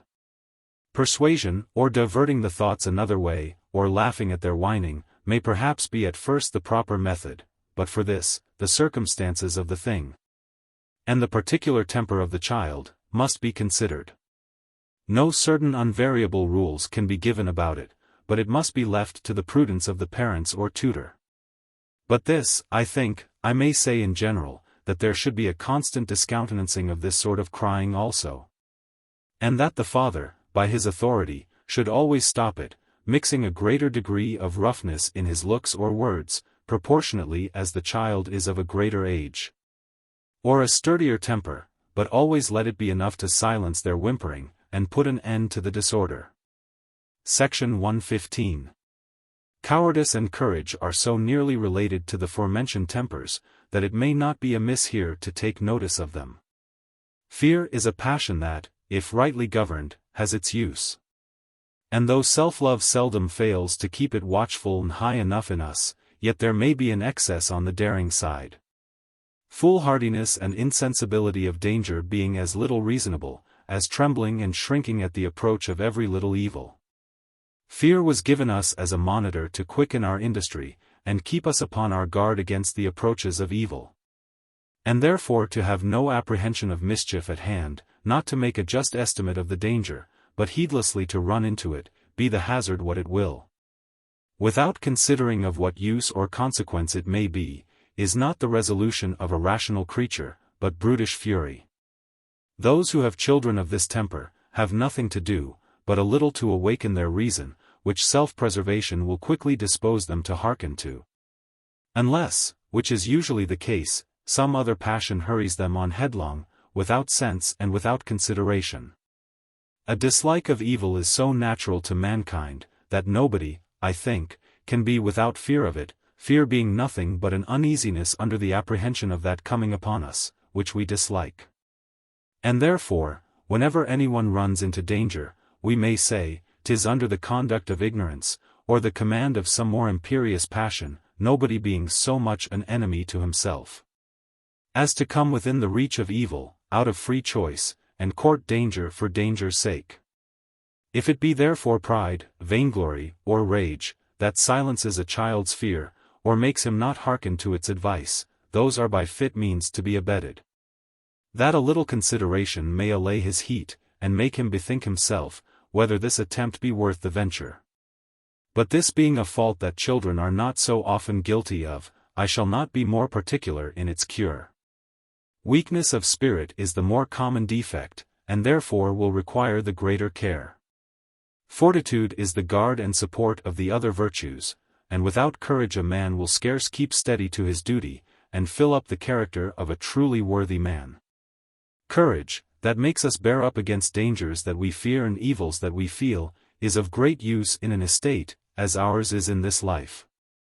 Exposed to assaults on all hands, and therefore it is very advisable to get children into this armor as early as we can.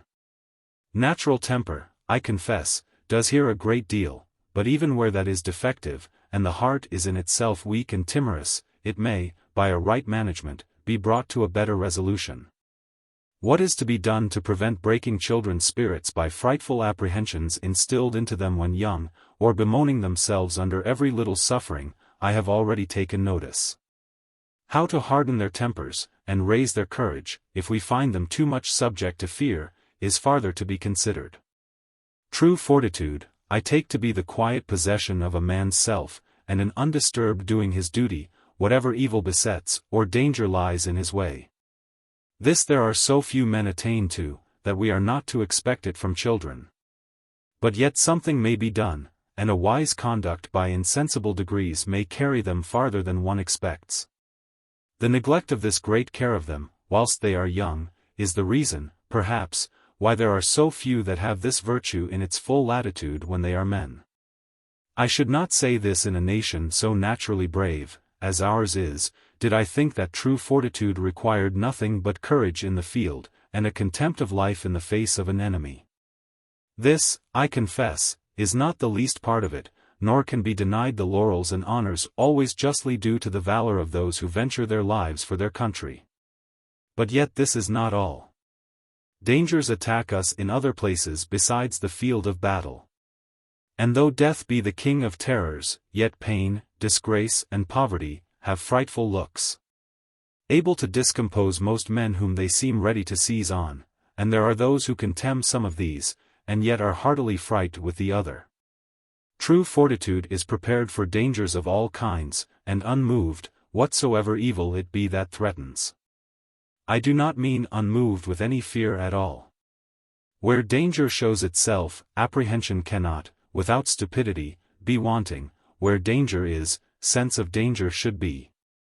And so much fear as should keep us awake, and excite our attention, industry, and vigor, but not disturb the calm use of our reason, nor hinder the execution of what that dictates. The first step to get this noble and manly steadiness, is, what I have above mentioned, carefully to keep children from frights of all kinds, when they are young. Let not any fearful apprehensions be talked into them, nor terrible objects surprise them. This often so shatters and discomposes the spirits, that they never recover it again. But during their whole life, upon the first suggestion or appearance of any terrifying idea, are scattered and confounded. The body is enervated, and the mind disturbed, and the man scarce himself, or capable of any composed or rational action. Whether this be from an habitual motion of the animal spirits, introduced by the first strong impression, or from the alteration of the constitution by some more unaccountable way, this is certain. That so it is.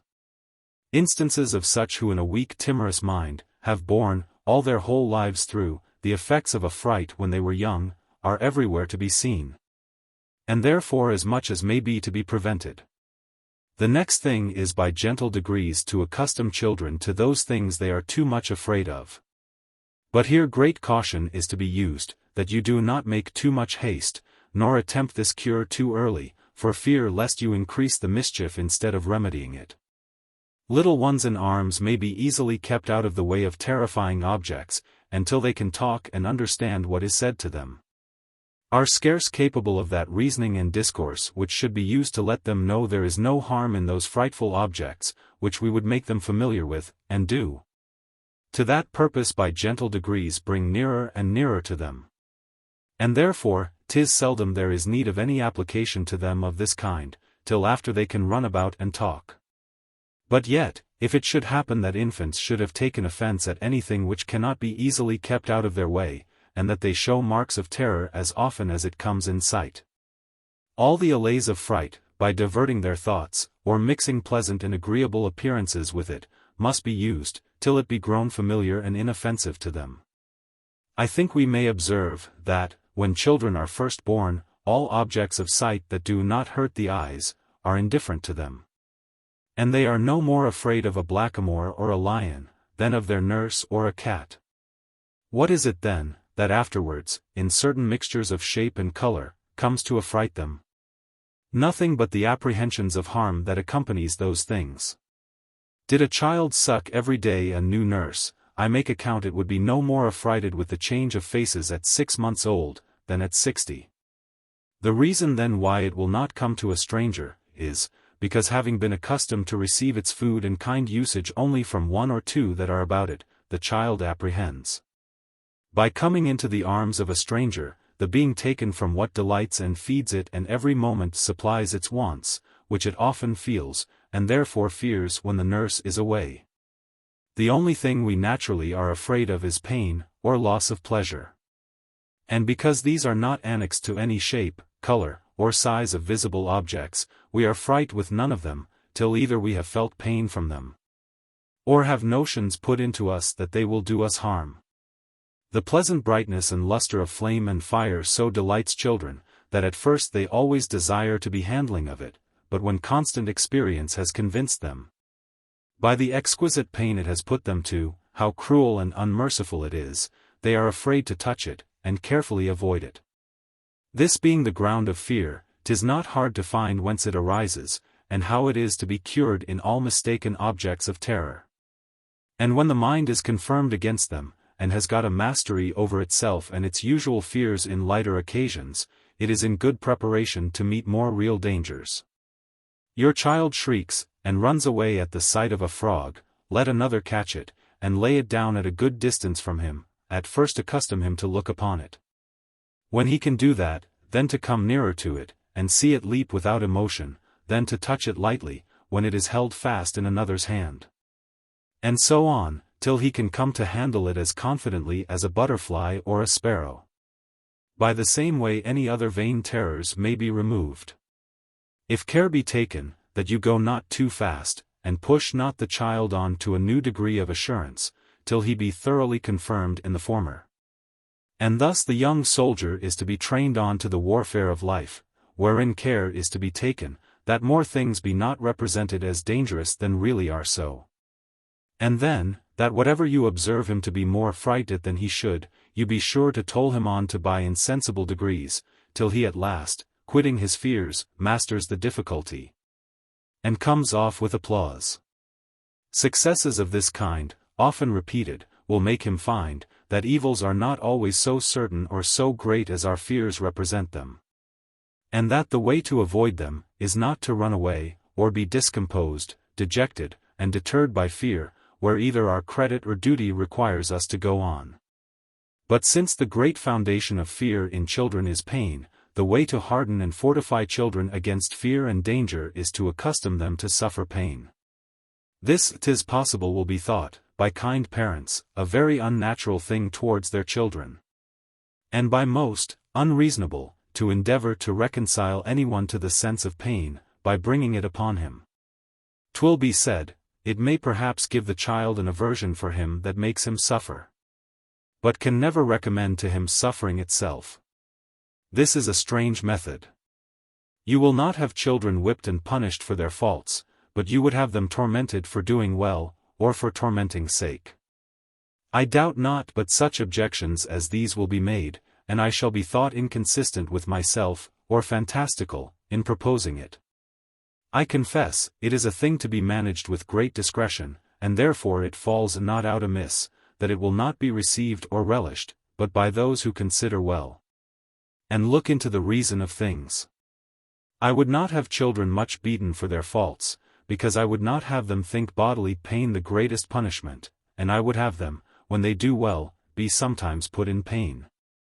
For the same reason, that they might be accustomed to bear it, without looking on it as the greatest evil. How much education may reconcile young people to pain and sufferance? The examples of Sparta do sufficiently show, and they who have once brought themselves not to think bodily pain the greatest of evils, or that which they ought to stand most in fear of, have made no small advance towards virtue. But I am not so foolish to propose the Lacedaemonian discipline in our age or constitution. But yet I do say, that inuring children gently to suffer some degrees of pain without shrinking, is a way to gain firmness to their minds, and lay a foundation for courage and resolution in the future part of their lives. Not to bemoan them, or permit them to bemoan themselves, on every little pain they suffer, is the first step to be made. But of this I have spoken elsewhere. The next thing is, sometimes designedly to put them in pain, but care must be taken that this be done when the child is in good humor, and satisfied of the goodwill and kindness of him that hurts him, at the time that he does it. There must no marks of anger or displeasure on the one side, nor compassion or repenting on the other. Go along with it, and it must be sure to be no more than the child can bear without repining or taking it amiss, or for a punishment.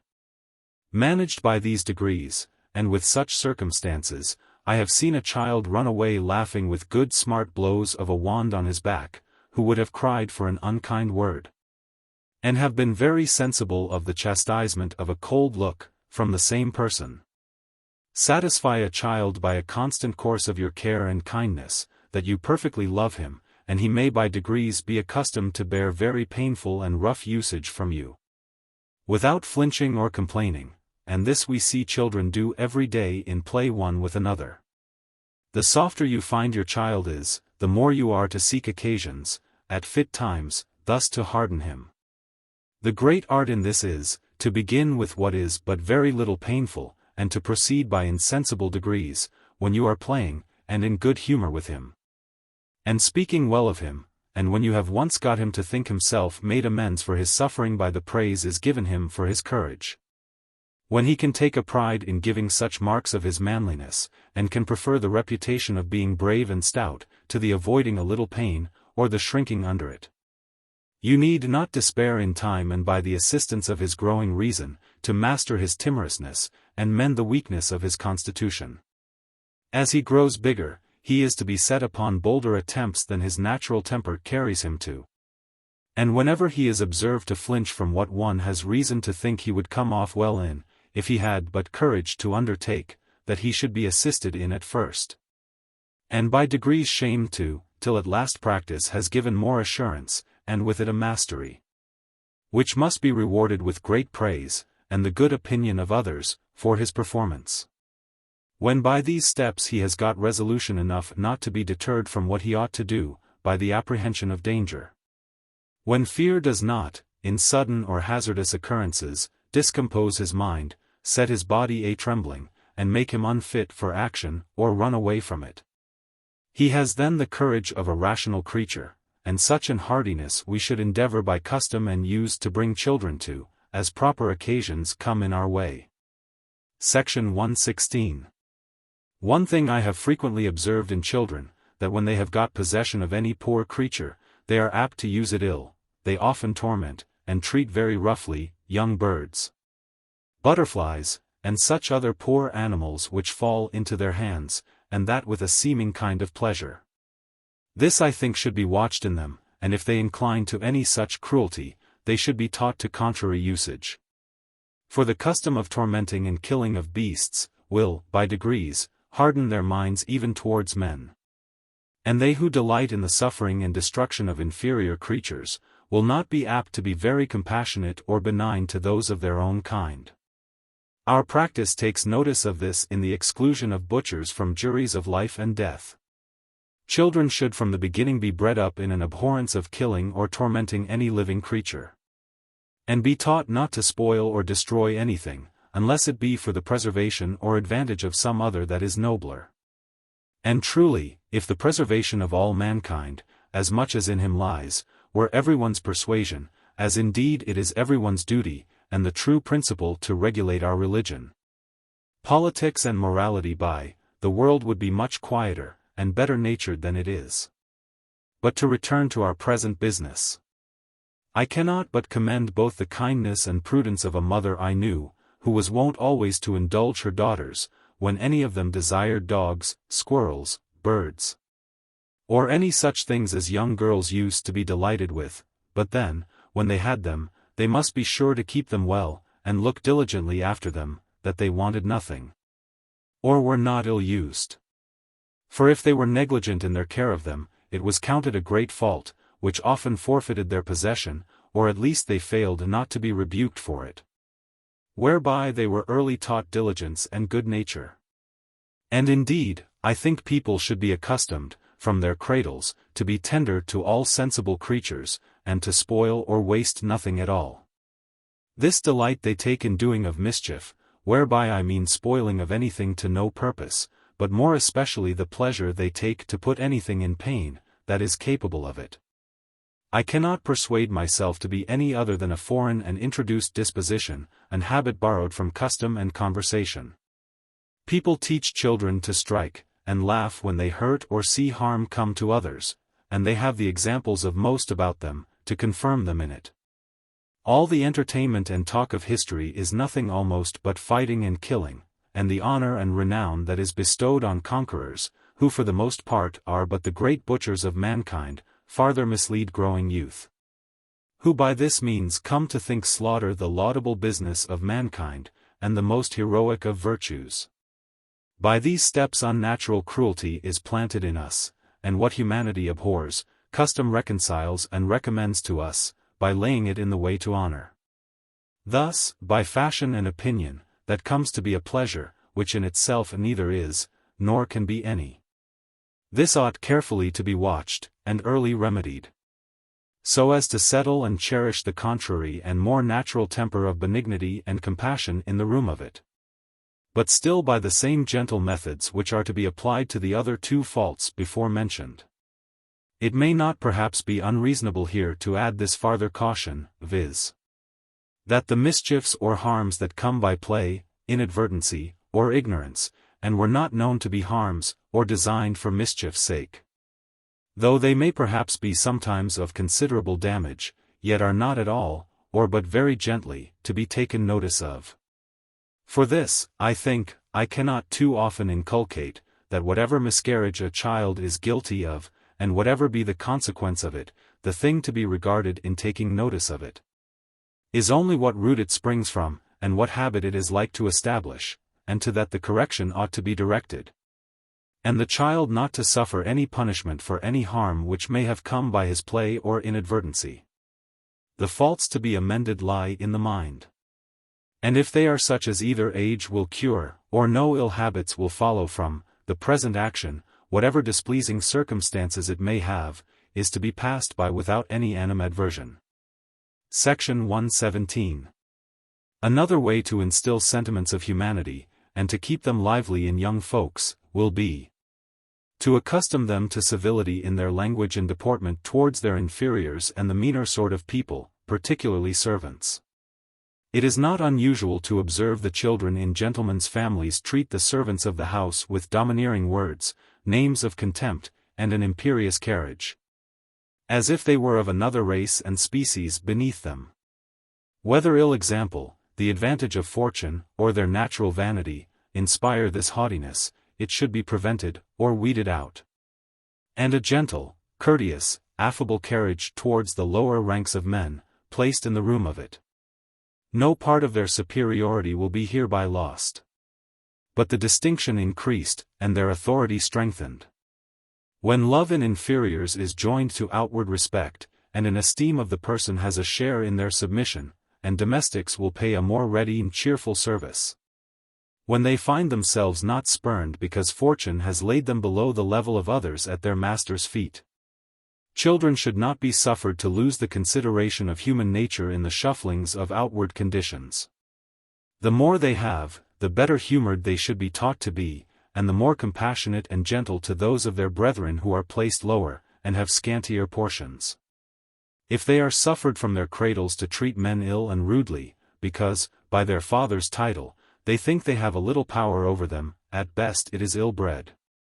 And if care be not taken, will by degrees nurse up their natural pride into an habitual contempt of those beneath them. And where will that probably end but in oppression and cruelty? Section 118. Curiosity in children, which I had occasion just to mention section 108, is but an appetite after knowledge. And therefore ought to be encouraged in them, not only as a good sign, but as the great instrument nature has provided to remove that ignorance they were born with. And which, without this busy inquisitiveness, will make them dull and useless creatures. The ways to encourage it, and keep it active and busy, are, I suppose, these following. 1. Not to check or discountenance any inquiries he shall make, nor suffer them to be laughed at. But to answer all his questions, and explain the matter he desires to know, so as to make them as much intelligible to him as suits the capacity of his age and knowledge. But confound not his understanding with explications or notions that are above it, or with the variety or number of things that are not to his present purpose. Mark what 'tis his mind aims at in the question, and not what words he expresses it in, and when you have informed and satisfied him in that, you shall see how his thoughts will enlarge themselves. And how by fit answers he may be led on farther than perhaps you could imagine. For knowledge is grateful to the understanding, as light to the eyes.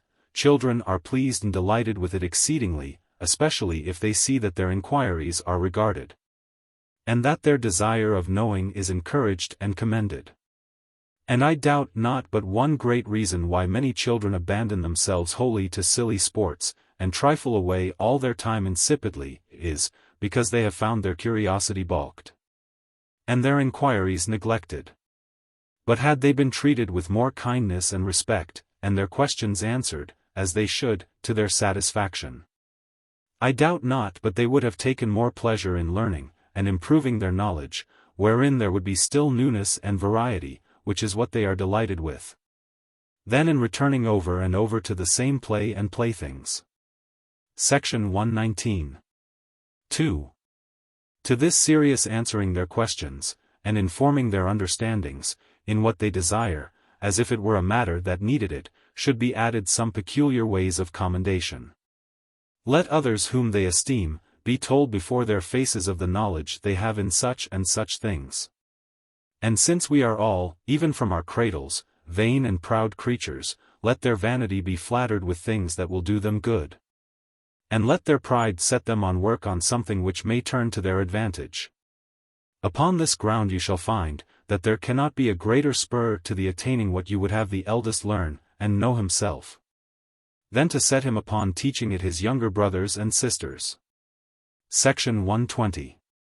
3. As children's inquiries are not to be slighted, so also great care is to be taken, that they never receive deceitful and eluding answers.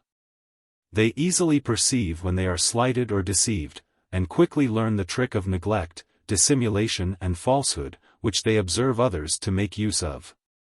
We are not to entrench upon truth in any conversation, but least of all with children. Since if we play false with them, we not only deceive their expectation, and hinder their knowledge, but corrupt their innocence, and teach them the worst of vices. They are travelers newly arrived in a strange country, of which they know nothing, we should therefore make conscience not to mislead them. And though their questions seem sometimes not very material, yet they should be seriously answered. For however they may appear to us, to whom they are long since known, inquiries not worth the making, they are of moment to those who are wholly ignorant. Children are strangers to all we are acquainted with. And all the things they meet with, are at first unknown to them, as they once were to us, and happy are they who meet with civil people, that will comply with their ignorance, and help them to get out of it. If you or I now should be set down in Japan, with all our prudence and knowledge about us, a conceit whereof makes us, perhaps, so apt to slight the thoughts and inquiries of children. Should we, I say, be set down in Japan, we should, no doubt, if we would inform ourselves of what is there to be known, ask 1,000 questions, which, to a supercilious or inconsiderate Japaner, would seem very idle and impertinent. Though to us they would be very material and of importance to be resolved, and we should be glad to find a man so complaisant and courteous, as to satisfy our demands, and instruct our ignorance. When any new thing comes in their way, children usually ask the common question of a stranger, "What is it?" whereby they ordinarily mean nothing but the name. And therefore to tell them how it is called, is usually the proper answer to that demand. And the next question usually is, what is it for? And to this it should be answered truly and directly. The use of the thing should be told, and the way explained, how it serves to such a purpose, as far as their capacities can comprehend it. And so of any other circumstances they shall ask about it. Not turning them going, till you have given them all the satisfaction they are capable of, and so leading them by your answers into farther questions. And perhaps to a grown man, such conversation will not be altogether so idle and insignificant as we are apt to imagine. The native and untaught suggestions of inquisitive children do often offer things that may set a considering man's thoughts on work. And I think there is frequently more to be learned from the unexpected questions of a child than the discourses of men, who talk in a road, according to the notions they have borrowed, and the prejudices of their education. Section 121. 4.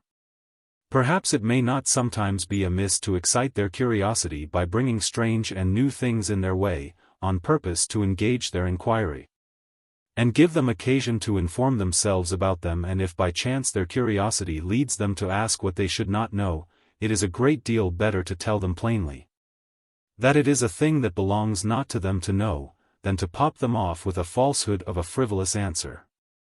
Section 122. Pertness, that appears sometimes so early, proceeds from a principle that seldom accompanies a strong constitution of body, or ripens into a strong judgment of mind.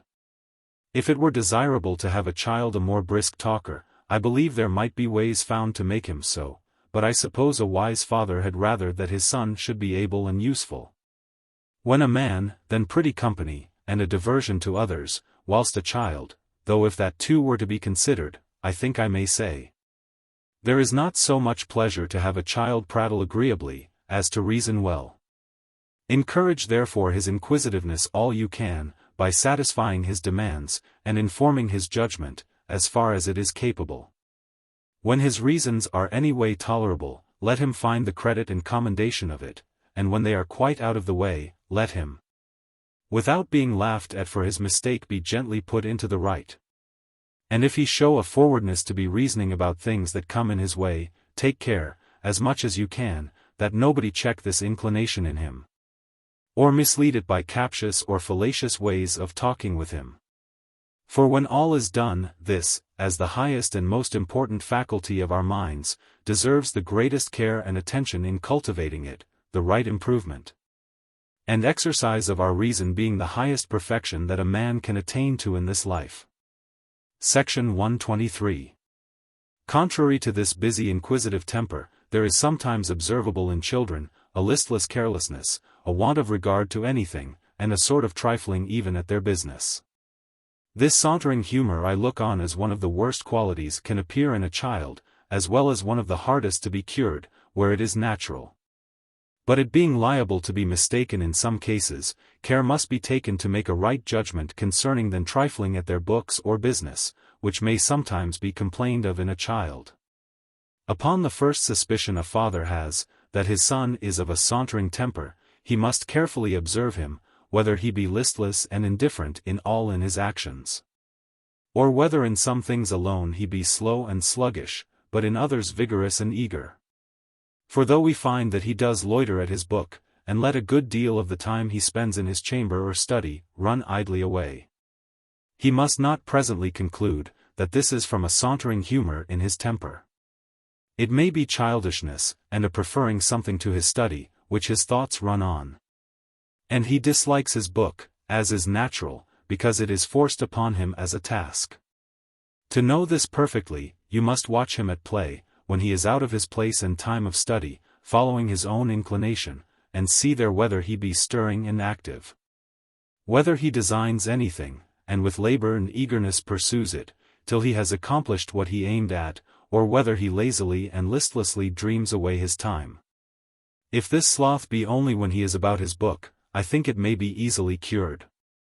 If it be in his temper, it will require a little more pains and attention to remedy it. Section 124.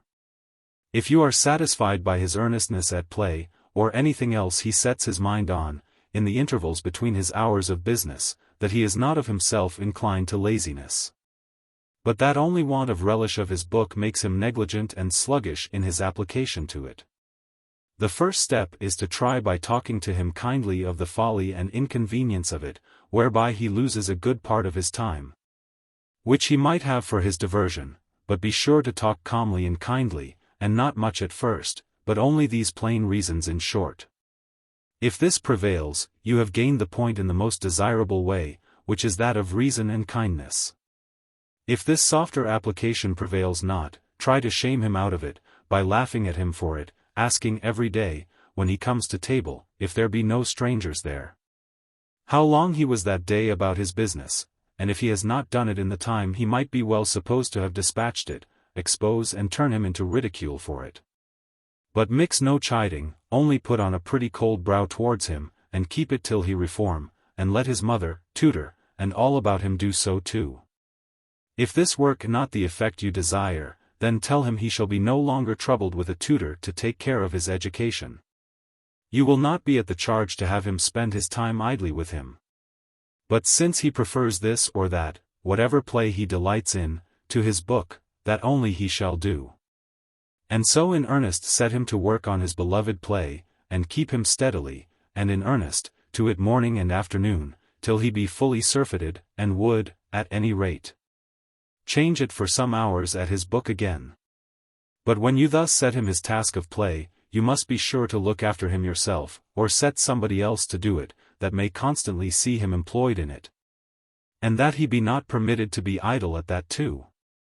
I say, yourself look after him, for it is worth a father's while, whatever business he has, to bestow 2 or 3 days upon his son, to cure so great a mischief as his sauntering at his business. Section 125. This is what I propose, if it be idleness, not from his general temper, but a peculiar or acquired aversion to learning, which you must be careful to examine and distinguish. But though you have your eyes upon him, to watch what he does with the time which he has at his own disposal, yet you must not let him perceive that you or anybody else do so. For that may hinder him from following his own inclination, which he being full of, and not daring, for fear of you, to prosecute what his head and heart are set upon. He may neglect all other things, which then he relishes not, and so may seem to be idle and listless, when in truth it is nothing but being intent on that which the fear of your eye or knowledge keeps him from executing. To be clear in this point, the observation must be made when you are out of the way, and he not so much as under the restraint of a suspicion that anybody has an eye upon him. In those seasons of perfect freedom, let somebody you can trust mark how he spends his time, whether he unactively loiters it away, when without any check he is left to his own inclination. Thus, by his employing of such times of liberty, you will easily discern, whether it be listlessness in his temper, or aversion to his book, that makes him saunter away his time of study. Section 126. If some defect in his constitution has cast a damp on his mind, and he be naturally listless and dreaming, this unpromising disposition is none of the easiest to be dealt with, because, generally carrying with it an unconcernedness for the future, it wants the 2 great springs of action, foresight and desire, which how to plant and increase, where nature has given a cold and contrary temper, will be the question. As soon as you are satisfied that this is the case, you must carefully inquire whether there be nothing he delights in, inform yourself what it is he is most pleased with. And if you can find any particular tendency his mind hath, increase it all you can, and make use of that to set him on work, and to excite his industry. If he loves praise, or play, or fine clothes, etc., or, on the other side, dreads pain, disgrace, or your displeasure, etc., whatever it be that he loves most, except it be sloth, for that will never set him on work, let that be made use of to quicken him, and make him bestir himself. For in this listless temper, you are not to fear an excess of appetite, as in all other cases, by cherishing it. 'Tis that which you want, and therefore must labor to raise and increase. For where there is no desire, there will be no industry. Section 127. If you have not hold enough upon him this way, to stir up vigor and activity in him, you must employ him in some constant bodily labor, whereby he may get an habit of doing something. The keeping him hard to some study were the better way to get him an habit of exercising and applying his mind. But because this is an invisible attention, and nobody can tell when he is or is not idle at it, you must find bodily employments for him, which he must be constantly busied in, and kept to. And if they have some little hardship and shame in them, it may not be the worse, that they may the sooner weary him, and make him desire to return to his book. But be sure, when you exchange his book for his other labor, set him such a task, to be done in such a time as may allow him no opportunity to be idle.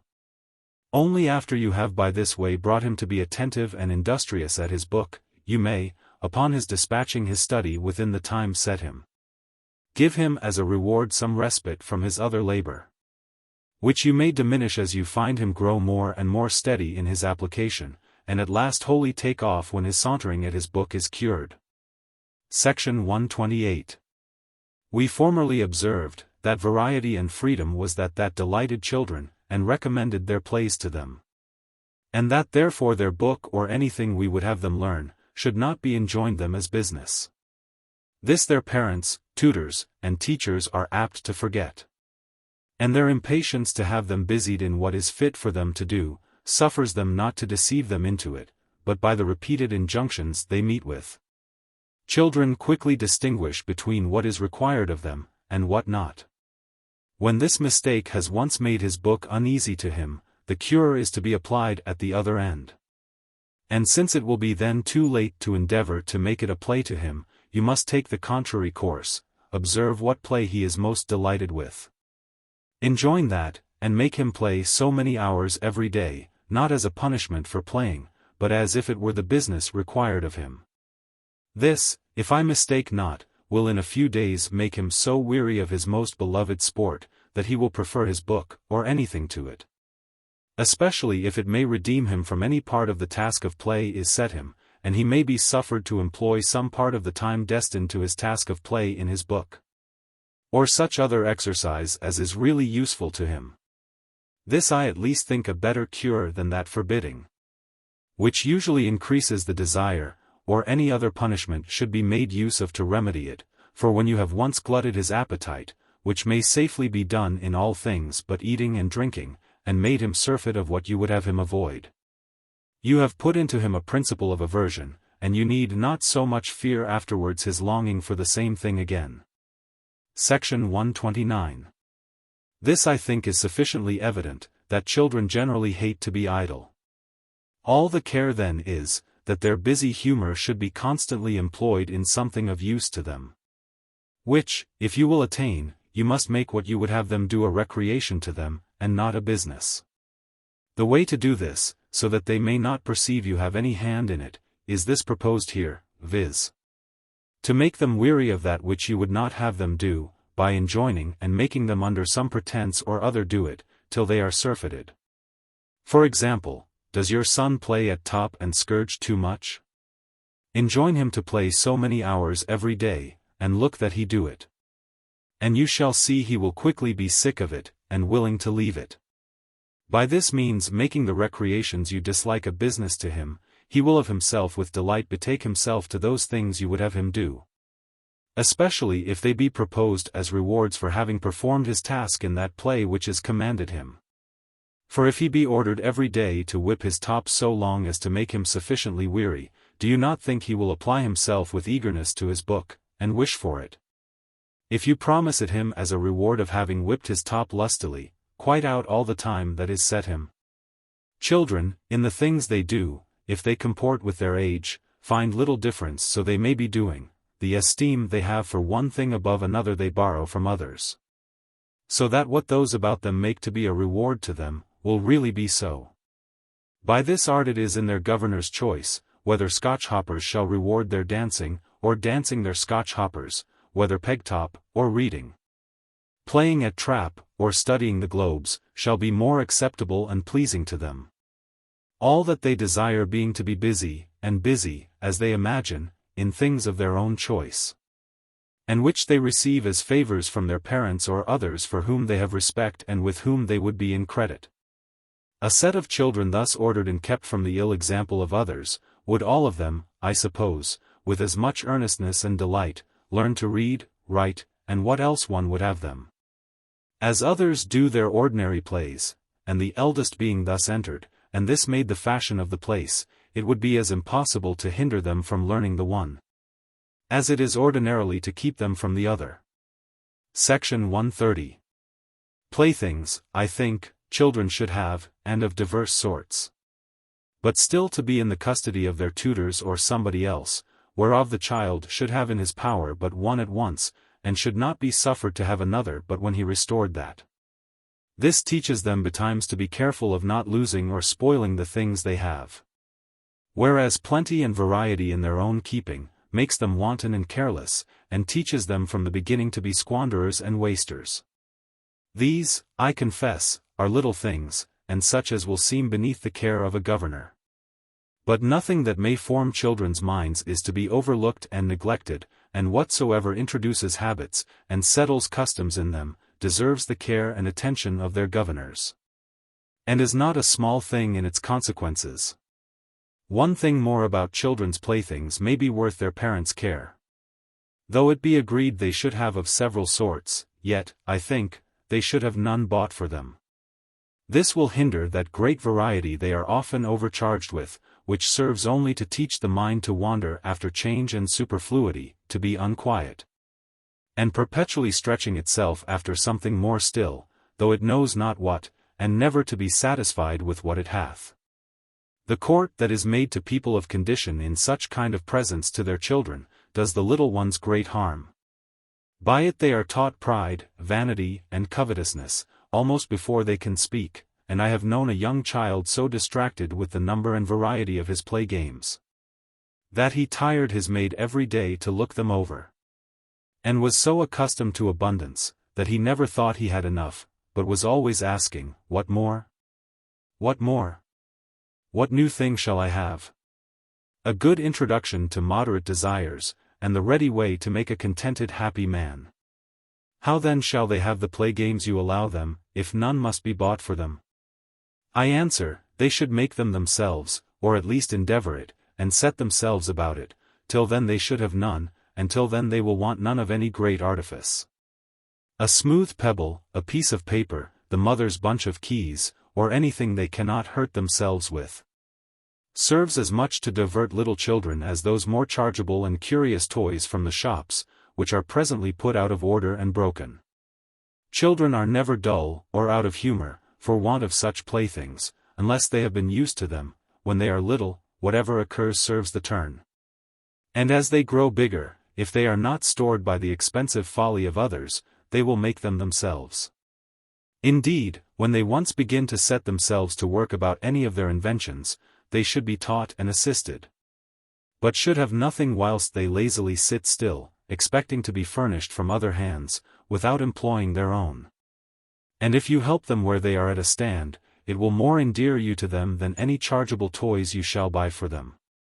Playthings which are above their skill to make, as tops, gigs, battledores, and the like, which are to be used with labor, should indeed be procured them. These 'tis convenient they should have, not for variety but exercise, but these too should be given them as bare as might be. If they had a top, the scourge stick and leather strap should be left to their own making and fitting. If they sit gaping to have such things drop into their mouths, they should go without them.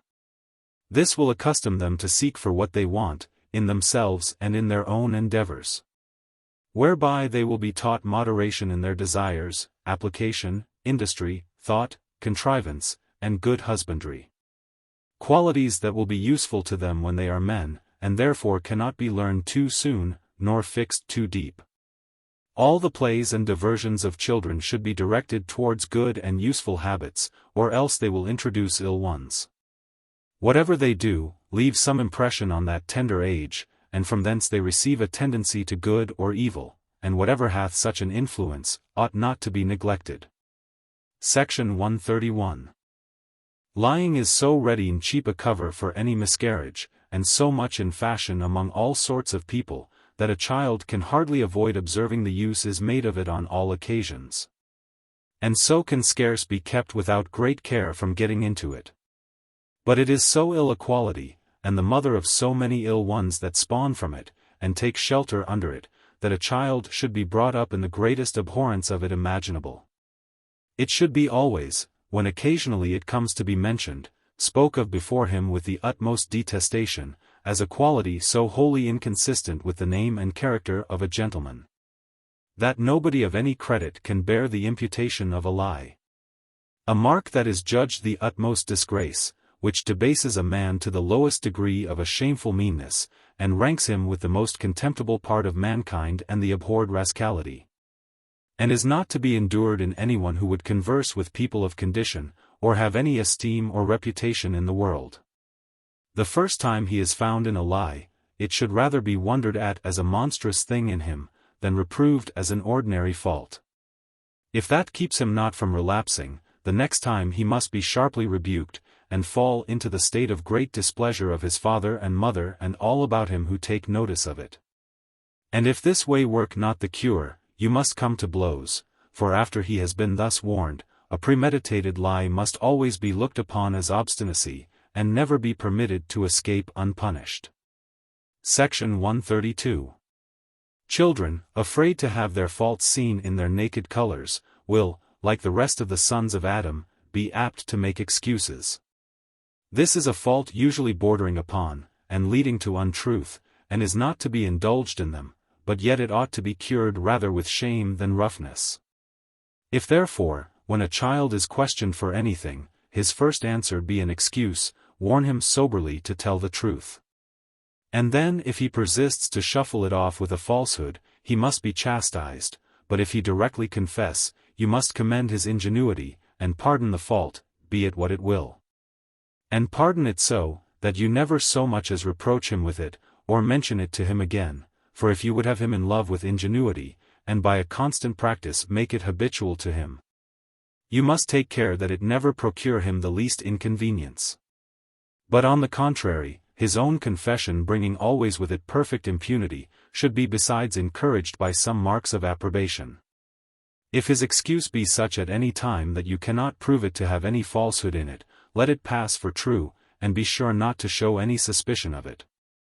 Let him keep up his reputation with you as high as is possible, for when once he finds he has lost that, you have lost a great, and your best hold upon him. Therefore let him not think he has the character of a liar with you, as long as you can avoid it without flattering him in it. Thus some slips in truth may be overlooked. But after he has once been corrected for a lie, you must be sure never after to pardon it in him. Whenever you find and take notice to him that he is guilty of it, for it being a fault which he has been forbid, and may, unless he be wilful, avoid, the repeating of it is perfect perverseness, and must have the chastisement due to that offense. Section 133. This is what I have thought concerning the general method of educating a young gentleman, which, though I am apt to suppose may have some influence on the whole course of his education, yet I am far from imagining it contains all those particulars which his growing years or peculiar temper may require. But this being premised in general, we shall in the next place, descend to a more particular consideration of the several parts of his education. Section 134. That which every gentleman, that takes any care of his education, desires for his son, besides the estate he leaves him, is contained, I suppose, in these four things: virtue, wisdom, breeding and learning. I will not trouble myself whether these names do not some of them sometimes stand for the same thing, or really include one another. It serves my turn here to follow the popular use of these words, which, I presume, is clear enough to make me be understood, and I hope there will be no difficulty to comprehend my meaning. Section 135. I place virtue as the first and most necessary of those endowments that belong to a man or a gentleman, as absolutely requisite to make him valued and beloved by others, acceptable or tolerable to himself. Without that, I think, he will be happy neither in this nor the other world. Section 136.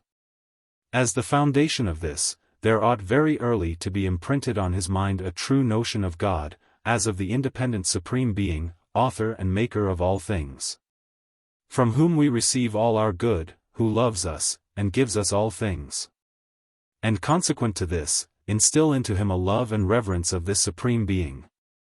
This is enough to begin with, without going to explain this matter any farther.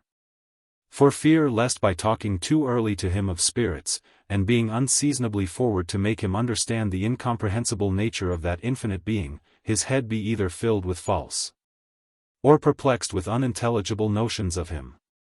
Let him only be told upon occasion, that God made and governs all things, hears and sees everything, and does all manner of good to those that love and obey him.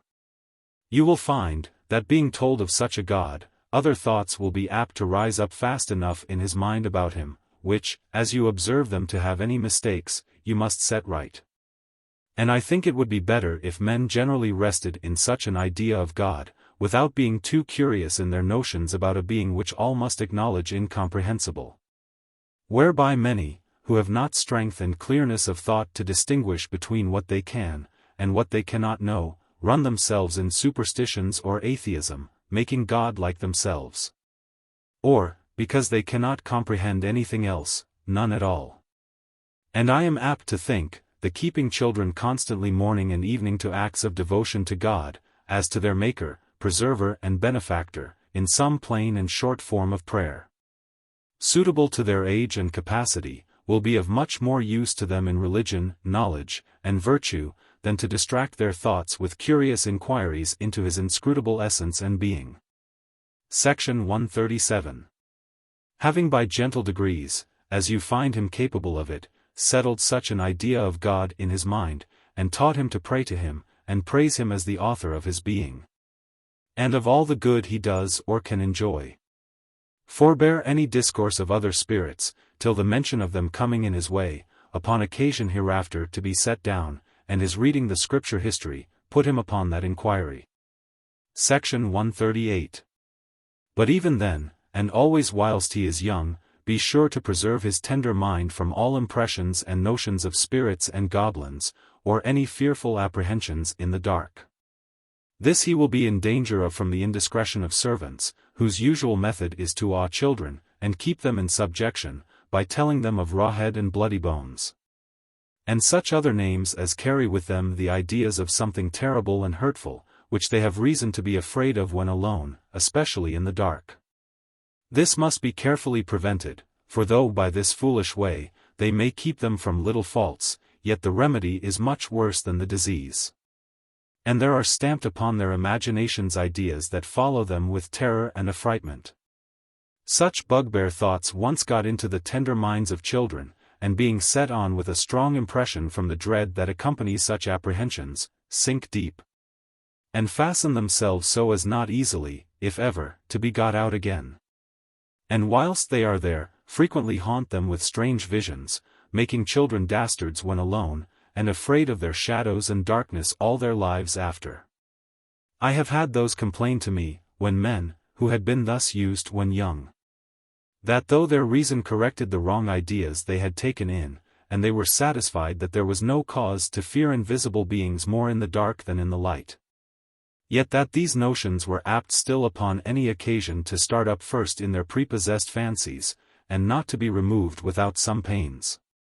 And to let you see how lasting and frightful images are, that take place in the mind early, I shall here tell you a pretty remarkable but true story. There was in a town in the West a man of a disturbed brain, whom the boys used to tease when he came in their way. This fellow one day seeing in the street one of those lads, that used to vex him, stepped into a cutler's shop he was near, and there seizing on a naked sword, made after the boy, who seeing him coming so armed, betook himself to his feet, and ran for his life, and by good luck had strength and heels enough to reach his father's house before the madman could get up to him. The door was only latched, and when he had the latch in his hand, he turned about his head, to see how near his pursuer was, who was at the entrance of the porch, with his sword up ready to strike. And he had just time to get in, and clap to the door to avoid the blow, which, though his body escaped, his mind did not. This frightening idea made so deep an impression there, that it lasted many years, if not all his life after. For, telling this story when he was a man, he said, that after that time till then, he never went in at that door, that he could remember, at any time without looking back. Whatever business he had in his head, or how little soever before he came thither he thought of this madman. If children were let alone, they would be no more afraid in the dark, than in broad sunshine, they would in their turns as much welcome the one for sleep as the other to play in. There should be no distinction made to them by any discourse of more danger or terrible things in the one than the other, but if the folly of any one about them should do them this harm, and make them think there is any difference between being in the dark and winking, you must get it out of their minds as soon as you can. And let them know, that God, who made all things good for them, made the night that they might sleep the better and the quieter. And that they being under his protection, there is nothing in the dark to hurt them. What is to be known more of God and good spirits, is to be deferred till the time we shall hereafter mention. And of evil spirits, 'twill be well if you can keep him from wrong fancies about them till he is ripe for that sort of knowledge. Section 139. Having laid the foundations of virtue in a true notion of a God, such as the Creed wisely teaches, as far as his age is capable, and by accustoming him to pray to him. The next thing to be taken care of is to keep him exactly to speaking of truth, and by all the ways imaginable inclining him to be good-natured. Let him know that 20 faults are sooner to be forgiven than the straining of truth to cover anyone by an excuse. And to teach him betimes to love and be good-natured to others, is to lay early the true foundation of an honest man. All injustice generally springing from too great love of ourselves and too little of others. This is all I shall say of this matter in general, and is enough for laying the first foundations of virtue in a child. As he grows up, the tendency of his natural inclination must be observed, which, as it inclines him more than is convenient on one or t'other side from the right path of virtue, ought to have proper remedies applied. For few of Adam's children are so happy, as not to be born with some bias in their natural temper, which it is the business of education either to take off, or counterbalance. But to enter into particulars of this, would be beyond the design of this short treatise of education. I intend not a discourse of all the virtues and vices, how each virtue is to be attained, and every particular vice by its peculiar remedies cured, though I have mentioned some of the most ordinary faults, and the ways to be used in correcting them. Section 140. Wisdom I take in the popular acceptation, for a man's managing his business ably and with foresight in this world. This is the product of a good natural temper, application of mind, and experience together, and so above the reach of children.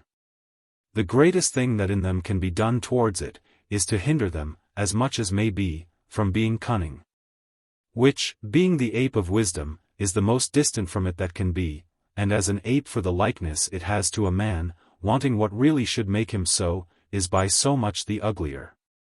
Cunning is only the want of understanding, which because it cannot compass its ends by direct ways, would do it by a trick and circumvention. And the mischief of it is, a cunning trick helps but once, but hinders ever after. No cover was ever made so big or so fine as to hide itself, nobody was ever so cunning as to conceal their being so, and when they are once discovered, everybody is shy. Everybody distrustful of crafty men. And all the world forwardly join to oppose and defeat them, whilst the open, fair, wise man has everybody to make way for him, and goes directly to his business. To accustom a child to have true notions of things, and not to be satisfied till he has them. To raise his mind to great and worthy thoughts, and to keep him at a distance from falsehood and cunning, which has always a broad mixture of falsehood in it, is the fittest preparation of a child for wisdom. The rest, which is to be learned from time, experience, and observation, and an acquaintance with men, their tempers and designs, is not to be expected in the ignorance and inadvertency of childhood, or the inconsiderate heat and unweariness of youth. All that can be done towards it, during this unripe age, is, as I have said, to accustom them to truth and sincerity, to a submission to reason, and as much as may be, to reflection on their own actions. Section 141. The next good quality belonging to a gentleman, is good breeding. There are two sorts of ill breeding, the one a sheepish bashfulness, and the other a misbecoming negligence and disrespect in our carriage. Both which are avoided by duly observing this one rule, not to think meanly of ourselves, and not to think meanly of others. Section 142. The first part of this rule must not be understood in opposition to humility, but to assurance. We ought not to think so well of ourselves, as to stand upon our own value, and assume to ourselves a preference before others, because of any advantage we may imagine we have over them, but modestly to take what is offered, when it is our due. But yet we ought to think so well of ourselves, as to perform those actions which are incumbent on, and expected of us, without discomposure or disorder, in whose presence soever we are, keeping that respect and distance which is due to everyone's rank and quality.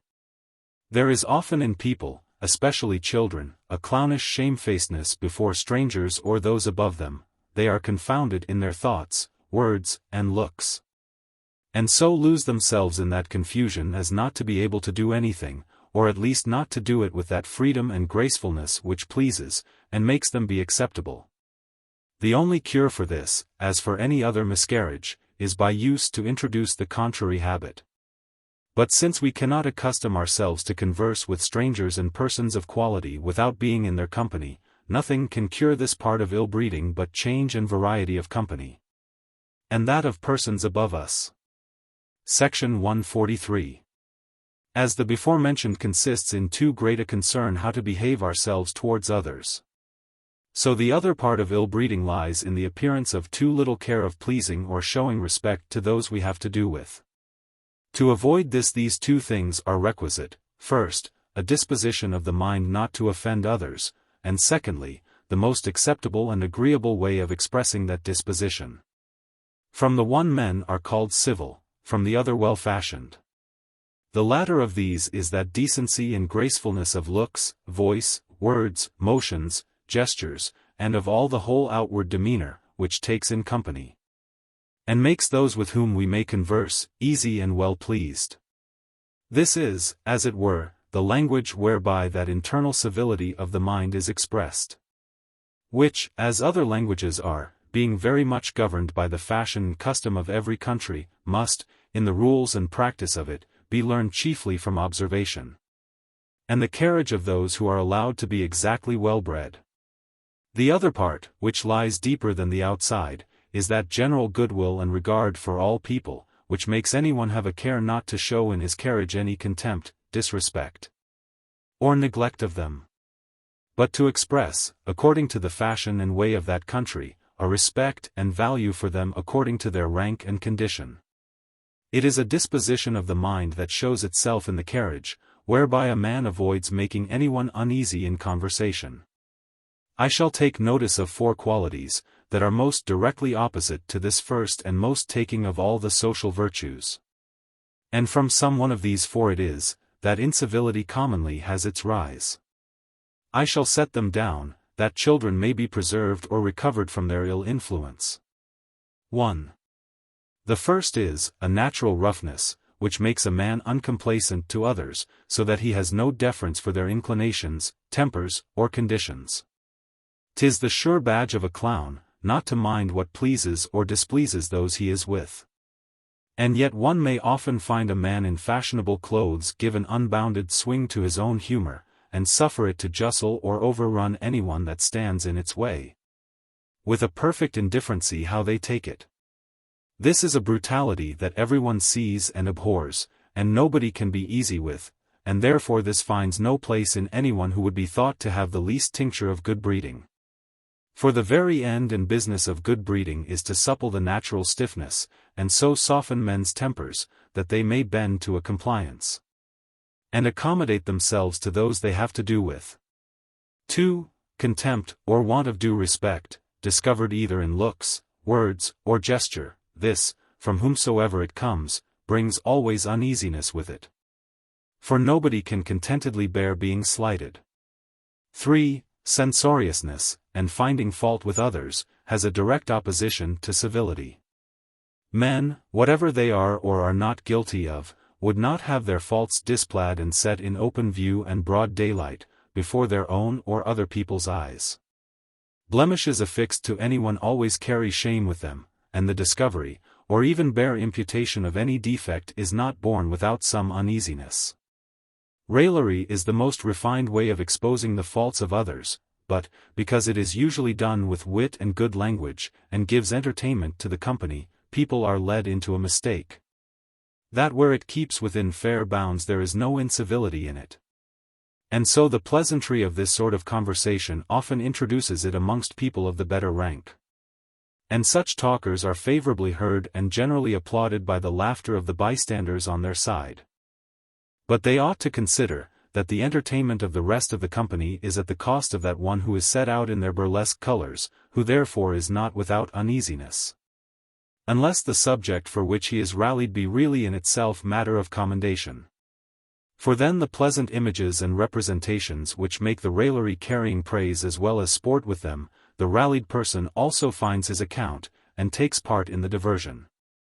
But because the right management of so nice and ticklish a business, wherein a little slip may spoil all, is not everybody's talent, I think those who would secure themselves from provoking others, especially all young people, should carefully abstain from raillery, which by a small mistake or any wrong turn, may leave upon the mind of those who are made uneasy by it the lasting memory of having been piquantly, though wittily, taunted for something censurable in them.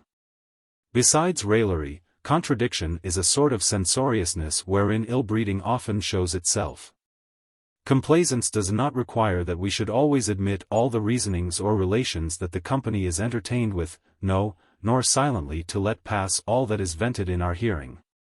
The opposing the opinions, and rectifying the mistakes of others, is what truth and charity sometimes require of us, and civility does not oppose, if it be done with due caution and care of circumstances.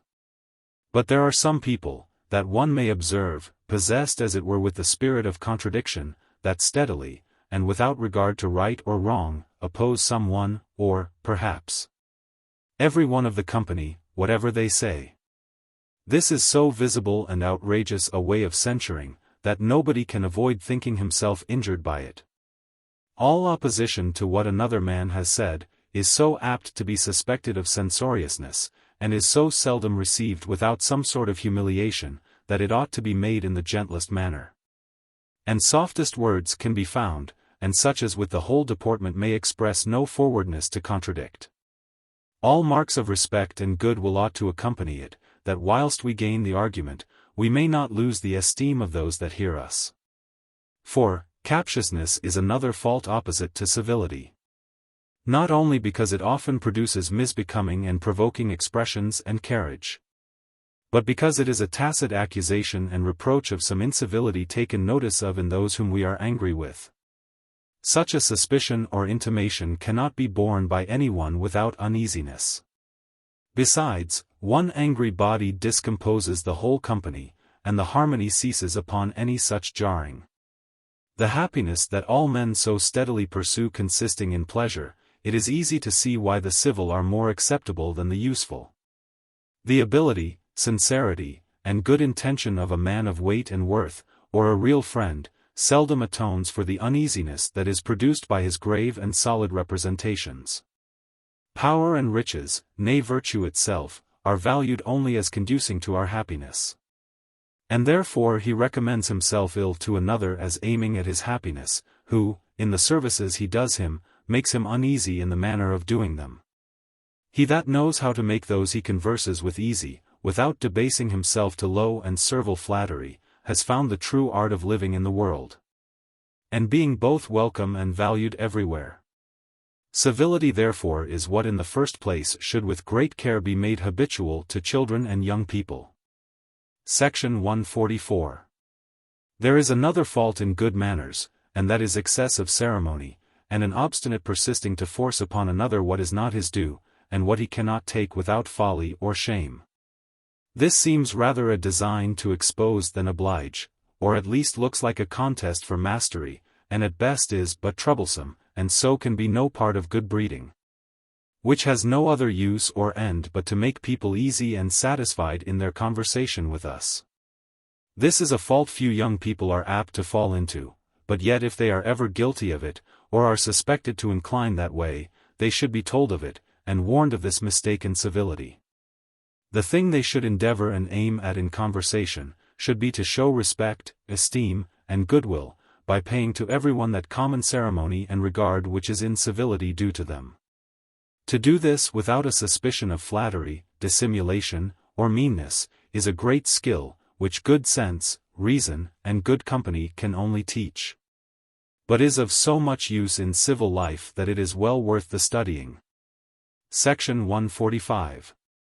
Though the managing ourselves well in this part of our behavior has the name of good breeding, as if peculiarly the effect of education, yet, as I have said, young children should not be much perplexed about it, I mean, about putting off their hats, and making legs modishly.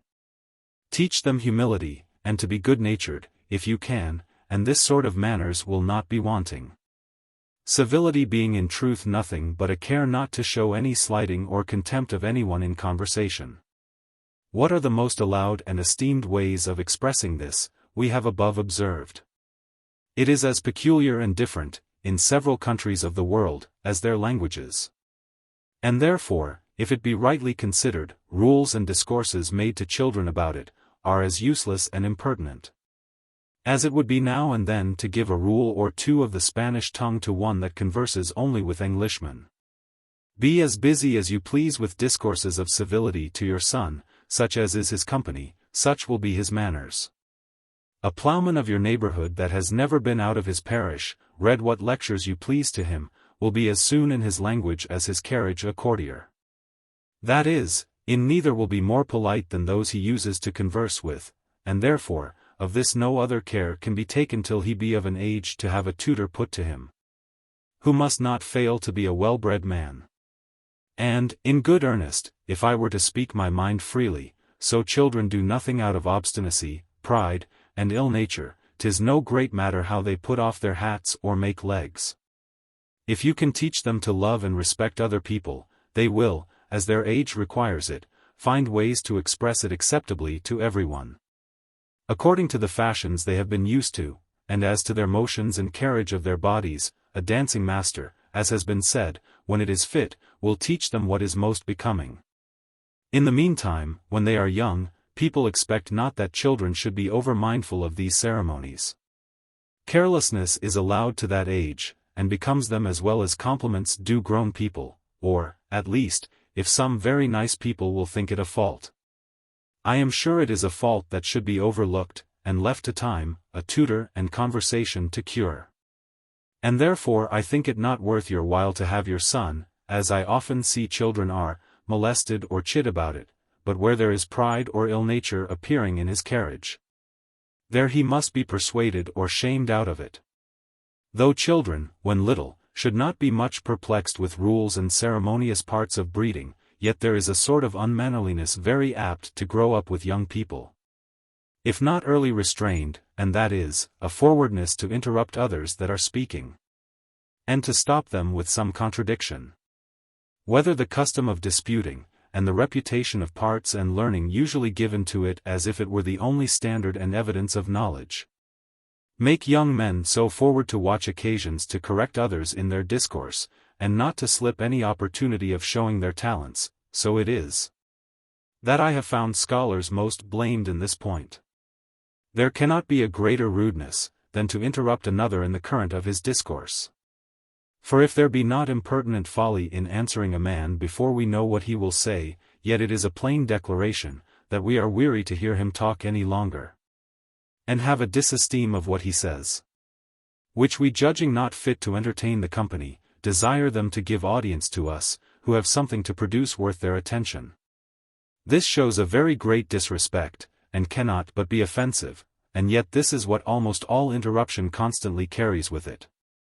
To which, if there be added, as is usual, a correcting of any mistake, or a contradiction of what has been said, it is a mark of yet greater pride and self-conceitedness. When we thus intrude ourselves for teachers, and take upon us either to set another right in his story, or show the mistakes of his judgment.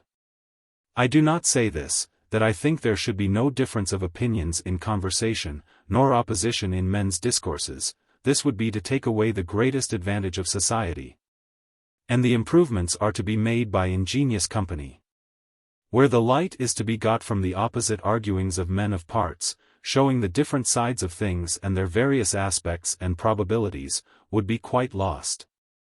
If everyone were obliged to assent to, and say after the first speaker, "'Tis not the owning one's descent from another, that I speak against, but the manner of doing it."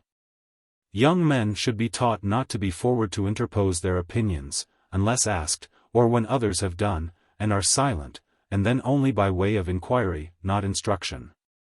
The positive asserting, and the magisterial air should be avoided, and when a general pause of the whole company affords an opportunity, they may modestly put in their question as learners.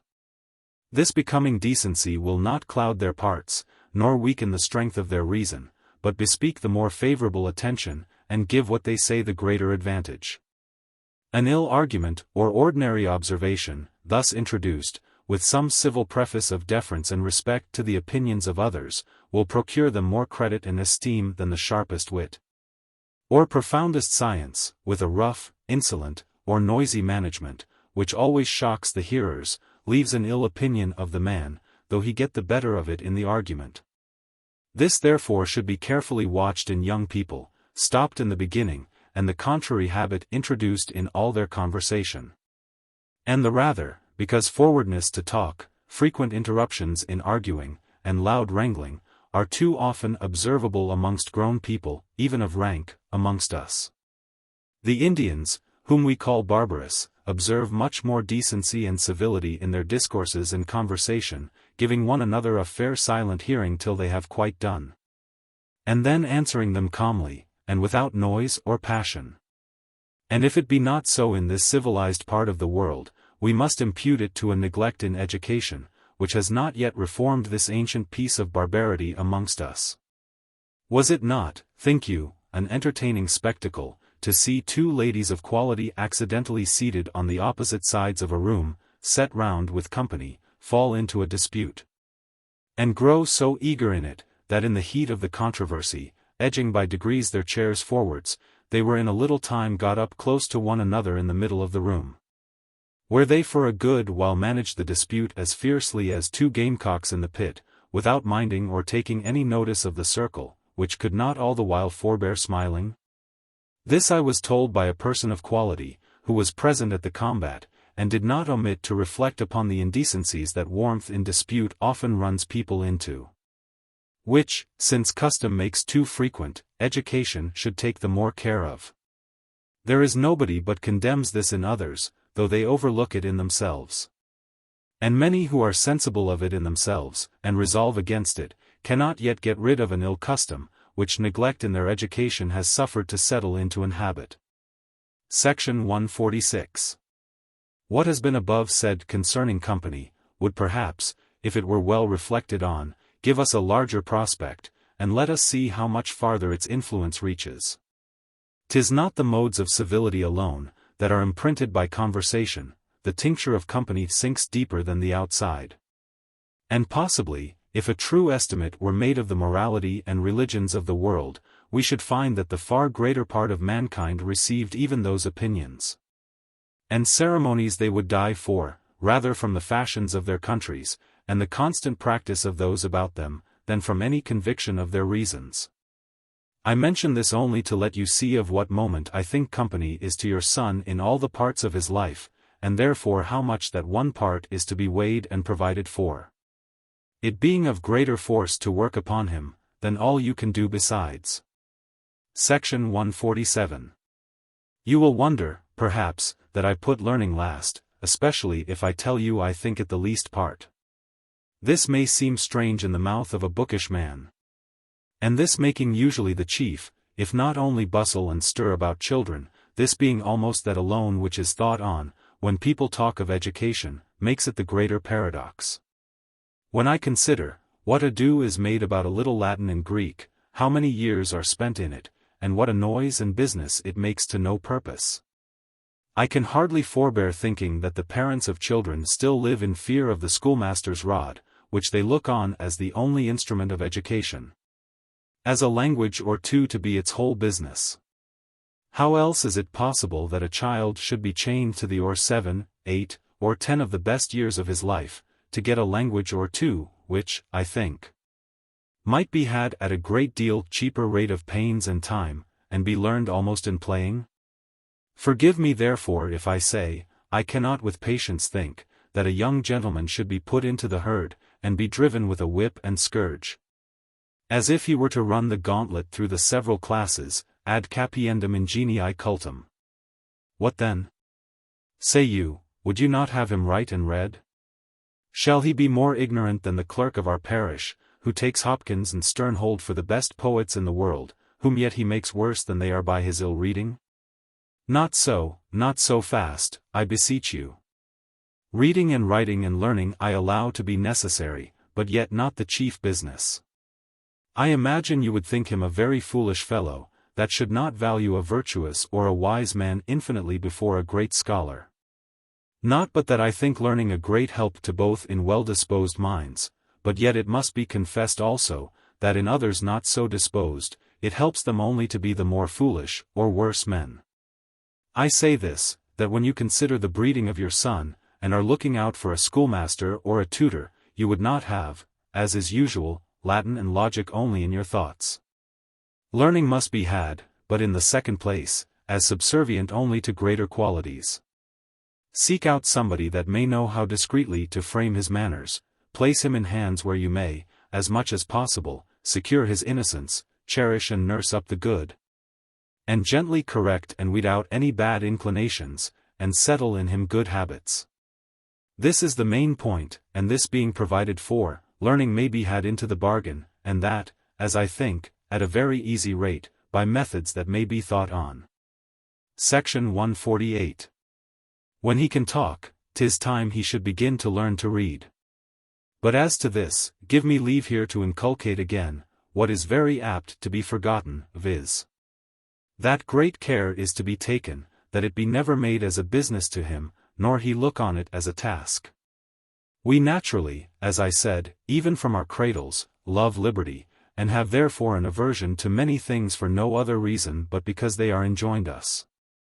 I have always had a fancy that learning might be made a play and recreation to children, and that they might be brought to desire to be taught, if it were proposed to them as a thing of honor, credit, delight, and recreation, or as a reward for doing something else. And if they were never chid or corrected for the neglect of it. That which confirms me in this opinion is, that amongst the Portuguese, 'tis so much a fashion and emulation amongst their children, to learn to read and write, that they cannot hinder them from it, they will learn it one from another, and are as intent on it, as if it were forbidden them. I remember that being at a friend's house, whose younger son, a child in coats, was not easily brought to his book, being taught to read at home by his mother, I advised to try another way, then requiring it of him as his duty. We therefore, in a discourse on purpose amongst ourselves, in his hearing, but without taking any notice of him, declared, that it was the privilege and advantage of heirs and elder brothers to be scholars. That this made them fine gentlemen, and beloved by everybody, and that for younger brothers, 'twas a favor to admit them to breeding. To be taught to read and write, was more than came to their share, they might be ignorant bumpkins and clowns, if they pleased. This so wrought upon the child, that afterwards he desired to be taught, would come himself to his mother to learn, and would not let his maid be quiet till she heard him his lesson. I doubt not but some way like this might be taken with other children. And when their tempers are found, some thoughts be instilled into them, that might set them upon desiring of learning, themselves, and make them seek it as another sort of play or recreation. But then, as I said before, it must never be imposed as a task, nor made a trouble to them. There may be dice and playthings, with the letters on them to teach children the alphabet by playing. And 20 other ways may be found, suitable to their particular tempers, to make this kind of learning a sport to them. Section 149. Thus children may be cozened into a knowledge of the letters. Be taught to read, without perceiving it to be anything but a sport, and play themselves into that which others are whipped for. Children should not have anything like work, or serious, laid on them. Neither their minds, nor bodies will bear it. It injures their healths. And their being forced and tied down to their books in an age at enmity with all such restraint, has, I doubt not, been the reason. Why a great many have hated books and learning all their lives after. 'Tis like a surfeit, that leaves an aversion behind and not to be removed. Section 150. I have therefore thought, that if playthings were fitted to this purpose, as they are usually to none, contrivances might be made to teach children to read, whilst they thought they were only playing. For example, what if an ivory ball were made like that of the Royal Oak Lottery, with 32 sides, or one rather of 24 or 25 sides?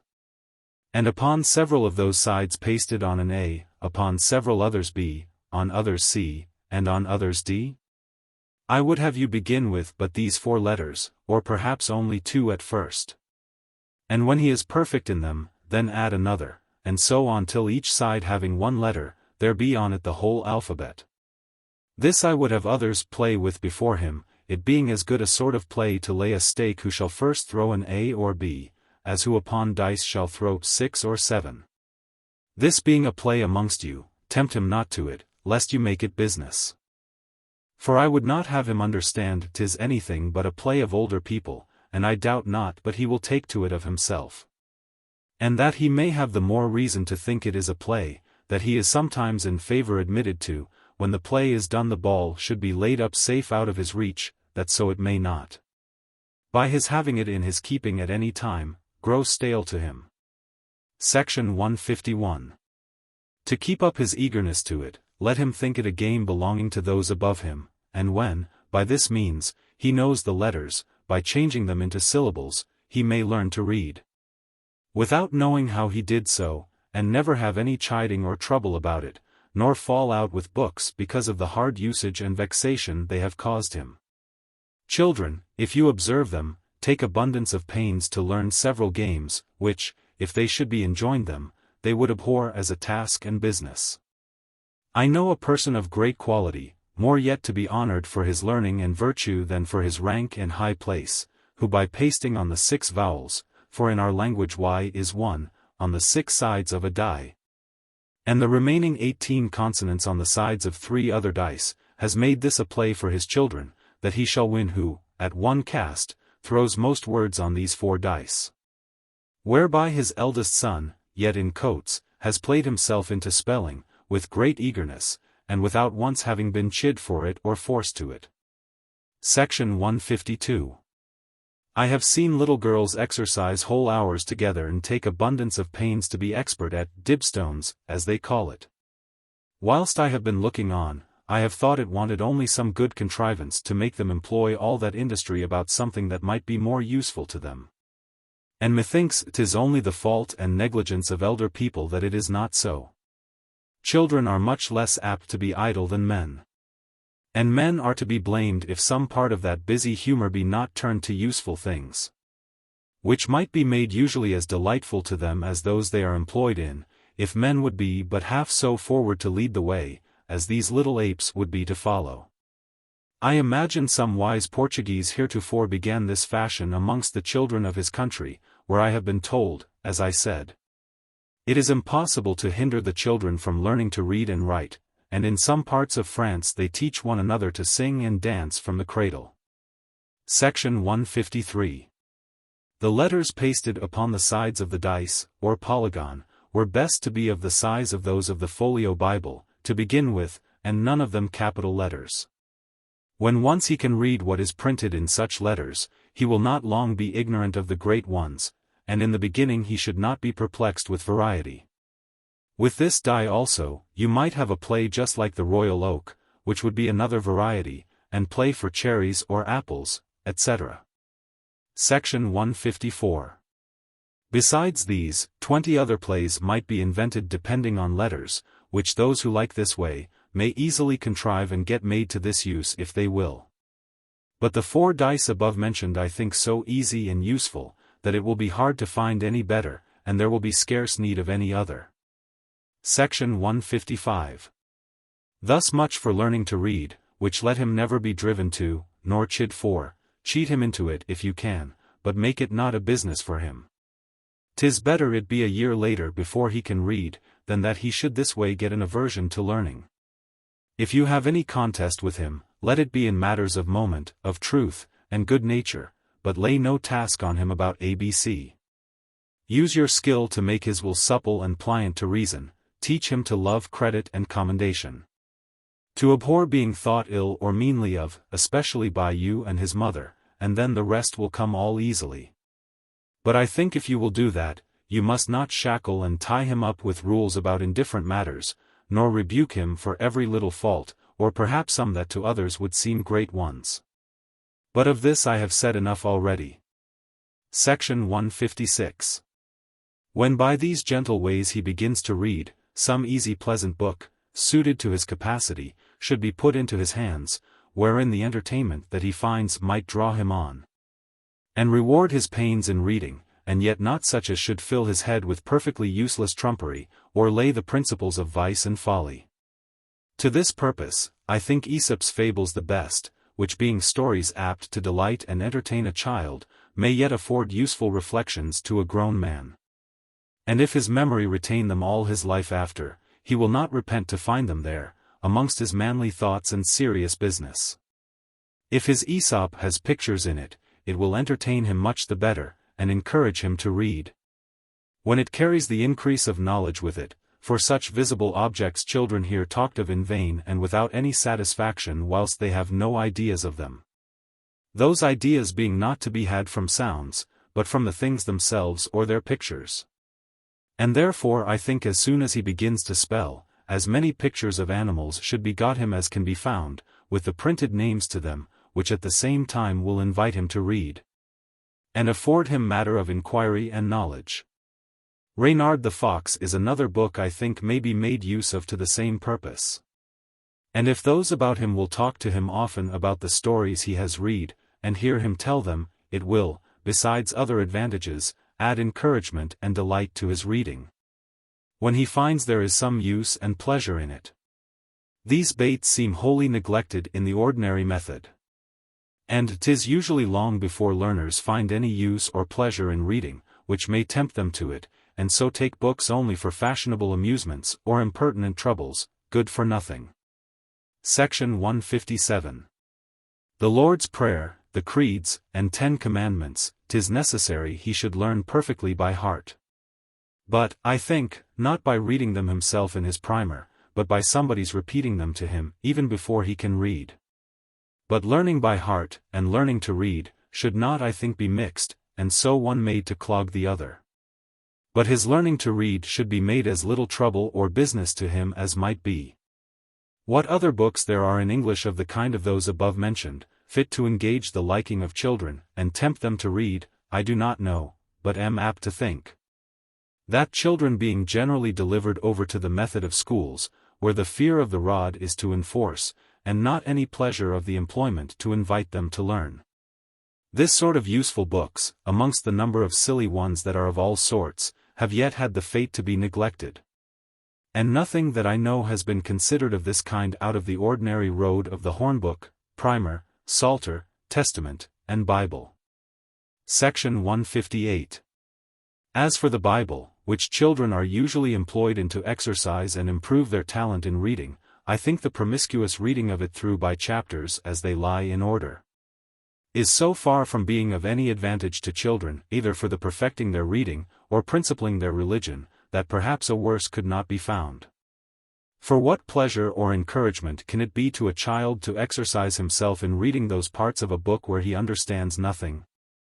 And how little are the law of Moses, the Song of Solomon, the prophecies in the Old, and the epistles and apocalypse in the New Testament, suited to a child's capacity. And though the history of the evangelists and the Acts have something easier, yet, taken altogether, it is very disproportional to the understanding of childhood. I grant that the principles of religion are to be drawn from thence, and in the words of the Scripture.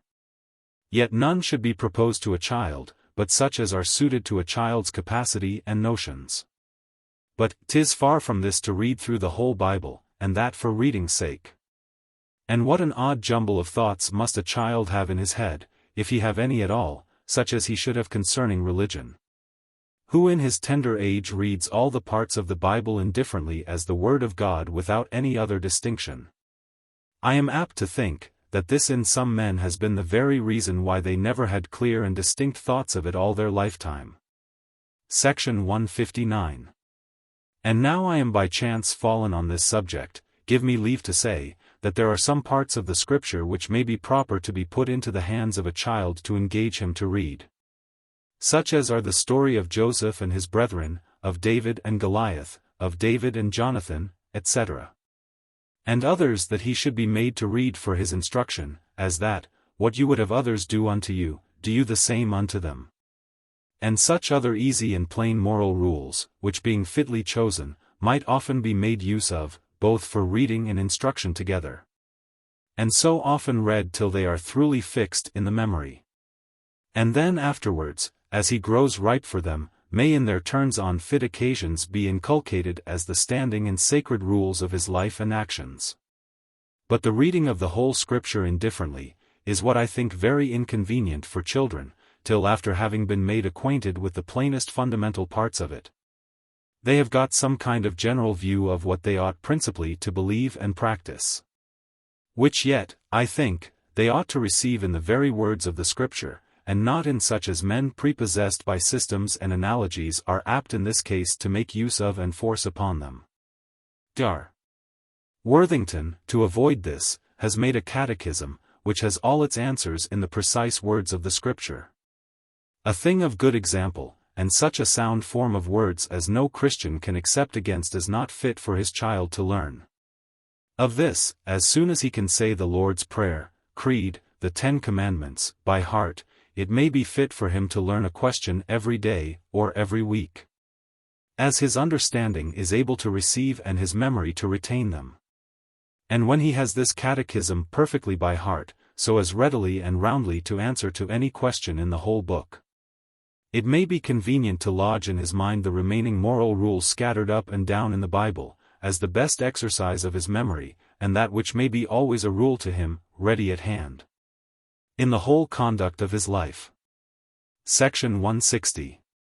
When he can read English well, it will be seasonable to enter him in writing, and here the first thing should be taught him is to hold his pen right. And this he should be perfect in before he should be suffered to put it to paper, for not only children but anybody else that would do anything well, should never be put upon too much of it at once, or be set to perfect themselves in 2 parts of an action at the same time, if they can possibly be separated. I think the Italian way of holding the pen between the thumb and the forefinger alone, may be best. But in this you may consult some good writing master, or any other person who writes well and quick. When he has learned to hold his pen right, in the next place he should learn how to lay his paper, and place his arm and body to it. These practices being got over, the way to teach him to write without much trouble is to get a plate graved with the characters of such a hand as you like best, but you must remember to have them a pretty deal bigger than he should ordinarily write. For everyone naturally comes by degrees to write a less hand than he at first was taught, but never a bigger. Such a plate being graved, let several sheets of good writing paper be printed off with red ink, which he has nothing to do but go over with a good pen filled with black ink, which will quickly bring his hand to the formation of those characters, being at first showed where to begin, and how to form every letter. And when he can do that well, he must then exercise on fair paper, and so may easily be brought to write the hand you desire. Section 161. When he can write well and quick, I think it may be convenient not only to continue the exercise of his hand in writing, but also to improve the use of it farther in drawing. A thing very useful to a gentleman in several occasions, but especially if he travel, as that which helps a man often to express, in a few lines well put together, what a whole sheet of paper in writing would not be able to represent and make intelligible. How many buildings may a man see, how many machines and habits meet with, the ideas whereof would be easily retained and communicated by a little skill in drawing, which being committed to words, are in danger to be lost, or at best but ill retained in the most exact descriptions. I do not mean that I would have your son a perfect painter. To be that to any tolerable degree, will require more time than a young gentleman can spare from his other improvements of greater moment. But so much insight into perspective and skill in drawing, as will enable him to represent tolerably on paper anything he sees, except faces, may, I think, be got in a little time. Especially if he have a genius to it. But where that is wanting, unless it be in the things absolutely necessary, it is better to let him pass them by quietly, than to vex him about them to no purpose, and therefore in this, as in all other things not absolutely necessary, the rule holds, nil invita Minerva. Paragraph 1. Shorthand, an art, as I have been told, known only in England, may perhaps be thought worth the learning, both for dispatch in what men write for their own memory, and concealment of what they would not have lie open to every eye. For he that has once learned any sort of character, may easily vary it to his own private use or fancy, and with more contraction suit it to the business he would employ it in. Mr. Riches, the best contrived of any I have seen, may, as I think, by one who knows and considers grammar well, be made much easier and shorter. But for the learning this compendious way of writing, there will be no need hastily to look out a master. It will be early enough when any convenient opportunity offers itself at any time, after his hand is well settled in fair and quick writing. For boys have but little use of shorthand, and should by no means practice it till they write perfectly well, and have thoroughly fixed the habit of doing so. Section 162. As soon as he can speak English, 'tis time for him to learn some other language. This nobody doubts of, when French is proposed. And the reason is, because people are accustomed to the right way of teaching that language, which is by talking it into children in constant conversation, and not by grammatical rules. The Latin tongue would easily be taught the same way, if his tutor, being constantly with him, would talk nothing else to him, and make him answer still in the same language. But because French is a living language, and to be used more in speaking, that should be first learned, that the yet pliant organs of speech might be accustomed to a due formation of those sounds. And he get the habit of pronouncing French well, which is the harder to be done the longer it is delayed. Section 163. When he can speak and read French well, which in this method is usually in a year or two, he should proceed to Latin, which 'tis a wonder parents, when they have had the experiment in French, should not think ought to be learned the same way, by talking and reading. Only care is to be taken whilst he is learning these foreign languages, by speaking and reading nothing else with his tutor, that he do not forget to read English, which may be preserved by his mother or somebody else hearing him read some chosen parts of the Scripture or other English book every day. Section 164. Latin I look upon as absolutely necessary to a gentleman.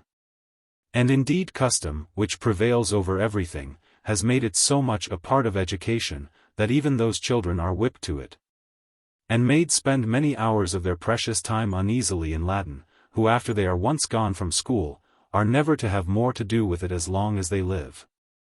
Can there be anything more ridiculous, than that a father should waste his own money and his son's time in setting him to learn the Roman language, when at the same time he designs him for a trade, wherein he having no use of Latin, fails not to forget that little which he brought from school, and which, 'tis 10 to 1 he abhors for the ill usage it procured him? Could it be believed, unless we had everywhere amongst us examples of it, that a child should be forced to learn the rudiments of a language which he is never to use in the course of life that he is designed to, and neglect all the while the writing a good hand and casting accounts, which are of great advantage in all conditions of life, and to most trades indispensably necessary? But though these qualifications, requisite to trade and commerce and the business of the world, are seldom or never to be had at grammar schools, yet thither not only gentlemen send their younger sons, intended for trades, but even tradesmen and farmers fail not to send their children, though they have neither intention nor ability to make them scholars. If you ask them why they do this, they think it as strange a question as if you should ask them why they go to church. Custom serves for reason, and has, to those who take it for reason, so consecrated this method, that it is almost religiously observed by them, and they stick to it, as if their children had scarce an orthodox education unless they learned Lilly's grammar. Section 165. But how necessary soever Latin be to some, and is thought to be to others to whom it is of no manner of use and service, Yet the ordinary way of learning it in a grammar school is that which having had thoughts about I cannot be forward to encourage. The reasons against it are so evident and cogent, that they have prevailed with some intelligent persons to quit the ordinary road, not without success. Though the method made use of was not exactly what I imagine the easiest, and in short is this: to trouble the child with no grammar at all, but to have Latin, as English has been, without the perplexity of rules, talked into him. For if you will consider it, Latin is no more unknown to a child, when he comes into the world, than English, and yet he learns English without master, rule, or grammar. And so might he Latin too, as Tully did, if he had somebody always to talk to him in this language. And when we so often see a French woman teach an English girl to speak and read French perfectly in a year or two, without any rule of grammar, or anything else but prattling to her, I cannot but wonder how gentlemen have overseen this way for their sons, and thought them more dull or incapable than their daughters. Section 166. If therefore a man could be got, who himself speaking good Latin, would always be about your son, talk constantly to him, and suffer him to speak or read nothing else. This would be the true and genuine way, and that which I would propose, not only as the easiest and best, wherein a child might, without pains or chiding, get a language, which others are wont to be whipped for at school 6 or 7 years together, but also as that, wherein at the same time he might have his mind and manners formed, and he be instructed to boot in several sciences, such as are a good part of geography, astronomy, chronology, anatomy, besides some parts of history, and all other parts of knowledge of things that fall under the senses and require little more than memory.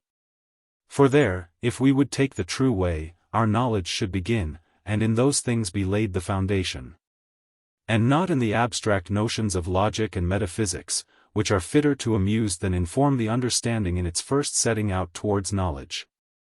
When young men have had their heads employed a while in those abstract speculations without finding the success and improvement, or that use of them, which they expected, they are apt to have mean thoughts either of learning or themselves.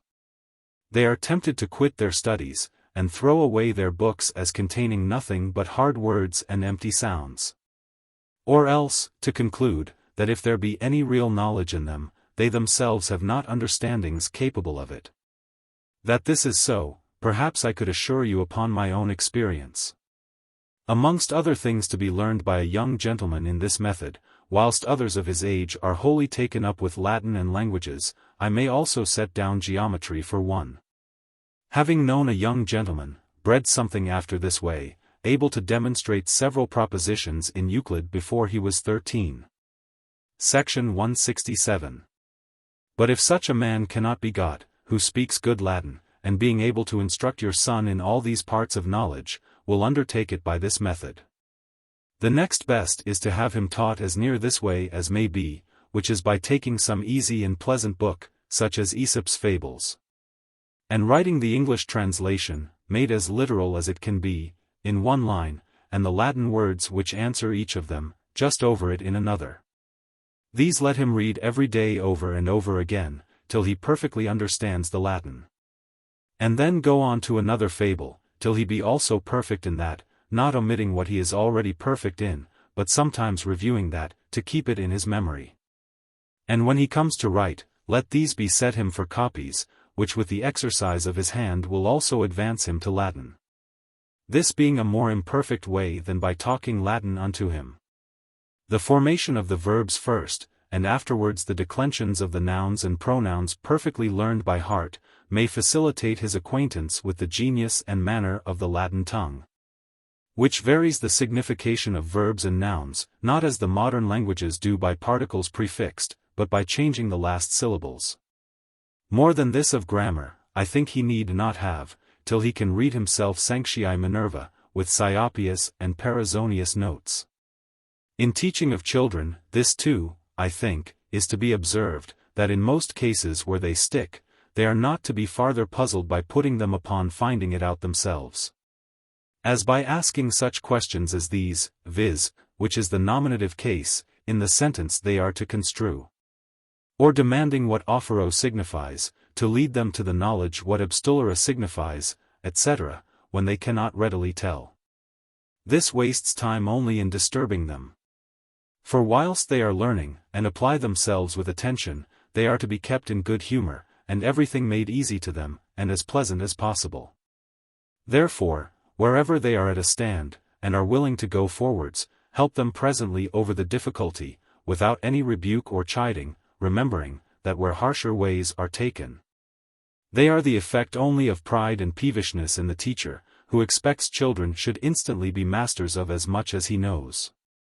Whereas he should rather consider, that his business is to settle in them habits, not angrily to inculcate rules, which serve for little in the conduct of our lives. At least are of no use to children, who forget them as soon as given. In sciences where their reason is to be exercised, I will not deny but this method may sometimes be varied, and difficulties proposed on purpose to excite industry, and accustom the mind to employ its own strength and sagacity in reasoning. But yet, I guess, this is not to be done to children, whilst very young, nor at their entrance upon any sort of knowledge, then everything of itself is difficult. And the great use and skill of a teacher is to make all as easy as he can, but particularly in learning of languages there is least occasion for posing of children. For languages being to be learned by rote, custom and memory, are then spoken in greatest perfection, when all rules of grammar are utterly forgotten. I grant the grammar of a language is sometimes very carefully to be studied, but it is not to be studied but by a grown man, when he applies himself to the understanding of any language critically, which is seldom the business of any but professed scholars. This I think will be agreed to, that if a gentleman be to study any language, it ought to be that of his own country, that he may understand the language which he has constant use of, with the utmost accuracy. There is yet a further reason, why masters and teachers should raise no difficulties to their scholars, but on the contrary should smooth their way, and readily help them forwards, where they find them stop. Children's minds are narrow and weak, and usually susceptible but of one thought at once. Whatever is in a child's head, fills it for the time, especially if set on with any passion. It should therefore be the skill and art of the teacher to clear their heads of all other thoughts whilst they are learning of anything, the better to make room for what he would instill into them, that it may be received with attention and application, without which it leaves no impression. The natural temper of children disposes their minds to wander. Novelty alone takes them, whatever that presents, they are presently eager to have a taste of, and are as soon satiated with it. They quickly grow weary of the same thing, and so have almost their whole delight in change and variety. It is a contradiction to the natural state of childhood for them to fix their fleeting thoughts. Whether this be owing to the temper of their brains, or the quickness or instability of their animal spirits, over which the mind has not yet got a full command. This is visible, that it is a pain to children to keep their thoughts steady to anything. A lasting continued attention is one of the hardest tasks can be imposed on them. And therefore, he that requires their application, should endeavor to make what he proposes as grateful and agreeable as possible. At least he ought to take care not to join any displeasing or frightful idea with it. If they come not to their books with some kind of liking and relish, 'tis no wonder their thoughts should be perpetually shifting from what disgusts them, and seek better entertainment in more pleasing objects, after which they will unavoidably be gaddying. 'Tis, I know, the usual method of tutors, to endeavor to procure attention in their scholars, and to fix their minds to the business in hand, by rebukes and corrections, if they find them ever so little wandering. But such treatment is sure to produce the quite contrary effect. Passionate words or blows from the tutor fill the child's mind with terror and affrightment, which immediately takes it wholly up, and leaves no room for other impressions. I believe there is nobody that reads this, but may recollect what disorder hasty or imperious words from his parents or teachers have caused in his thoughts. How for the time it has turned his brains, so that he scarce knew what was said by or to him. He presently lost the sight of what he was upon, his mind was filled with disorder and confusion, and in that state was no longer capable of attention to anything else. 'Tis true, Parents and governors ought to settle and establish their authority by an awe over the minds of those under their tuition. And to rule them by that, but when they have got an ascendant over them, they should use it with great moderation. And not make themselves such scarecrows that their scholars should always tremble in their sight. Such an austerity may make their government easy to themselves, but of very little use to their pupils. 'Tis impossible children should learn anything whilst their thoughts are possessed and disturbed with any passion, especially fear, which makes the strongest impression on their yet tender and weak spirits. Keep the mind in an easy calm temper, when you would have it receive your instructions or any increase of knowledge. 'Tis as impossible to draw fair and regular characters on a trembling mind as on a shaking paper. The great skill of a teacher is to get and keep the attention of his scholar. Whilst he has that, he is sure to advance as fast as the learner's abilities will carry him, and without that, all his bustle and pother will be to little or no purpose. To attain this, he should make the child comprehend, as much as may be, the usefulness of what he teaches him, and let him see, by what he has learnt, that he can do something which he could not do before. Something, which gives him some power and real advantage above others who are ignorant of it. To this he should add sweetness in all his instructions, and by a certain tenderness in his whole carriage, make the child sensible that he loves him and designs nothing but his good. The only way to beget love in the child, which will make him hearken to his lessons, and relish what he teaches him. Nothing but obstinacy should meet with any imperiousness or rough usage. All other faults should be corrected with a gentle hand. And kind engaging words will work better and more effectually upon a willing mind, and even prevent a good deal of that perverseness which rough and imperious usage often produces in well-disposed and generous minds. 'Tis true, obstinacy and wilful neglects must be mastered, even though it cost blows to do it, but I am apt to think perverseness in the pupils is often the effect of frowardness in the tutor. And that most children would seldom have deserved blows, if needless and misapplied roughness had not taught them ill nature, and given them an aversion for their teacher and all that comes from him. Inadvertency, forgetfulness, unsteadiness, and wandering of thought, are the natural faults of childhood. And therefore, where they are not observed to be wilful, are to be mentioned softly, and gained upon by time. If every slip of this kind produces anger and rating, the occasions of rebuke and corrections will return so often, that the tutor will be a constant terror and uneasiness to his pupils. Which one thing is enough to hinder their profiting by his lessons, and to defeat all his methods of instruction. Let the awe he has got upon their minds be so tempered with the constant marks of tenderness and goodwill, that affection may spur them to their duty, and make them find a pleasure in complying with his dictates. This will bring them with satisfaction to their tutor. Make them hearken to him, as to one who is their friend, that cherishes them, and takes pains for their good. This will keep their thoughts easy and free whilst they are with him. The only temper wherein the mind is capable of receiving new informations, and of admitting into itself those impressions, which, if not taken and retained, all that they and their teachers do together is lost labor. There is much uneasiness and little learning. Section 168.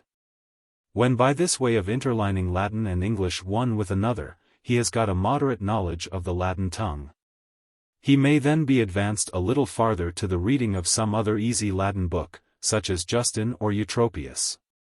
And to make the reading and understanding of it the less tedious and difficult to him, let him help himself if he pleases with the English translation. Nor let the objection that he will then know it only by rote, fright anyone. This, when well considered, is not of any moment against, but plainly for this way of learning a language. For languages are only to be learned by rote. And a man who does not speak English or Latin perfectly by rote, so that having thought of the thing he would speak of, his tongue of course, without thought of rule or grammar, falls into the proper expression and idiom of that language, does not speak it well, nor is master of it. And I would fain have anyone name to me that tongue, that anyone can learn, or speak as he should do, by the rules of grammar. Languages were made not by rules or art, but by accident, and the common use of the people. And he that will speak them well, has no other rule but that. Nor anything to trust to, but his memory, and the habit of speaking after the fashion learned from those that are allowed to speak properly, which in other words is only to speak by rote. It will possibly be asked here, is grammar then of no use? And have those who have taken so much pains in reducing several languages to rules and observations, who have writ so much about declensions and conjugations, about concords and syntaxes, lost their labor, and been learned to no purpose? I say not so, grammar has its place too. But this I think I may say, there is more stir a great deal made with it than there needs, and those are tormented about it, to whom it does not at all belong. I mean children, at the age wherein they are usually perplexed with it in grammar schools. There is nothing more evident, than that languages learnt by rote serve well enough for the common affairs of life and ordinary commerce. Nay, persons of quality of the softer sex, and such of them as have spent their time in well-bred company, show us, that this plain natural way, without the least study or knowledge of grammar, can carry them to a great degree of elegancy and politeness in their language, and there are ladies who, without knowing what tenses and participles, adverbs and prepositions are, speak as properly and as correctly. They might take it for an ill compliment if I said as any country schoolmaster, as most gentlemen who have been bred up in the ordinary methods of grammar schools. Grammar therefore we see may be spared in some cases. The question then will be, to whom should it be taught, and when? To this I answer. 1. Men learn languages for the ordinary intercourse of society and communication of thoughts in common life, without any farther design in the use of them. And for this purpose, the original way of learning a language by conversation not only serves well enough, but is to be preferred as the most expedite, proper and natural. Therefore, to this use of language one may answer, that grammar is not necessary. This so many of my readers must be forced to allow, as understand what I here say, and who conversing with others, understand them without having ever been taught the grammar of the English tongue. Which I suppose is the case of incomparably the greatest part of English men, of whom I have never yet known anyone who learned his mother tongue by rules. 2. Others there are, the greatest part of whose business in this world is to be done with their tongues and with their pens. And to these it is convenient, if not necessary, that they should speak properly and correctly, whereby they may let their thoughts into other men's minds the more easily, and with the greater impression. Upon this account it is, that any sort of speaking, so as will make him be understood, is not thought enough for a gentleman. He ought to study grammar amongst the other helps of speaking well, but it must be the grammar of his own tongue, of the language he uses, that he may understand his own country speech nicely, and speak it properly, without shocking the ears of those it is addressed to, with solecisms and offensive irregularities. And to this purpose grammar is necessary, but it is the grammar only of their own proper tongues, and to those only who would take pains in cultivating their language, and in perfecting their styles. Whether all gentlemen should not do this, I leave to be considered, since the want of propriety and grammatical exactness is thought very misbecoming one of that rank, and usually draws on one guilty of such faults the censure of having had a lower breeding and worse company than suits with his quality. If this be so, as I suppose it is, it will be matter of wonder why young gentlemen are forced to learn the grammars of foreign and dead languages, and are never once told of the grammar of their own tongues. They do not so much as know there is any such thing, much less is it made their business to be instructed in it. Nor is their own language ever proposed to them as worthy their care in cultivating, though they have daily use of it, and are not seldom, in the future course of their lives, judged of by their handsome or awkward way of expressing themselves in it. Whereas the languages whose grammars they have been so much employed in, are such as probably they shall scarce ever speak or write. Or if, upon occasion, this should happen, they should be excused for the mistakes and faults they make in it. Would not a Chinese who took notice of this way of breeding, be apt to imagine that all our young gentlemen were designed to be teachers and professors of the dead languages of foreign countries, and not to be men of business in their own? 3. There is a third sort of men, who apply themselves to 2 or 3 foreign, dead, and, which amongst us are called the learned languages, make them their study, and pique themselves upon their skill in them. No doubt, those who propose to themselves the learning of any language with this view, and would be critically exact in it, ought carefully to study the grammar of it. I would not be mistaken here, as if this were to undervalue Greek and Latin. I grant these are languages of great use and excellency, and a man can have no place among the learned in this part of the world, who is a stranger to them.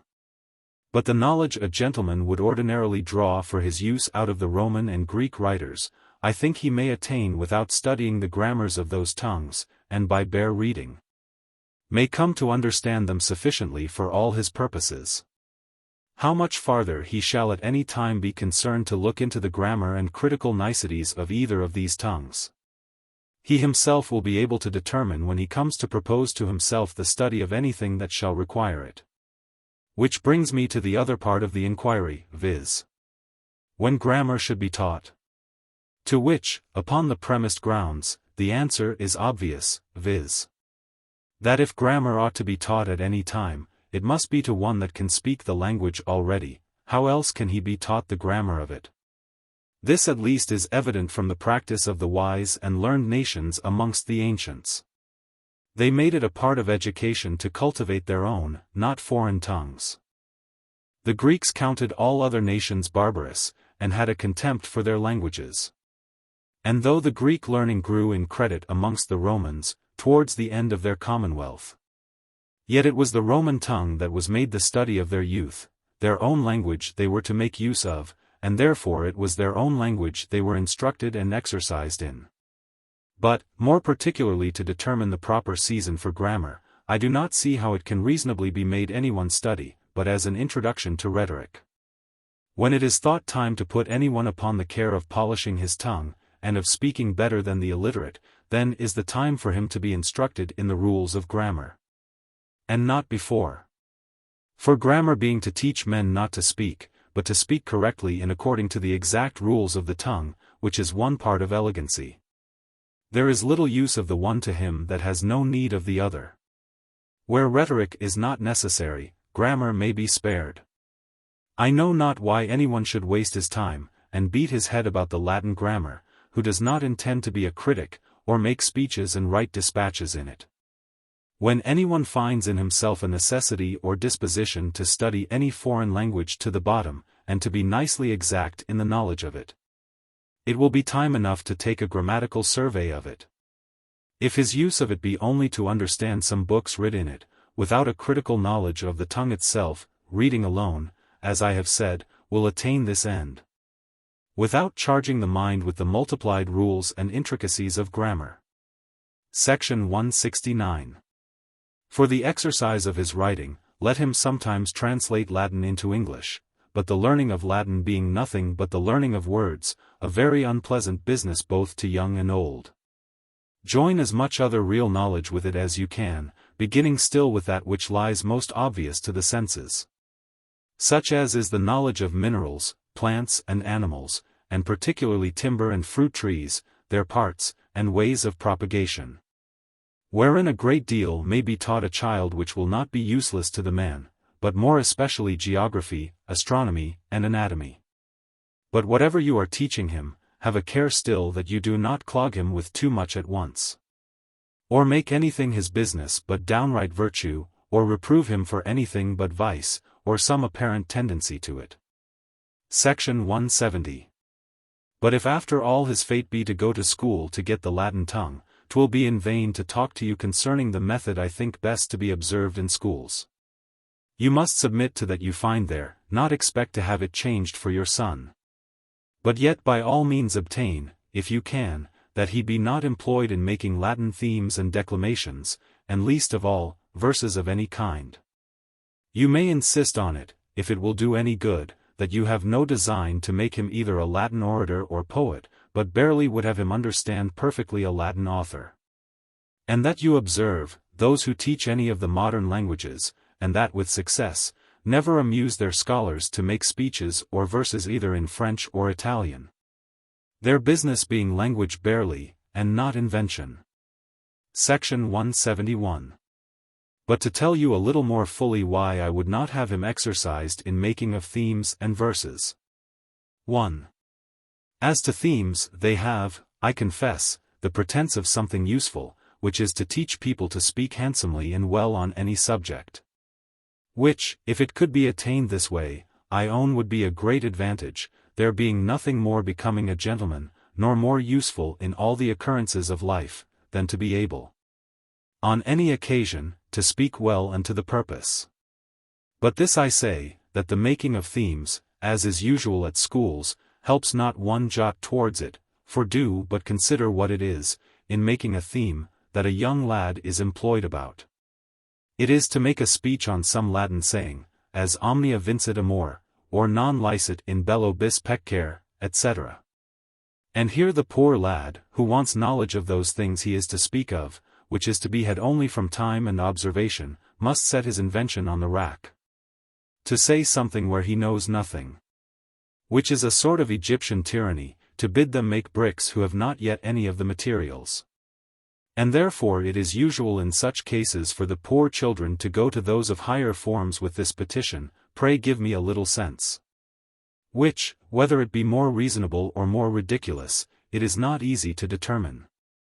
Before a man can be in any capacity to speak on any subject, 'tis necessary he be acquainted with it.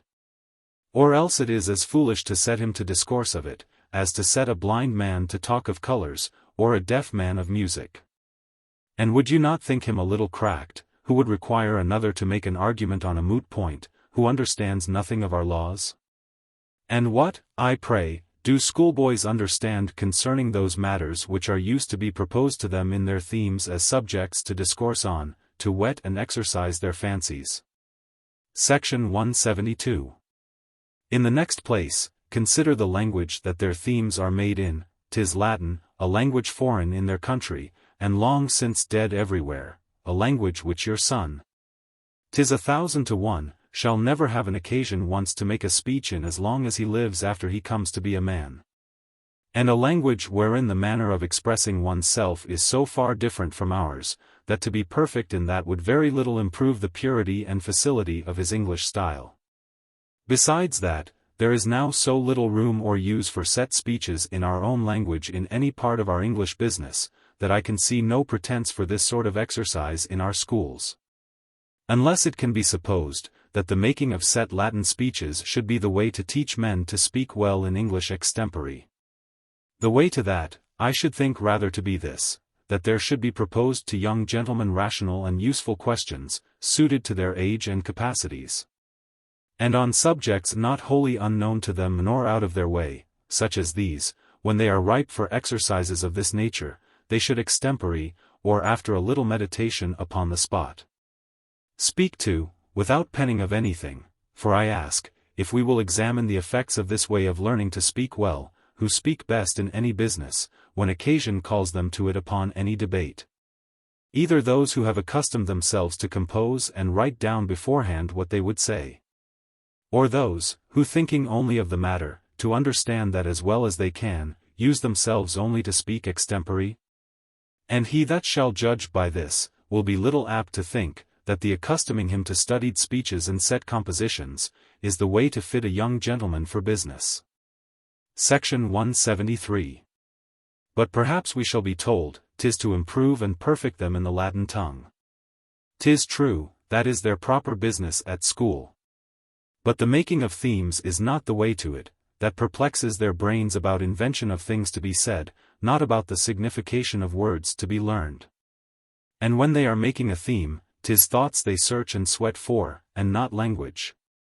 But the learning and mastery of a tongue being uneasy and unpleasant enough in itself, should not be cumbered with any other difficulties, as is done in this way of proceeding.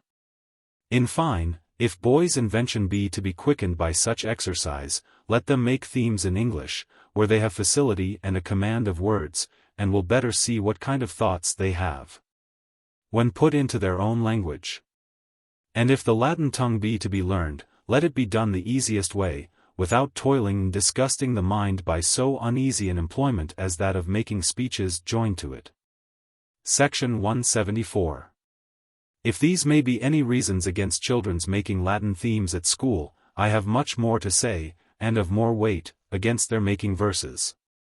Verses of any sort, for if he has no genius to poetry, 'tis the most unreasonable thing in the world to torment a child and waste his time about that which can never succeed.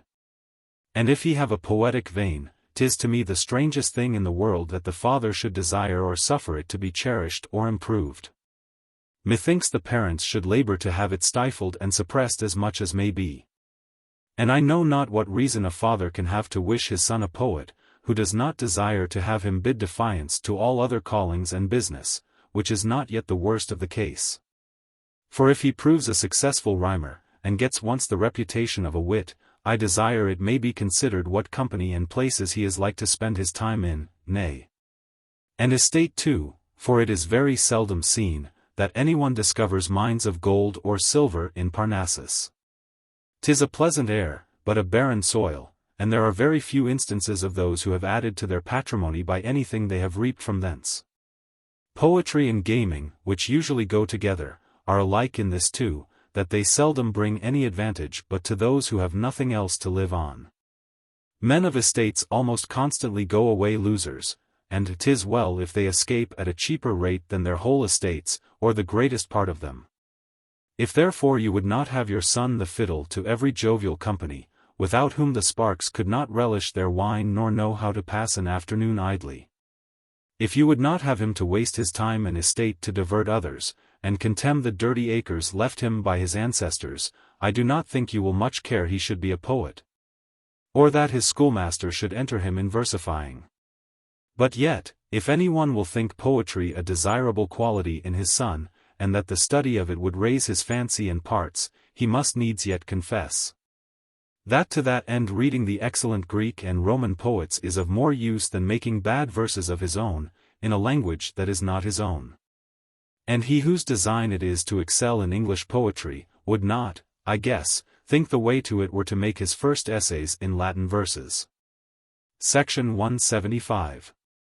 Another thing very ordinary in the vulgar method of grammar schools there is, of which I see no use at all, unless it be to balk young lads in the way to learning languages, which, in my opinion, should be made as easy and pleasant as may be. And that which was painful in it, as much as possible quite removed. That which I mean, and here complain of, is, their being to learn by heart, great parcels of the authors which are taught them. Wherein I can discover no advantage at all, especially to the business they are upon. Languages are to be learned only by reading and talking, and not by scraps of authors got by heart.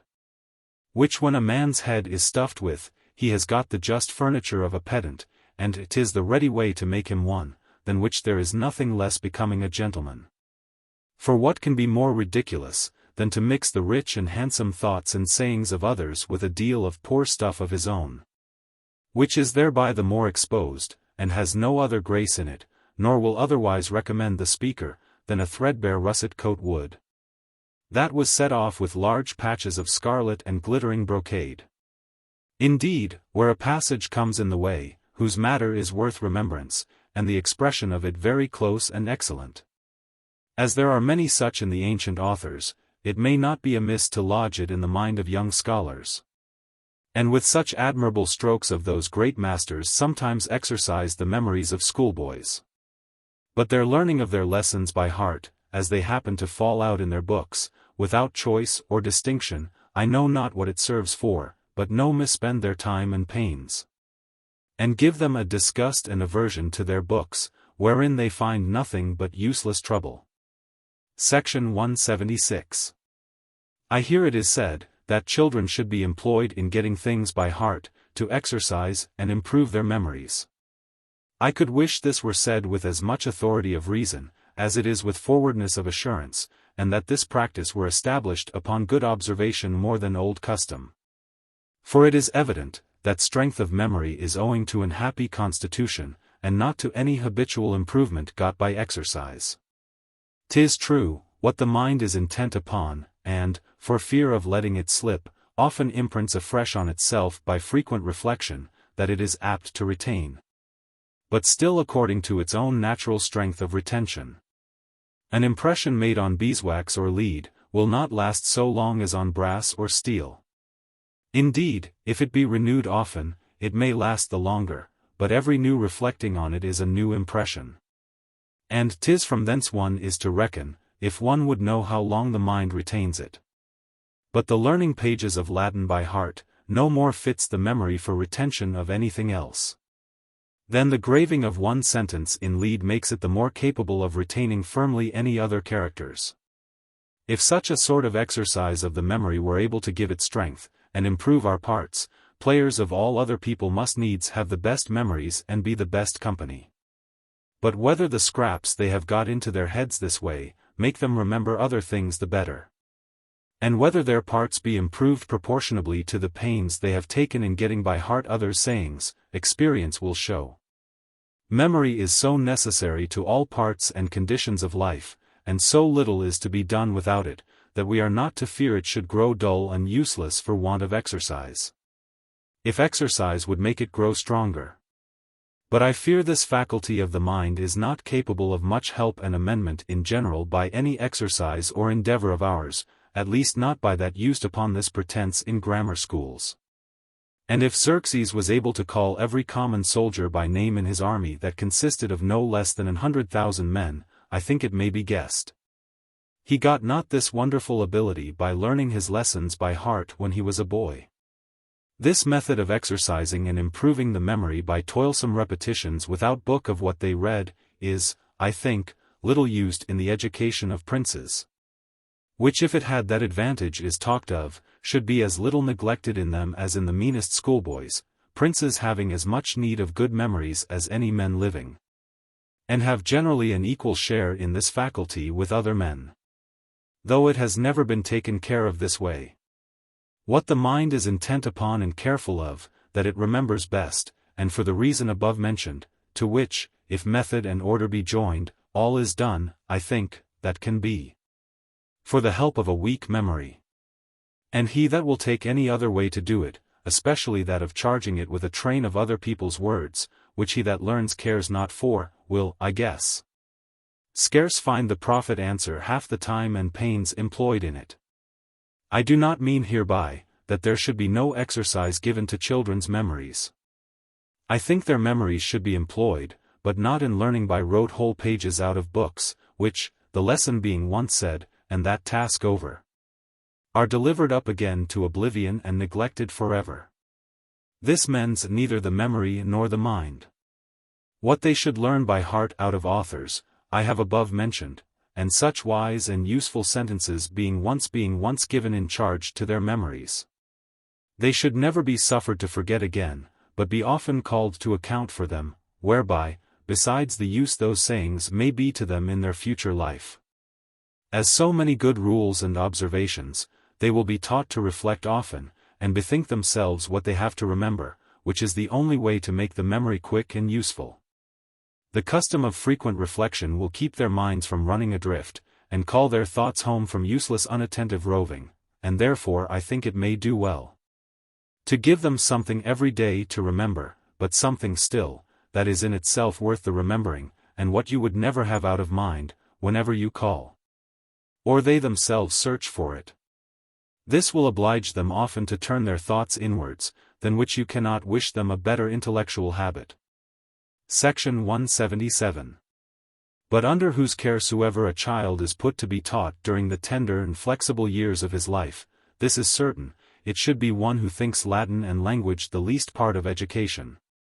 One who, knowing how much virtue and a well-tempered soul is to be preferred to any sort of learning or language, makes it his chief business to form the mind of his scholars, and give that a right disposition, which if once got, though all the rest should be neglected, would in due time produce all the rest, and which, if it be not got and settled so as to keep out ill and vicious habits, languages and sciences and all the other accomplishments of education, will be to no purpose but to make the worse or more dangerous man.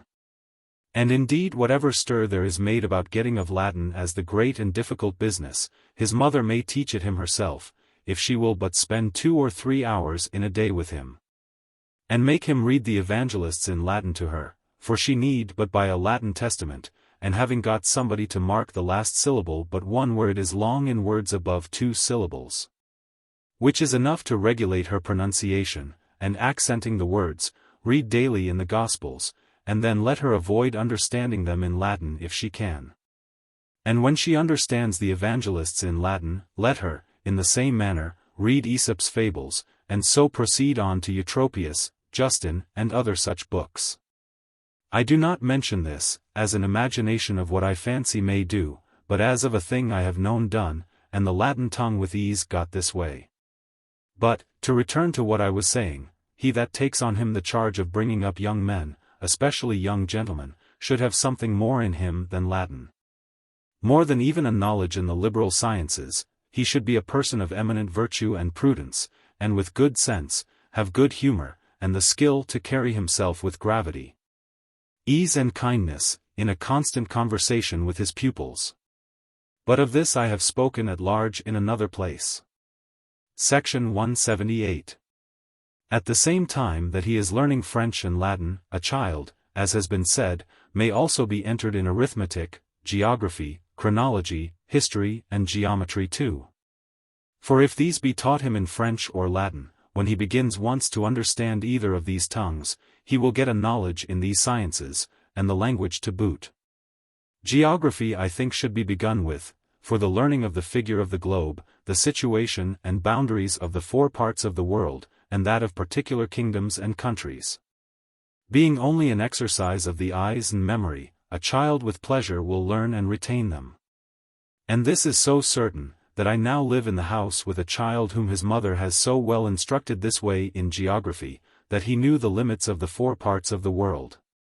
Could readily point, being asked, to any country upon the globe, or any county in the map of England.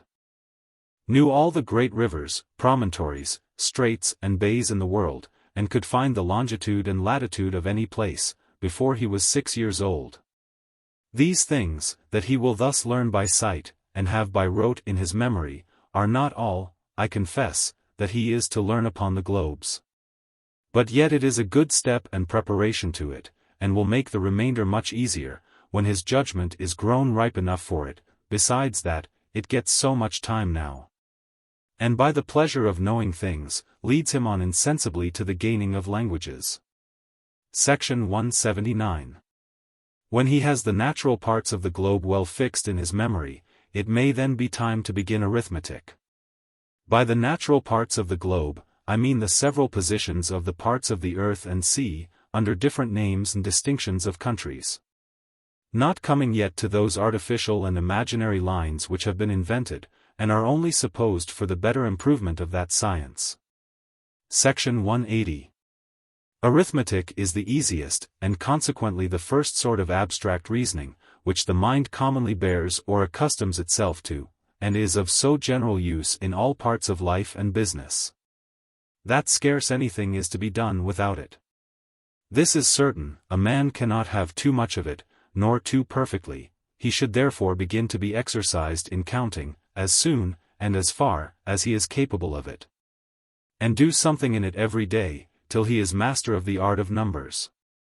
When he understands addition and subtraction, he then may be advanced farther in geography, after he is acquainted with the poles, zones, parallel circles, and meridians. Be taught longitude and latitude, and by them be made to understand the use of maps, and by the numbers placed on their sides, to know the respective situation of countries, and how to find them out on the terrestrial globe. Which when he can readily do, he may then be entered in the celestial. And there going over all the circles again, with a more particular observation of the ecliptic, or zodiac, to fix them all very clearly and distinctly in his mind. He may be taught the figure and position of the several constellations, which may be showed him first upon the globe, and then in the heavens. When that is done, and he knows pretty well the constellations of this our hemisphere, it may be time to give him some notions of this our planetary world. And to that purpose, it may not be amiss to make him a draft of the Copernican system, and therein explain to him the situation of the planets, their respective distances from the sun, the center of their revolutions. This will prepare him to understand the motion and theory of the planets, the most easy and natural way. For since astronomers no longer doubt of the motion of the planets about the sun, it is fit he should proceed upon that hypothesis, which is not only the simplest and least perplexed for a learner, but also the likeliest to be true in itself. But in this, as in all other parts of instruction, great care must be taken with children, to begin with that which is plain and simple, and to teach them as little as can be at once. And settle that well in their heads before you proceed to the next, or anything new in that science. Give them first one simple idea, and see that they take it right, and perfectly comprehend it before you go any farther. And then add some other simple idea which lies next in your way to what you aim at. And so proceeding by gentle and insensible steps, children without confusion and amazement will have their understandings opened and their thoughts extended farther than could have been expected. And when anyone has learned anything himself, there is no such way to fix it in his memory, and to encourage him to go on, as to set him to teach it others. Section 181. When he has once got such an acquaintance with the globes, as is above mentioned, he may be fit to be tried in a little geometry. Wherein I think the first 6 books of Euclid enough for him to be taught. For I am in some doubt, whether more to a man of business be necessary or useful. At least, if he have a genius and inclination to it, being entered so far by his tutor, he will be able to go on of himself without a teacher. The globes therefore must be studied, and that diligently, and I think may be begun betimes, if the tutor will be but careful to distinguish what the child is capable of knowing, and what not. For which this may be a rule that perhaps will go a pretty way, viz. that children may be taught anything that falls under their senses, especially their sight, as far as their memories only are exercised, and thus a child very young may learn, which is the equator, which the meridian, etc., which Europe, and which England, upon the globes, as soon almost as he knows the rooms of the house he lives in, if care be taken not to teach him too much at once, nor to set him upon a new part, till that which he is upon be perfectly learned and fixed in his memory. Section 182. With geography, chronology ought to go hand in hand. I mean the general part of it, so that he may have in his mind a view of the whole current of time, and the several considerable epochs that are made use of in history. Without these two, history, which is the great mistress of prudence and civil knowledge, and ought to be the proper study of a gentleman, or man of business in the world. Without geography and chronology, I say, history will be very ill retained, and very little useful, but be only a jumble of matters of fact, confusedly heaped together without order or instruction. 'Tis by these two that the actions of mankind are ranked into their proper places of time and countries, under which circumstances they are not only much easier kept in the memory, but in that natural order, are only capable to afford those observations which make a man the better and the abler for reading them.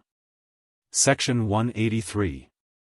When I speak of chronology as a science he should be perfect in, I do not mean the little controversies that are in it. These are endless, and most of them of so little importance to a gentleman, as not to deserve to be inquired into, were they capable of an easy decision.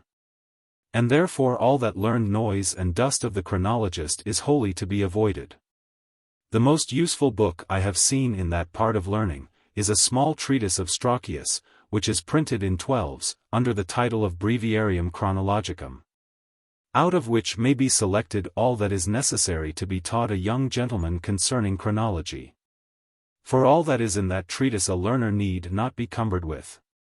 He has in him the most remarkable or useful epochs reduced all to that of the Julian period, which is the easiest and plainest and surest method that can be made use of in chronology. To this treatise of Strauchius, Helvicus Tables may be added, as a book to be turned to on all occasions.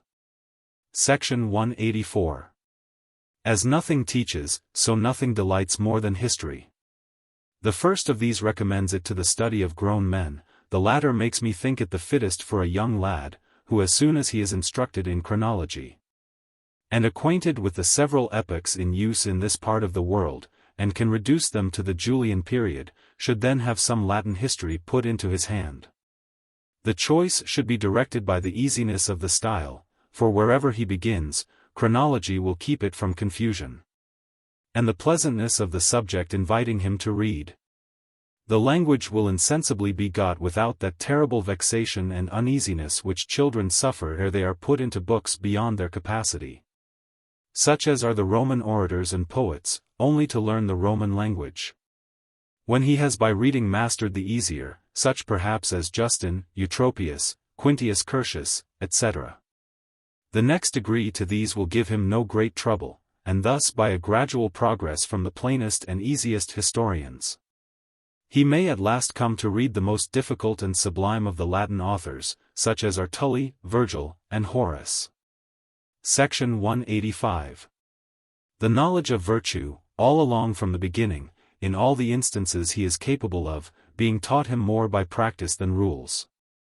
And the love of reputation, instead of satisfying his appetite, being made habitual in him, I know not whether he should read any other discourses of morality but what he finds in the Bible, or have any system of ethics put into his hand till he can read Tully's offices not as a schoolboy to learn Latin, but as one that would be informed in the principles and precepts of virtue for the conduct of his life.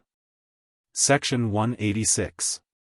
When he has pretty well digested Tully's offices, and added to it, Puffendorf de officio hominis and civis, it may be seasonable to set him upon Grotius de jure belli and paces, or, which perhaps is the better of the two, Puffendorf de jure naturali and gentium, wherein he will be instructed in the natural rights of men, and the original and foundations of society, and the duties resulting from thence.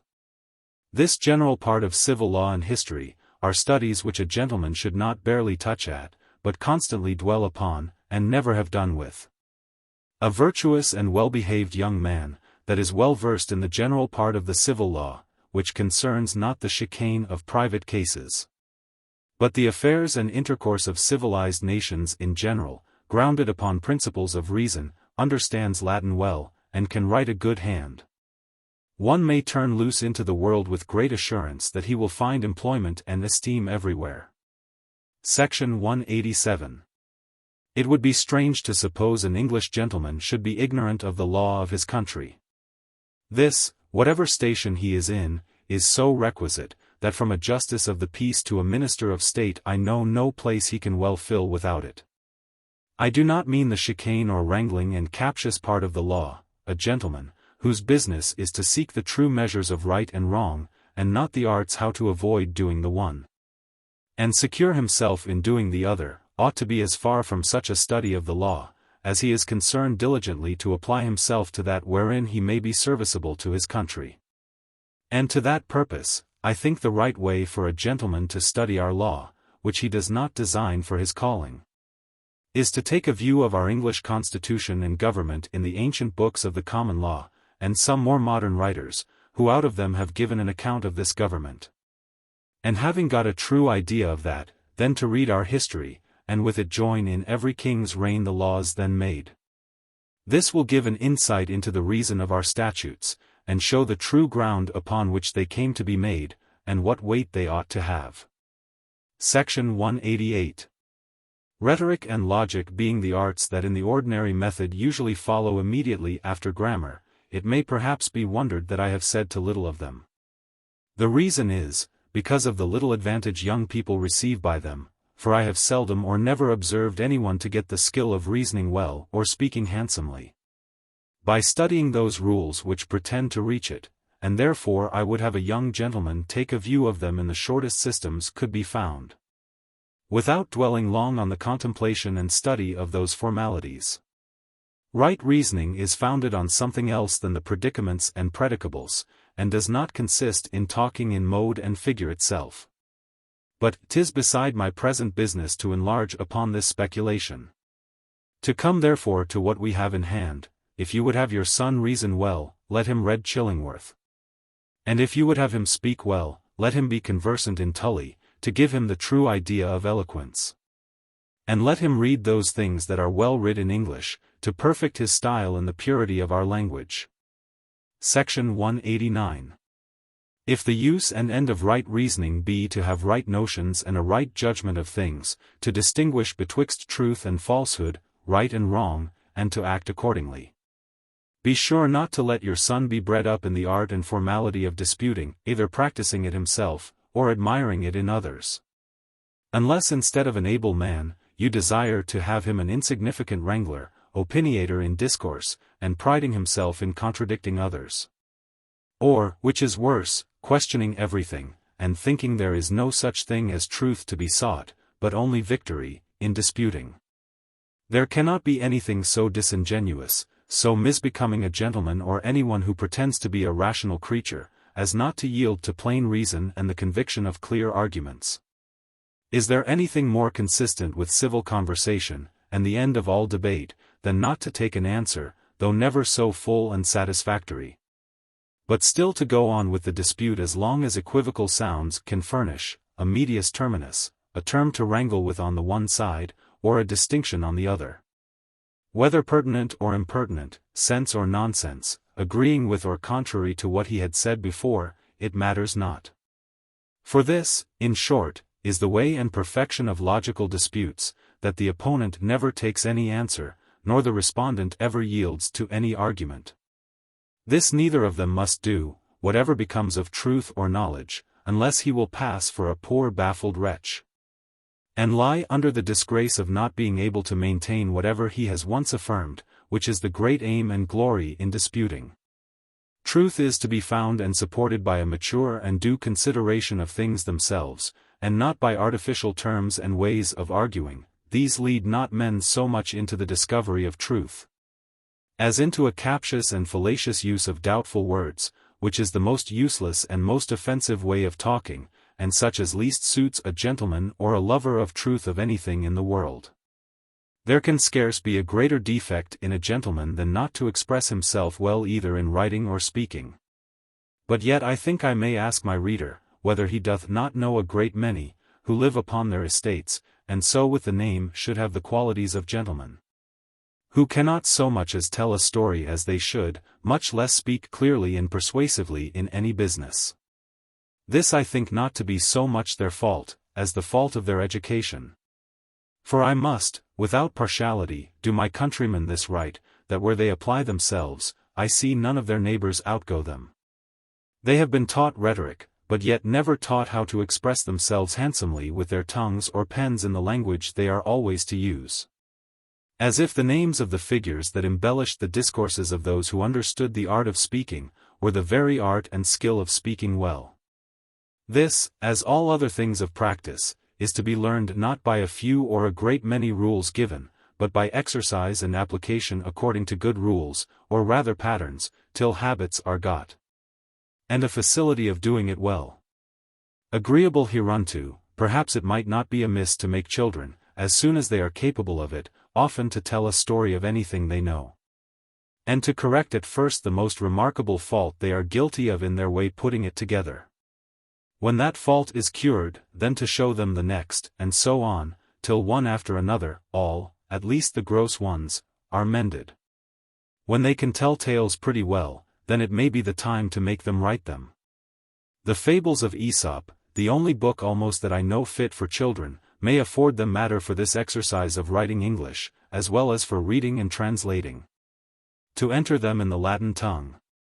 When they have got past the faults of grammar, and can join in a continued coherent discourse the several parts of a story, without bald and unhandsome forms of transition, as is usual, often repeated, he that desires to perfect them yet farther in this, which is the first step to speaking well and needs no invention, may have recourse to Tully, and by putting in practice those rules which that master of eloquence gives in his first book De Invention, section 20.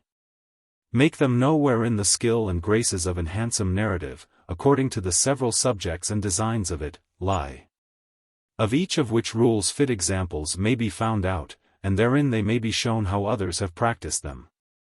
The ancient classic authors afford plenty of such examples, which they should be made not only to translate, but have set before them as patterns for their daily imitation. When they understand how to write English with due connection, propriety and order, and are pretty well masters of a tolerable narrative style, they may be advanced to writing of letters, wherein they should not be put upon any strains of wit or compliment, but taught to express their own plain easy sense, without any incoherence, confusion or roughness.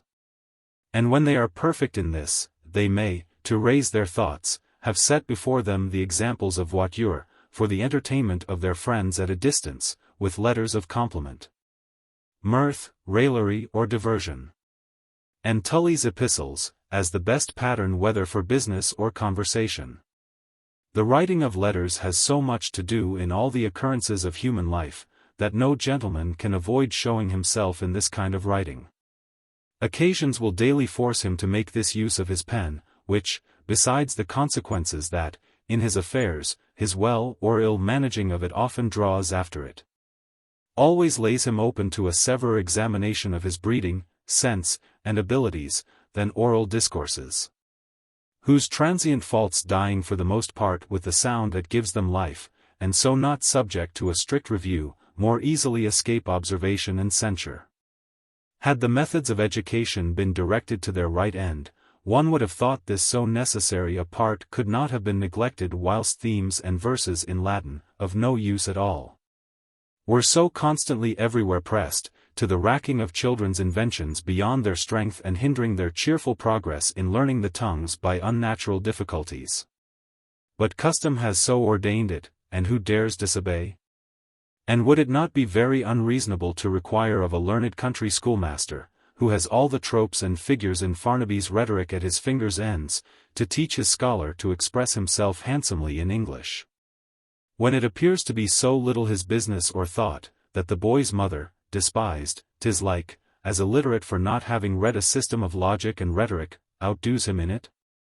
To write and speak correctly gives a grace and gains a favorable attention to what one has to say, and since 'tis English that an English gentleman will have constant use of, that is the language he should chiefly cultivate, and wherein most care should be taken to polish and perfect his style. To speak or write better Latin than English, may make a man be talked of, but he would find it more to his purpose to express himself well in his own tongue, that he uses every moment, than to have the vain commendation of others for a very insignificant quality. This I find universally neglected, and no care taken anywhere to improve young men in their own language, that they may thoroughly understand and be masters of it. If anyone among us have a facility or purity more than ordinary in his mother tongue, it is owing to chance, or his genius, or anything rather than to his education or any care of his teacher. To mind what English his pupil speaks or writes, is below the dignity of one bred up amongst Greek and Latin, though he have but little of them himself. These are the learned languages fit only for learned men to meddle with and teach. English is the language of the illiterate vulgar, though yet we see the polity of some of our neighbors hath not thought it beneath the public care to promote and reward the improvement of their own language. Polishing and enriching their tongue is no small business amongst them. It hath colleges and stipends appointed it, and there is raised amongst them a great ambition and emulation of writing correctly, and we see what they are come to by it, and how far they have spread one of the worst languages possibly in this part of the world, if we look upon it as it was in some few reigns backwards, whatever it be now. The great men among the Romans were daily exercising themselves in their own language. And we find yet upon record the names of orators, who taught some of their emperors Latin, though it were their mother tongue. 'Tis plain the Greeks were yet more nice in theirs. All other speech was barbarous to them but their own, and no foreign language appears to have been studied or valued amongst that learned and acute people, though it be past doubt that they borrowed their learning and philosophy from abroad. I am not here speaking against Greek and Latin. I think they ought to be studied, and the Latin at least understood well by every gentleman. But whatever foreign languages a young man meddles with, and the more he knows the better, that which he should critically study, and labor to get a facility, clearness and elegancy to express himself in, should be his own. And to this purpose he should daily be exercised in it. Section 190. Natural philosophy, as a speculative science, I imagine we have none, and perhaps I may think I have reason to say we never shall be able to make a science of it. The works of nature are contrived by a wisdom, and operate by ways too far surpassing our faculties to discover or capacities to conceive, for us ever to be able to reduce them into a science. Natural philosophy being the knowledge of the principles, properties and operations of things as they are in themselves. I imagine there are two parts of it, one comprehending spirits, with their nature and qualities, and the other bodies. The first of these is usually referred to metaphysics, but under what title soever the consideration of spirits comes, I think it ought to go before the study of matter and body. Not as a science that can be methodized into a system, and treated of upon principles of knowledge, but as an enlargement of our minds towards a truer and fuller comprehension of the intellectual world to which we are led both by reason and revelation. And since the clearest and largest discoveries we have of other spirits, besides God and our own souls, is imparted to us from heaven by revelation, I think the information that at least young people should have of them, should be taken from that revelation. To this purpose, I conclude, it would be well, if there were made a good history of the Bible, for young people to read, wherein if everything that is fit to be put into it, were laid down in its due order of time, and several things omitted which are suited only to riper age, that confusion which is usually produced by promiscuous reading of the Scripture, as it lies now bound up in our Bibles, would be avoided.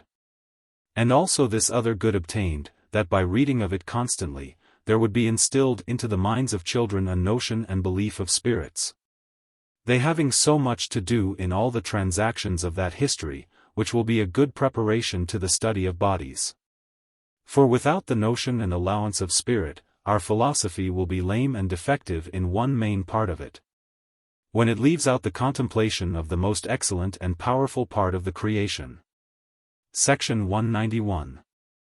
Of this history of the Bible, I think too it would be well if there were a short and plain epitome made, containing the chief and most material heads, for children to be conversant in as soon as they can read. This, though it will lead them early into some notion of spirits, yet it is not contrary to what I said above, that I would not have children troubled, whilst young, with notions of spirits. Whereby my meaning was, that I think it inconvenient that their yet tender minds should receive early impressions of goblins, spectres, and apparitions, wherewith their maids and those about them are apt to fright them into a compliance with their orders, which often proves a great inconvenience to them all their lives after, by subjecting their minds to frights, fearful apprehensions, weakness and superstition, which when coming abroad into the world and conversation they grow weary and ashamed of. It not seldom happens, that to make, as they think, a thorough cure, and ease themselves of a load which has sat so heavy on them, they throw away the thoughts of all spirits together, and so run into the other, but worse, extreme. Section 192. The reason why I would have this premised to the study of bodies, and the doctrine of the Scriptures well imbibed before young men be entered in natural philosophy, is, because matter, being a thing that all our senses are constantly conversant with, it is so apt to possess the mind, and exclude all other beings but matter, that prejudice, grounded on such principles, often leaves no room for the admittance of spirits, or the allowing any such things as immaterial beings in rerum natura. When yet it is evident that by mere matter and motion none of the great phenomena of nature can be resolved, to instance but in that common one of gravity, which I think impossible to be explained by any natural operation of matter, or any other law of motion, but the positive will of a superior being so ordering it. And therefore since the deluge cannot be well explained without admitting something out of the ordinary course of nature, I propose it to be considered whether God's altering the center of gravity in the earth for a time, a thing as intelligible as gravity itself, which perhaps a little variation of causes unknown to us would produce, will not more easily account for Noah's flood than any hypothesis yet made use of to solve it. I hear the great objection to this, is, that it would produce but a partial deluge. But the alteration of the center of gravity once allowed, 'tis no hard matter to conceive that the divine power might make the center of gravity, placed at a due distance from the center of the earth, move round it in a convenient space of time, whereby the flood would become universal, and, as I think, answer all the phenomena of the deluge as delivered by Moses, at an easier rate than those many hard suppositions that are made use of to explain it. But this is not a place for that argument, which is here only mentioned by the by. To show the necessity of having recourse to something beyond bare matter and its motion in the explication of nature. To which the notions of spirits and their power, as delivered in the Bible, where so much is attributed to their operation, may be a fit preparative. Reserving to a fitter opportunity a fuller explication of this hypothesis, and the application of it to all the parts of the deluge, and any difficulties can be supposed in the history of the flood. As recorded in the Scripture. Section 193.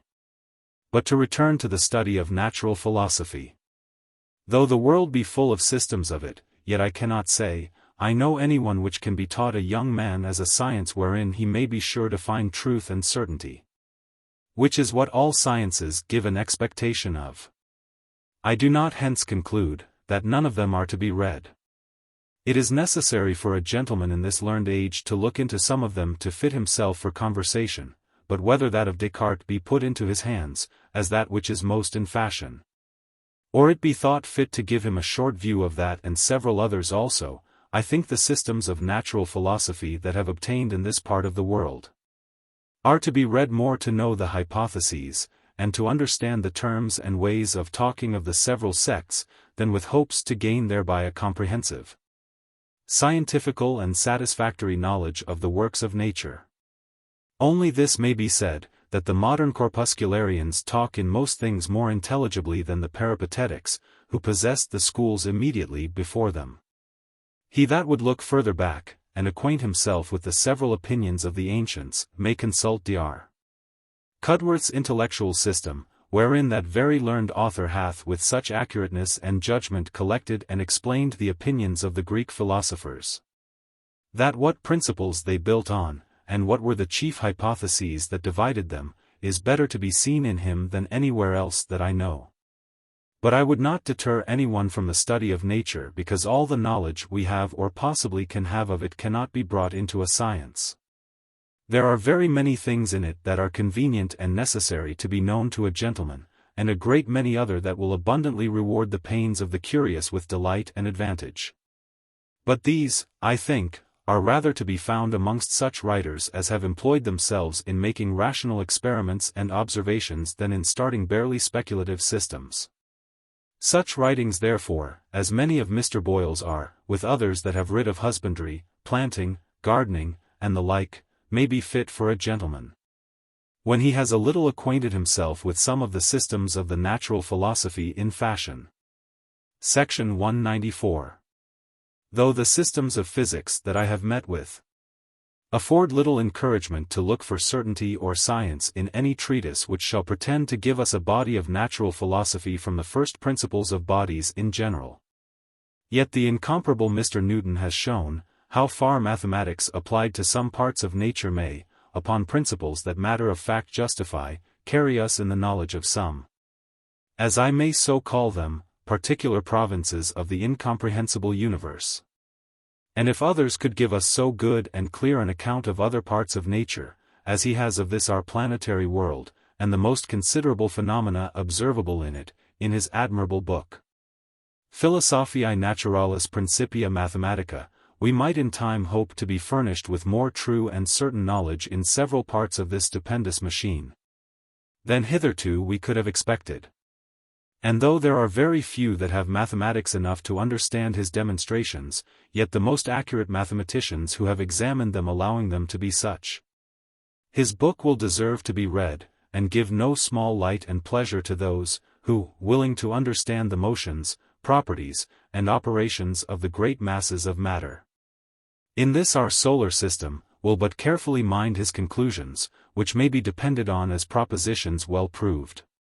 Section 195.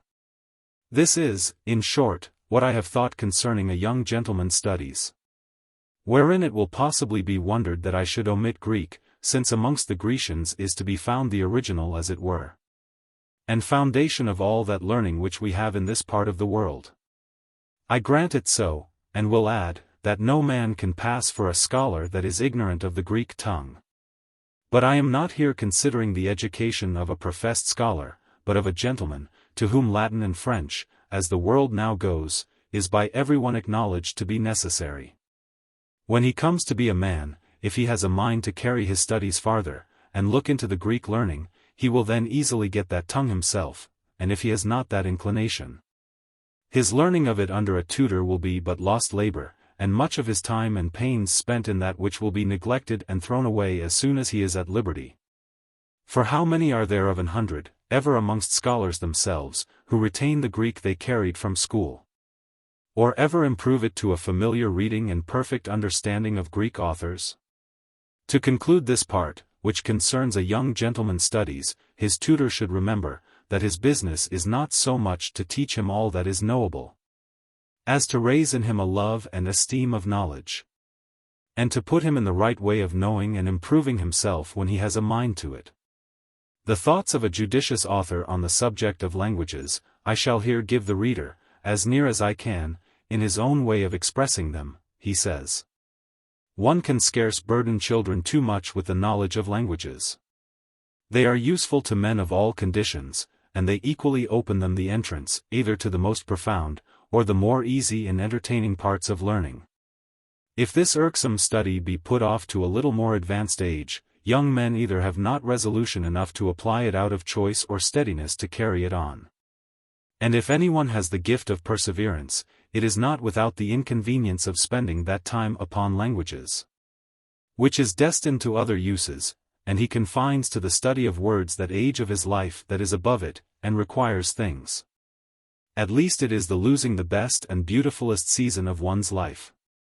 This large foundation of languages cannot be well laid but when everything makes an easy and deep impression on the mind. When the memory is fresh, ready, and tenacious, when the head and heart are as yet free from cares, passions, and designs, and those on whom the child depends have authority enough to keep him close to a long-continued application. I am persuaded that the small number of truly learned, and the multitude of superficial pretenders, is owing to the neglect of this. I think everybody will agree with this observing gentleman, that languages are the proper study of our first years. But 'tis to be considered by the parents and tutors, what tongues 'tis fit the child should learn. For it must be confessed, that it is fruitless pains and loss of time, to learn a language which in the course of life that he is designed to, he is never like to make use of, or which one may guess by his temper he will wholly neglect and lose again, as soon as an approach to manhood, setting him free from a governor, shall put him into the hands of his own inclination, which is not likely to allot any of his time to the cultivating the learned tongues, or dispose him to mind any other language but what daily use or some particular necessity shall force upon him. But yet for the sake of those who are designed to be scholars, I will add what the same author subjoins to make good his foregoing remark. It will deserve to be considered by all who desire to be truly learned, and therefore may be a fit rule for tutors to inculcate and leave with their pupils to guide their future studies. The study, says he, of the original text can never be sufficiently recommended. 'Tis the shortest, surest, and most agreeable way to all sorts of learning. Draw from the spring-head, and take not things at second hand. Let the writings of the great masters be never laid aside, dwell upon them, settle them in your mind, and cite them upon occasion. Make it your business thoroughly to understand them in their full extent and all their circumstances. Acquaint yourself fully with the principles of original authors. Bring them to a consistency, and then do you yourself make your deductions. In this state were the first commentators, and do not you rest till you bring yourself to the same. Content not yourself with those borrowed lights, nor guide yourself by their views but where your own fails you and leaves you in the dark. Their explications are not yours, and will give you the slip. On the contrary, your own observations are the product of your own mind, where they will abide and be ready at hand upon all occasions in converse, consultation, and dispute. Lose not the pleasure it is to see that you are not stopped in your reading but by difficulties that are invincible, where the commentators and scholiasts themselves are at a stand and have nothing to say. Those copious expositors of other places, who with a vain and pompous overflow of learning poured out on passages plain and easy in themselves, are very free of their words and pains, where there is no need. Convince yourself full by this ordering your studies, that 'tis nothing but men's laziness which hath encouraged pedantry to cram rather than enrich libraries, and to bury good authors under heaps of notes and commentaries, and you will perceive that sloth herein hath acted against itself and its own interest by multiplying reading and inquiries, and increasing the pains it endeavored to avoid. This, though it may seem to concern none but direct scholars, is of so great moment for the right ordering of their education and studies, that I hope I shall not be blamed for inserting of it here. Especially if it be considered, that it may be of use to gentlemen too, when at any time they have a mind to go deeper than the surface, and get to themselves a solid, satisfactory, and masterly insight in any part of learning. Order and constancy are said to make the great difference between one man and another. This I am sure, nothing so much clears a learner's way, helps him so much on in it, and makes him go so easy and so far in any inquiry, as a good method. His governor should take pains to make him sensible of this, accustom him to order, and teach him method in all the applications of his thoughts, show him wherein it lies, and the advantages of it. Acquaint him with the several sorts of it, either from general to particulars, or from particulars to what is more general. Exercise him in both of them, and make him see in what cases each different method is most proper, and to what ends it best serves. In history the order of time should govern, in philosophical inquiries that of nature, which in all progression is to go from the place one is then in, to that which joins and lies next to it. And so it is in the mind, from the knowledge it stands possessed of already, to that which lies next, and is coherent to it, and so on to what it aims at. By the simplest and most uncompounded parts it can divide the matter into.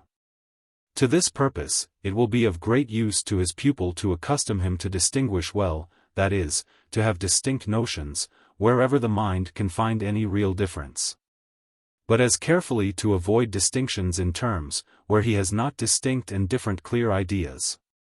Section 196.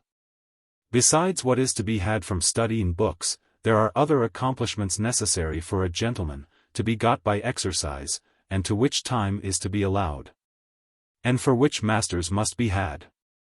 Dancing being that which gives graceful motions all the life, and above all things manliness, and a becoming confidence to young children, I think it cannot be learned too early, after they are once of an age and strength capable of it. But you must be sure to have a good master, that knows, and can teach, what is graceful and becoming, and what gives a freedom and easiness to all the motions of the body. One that teaches not this, is worse than none at all, natural unfashionableness being much better than apish affected postures. And I think it much more passable, to put off the hat and make a leg like an honest country gentleman than like an ill-fashioned dancing master. For as for the jigging part, and the figures of dances, I count that little or nothing, farther than as it tends to perfect graceful carriage. Section 197. Music is thought to have some affinity with dancing, and a good hand upon some instruments is by many people mightily valued.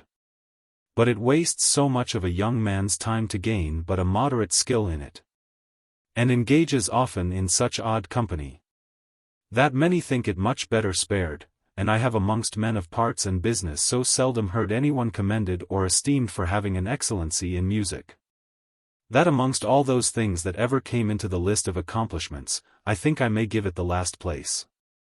Our short lives will not serve us for the attainment of all things, nor can our minds be always intent on something to be learned. The weakness of our constitutions both of mind and body, requires that we should be often unbent, and he that will make a good use of any part of his life must allow a large portion of it to recreation. At least, this must not be denied to young people. Unless whilst you with too much haste make them old, you have the displeasure to set them in their graves or a second childhood sooner than you could wish. And therefore, I think, that the time and pains allotted to serious improvements, should be employed about things of most use and consequence.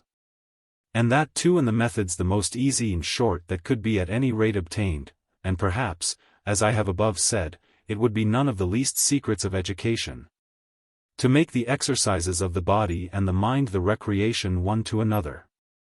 I doubt not but that something might be done in it, by a prudent man, that would well consider the temper and inclination of his pupil. For he that is wearied either with study or dancing does not desire presently to go to sleep, but to do something else which may divert and delight him.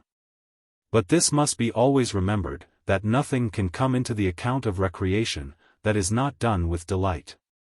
Section 198. Fencing and riding the great horse, are looked upon so necessary parts of breeding, that it would be thought a great omission to neglect them. The latter of the two being for the most part to be learned only in great towns, is one of the best exercises for health, which is to be had in those places of ease and luxury, and upon that account makes a fit part of a young gentleman's employment during his abode there. And as far as it conduces to give a man a firm and graceful seat on horseback, and to make him able to teach his horse to stop and turn quick, and to rest on his haunches, is of use to a gentleman both in peace and war. But whether it be of moment enough to be made a business of, and deserve to take up more of his time than should barely for his health be employed at due intervals in some such vigorous exercise, I shall leave to the discretion of parents and tutors, who will do well to remember, in all the parts of education, that most time and application is to be bestowed on that which is like to be of greatest consequence and frequentest use in the ordinary course and occurrences of that life the young man is designed for. Section 199. As for fencing, it seems to me a good exercise for health, but dangerous to the life. The confidence of their skill being apt to engage in quarrels those that think they have learned to use their swords. This presumption makes them often more touchy than needs on point of honor and slight or no provocations. Young men, in their warm blood, are forward to think they have in vain learned to fence, if they never show their skill and courage in a duel, and they seem to have reason. But how many sad tragedies that reason has been the occasion of, the tears of many a mother can witness. A man that cannot fence, will be more careful to keep out of bullies and gamesters' company, and will not be half so apt to stand upon punctilios, nor to give affronts, or fiercely justify them when given, which is that which usually makes the quarrel. And when a man is in the field, a moderate skill in fencing rather exposes him to the sword of his enemy than secures him from it. And certainly a man of courage who cannot fence at all and therefore will put all upon one thrust and not stand parrying, has the odds against a moderate fencer, especially if he has skill in wrestling. And therefore, if any provision be to be made against such accidents, and a man be to prepare his son for duels, I had much rather mine should be a good wrestler than an ordinary fencer. Which is the most a gentleman can attain to in it, unless he will be constantly in the fencing school and every day exercising. But since fencing and riding the great horse are so generally looked upon as necessary qualifications in the breeding of a gentleman, it will be hard wholly to deny any one of that rank these marks of distinction. I shall leave it therefore to the father to consider, how far the temper of his son and the station he is like to be in, will allow or encourage him to comply with fashions which, having very little to do with civil life, were yet formerly unknown to the most warlike nations, and seem to have added little of force or courage to those who have received them. Unless we will think martial skill or prowess have been improved by dueling, with which fencing came into, and with which I presume it will go out of the world. Section 200. These are my present thoughts concerning learning and accomplishments. The great business of all is virtue and wisdom. Nullum numen abest esse sit prudentia. Teach him to get a mastery over his inclinations, and submit his appetite to reason. This being obtained, and by constant practice settled into habit, the hardest part of the task is over. To bring a young man to this, I know nothing which so much contributes as the love of praise and commendation, which should therefore be instilled into him by all arts imaginable. Make his mind as sensible of credit and shame as may be. And when you have done that, you have put a principle into him, which will influence his actions when you are not by, to which the fear of a little smart of a rod is not comparable, and which will be the proper stock whereon afterwards to graft the true principles of morality and religion. Section 201. I have one thing more to add, which as soon as I mention I shall run the danger of being suspected to have forgot what I am about. And what I have above written concerning education all tending towards a gentleman's calling, with which a trade seems wholly inconsistent. And yet I cannot forbear to say, I would have him learn a trade, a manual trade, nay 2 or 3, but one more particularly. Section 202. The busy inclination of children being always to be directed to something that may be useful to them, the advantages proposed from what they are set about may be considered of 2 kinds. 1. Where the skill itself that is got by exercise is worth the having. Thus skill not only in languages and learned sciences, but in painting, turning, gardening, tempering and working in iron, and all other useful arts is worth the having. 2.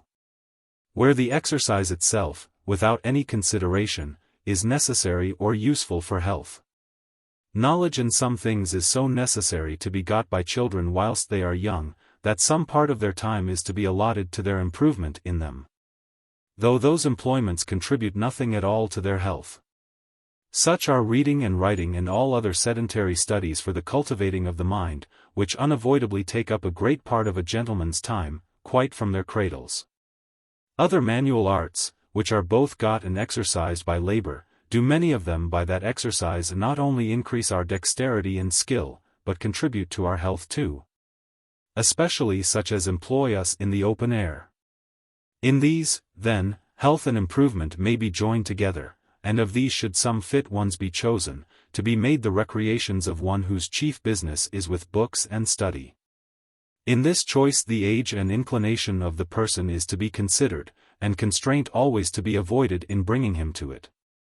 For command and force may often create, but can never cure, an aversion, and whatever anyone is brought to by compulsion, he will leave as soon as he can, and be little profited and less recreated by, whilst he is at it.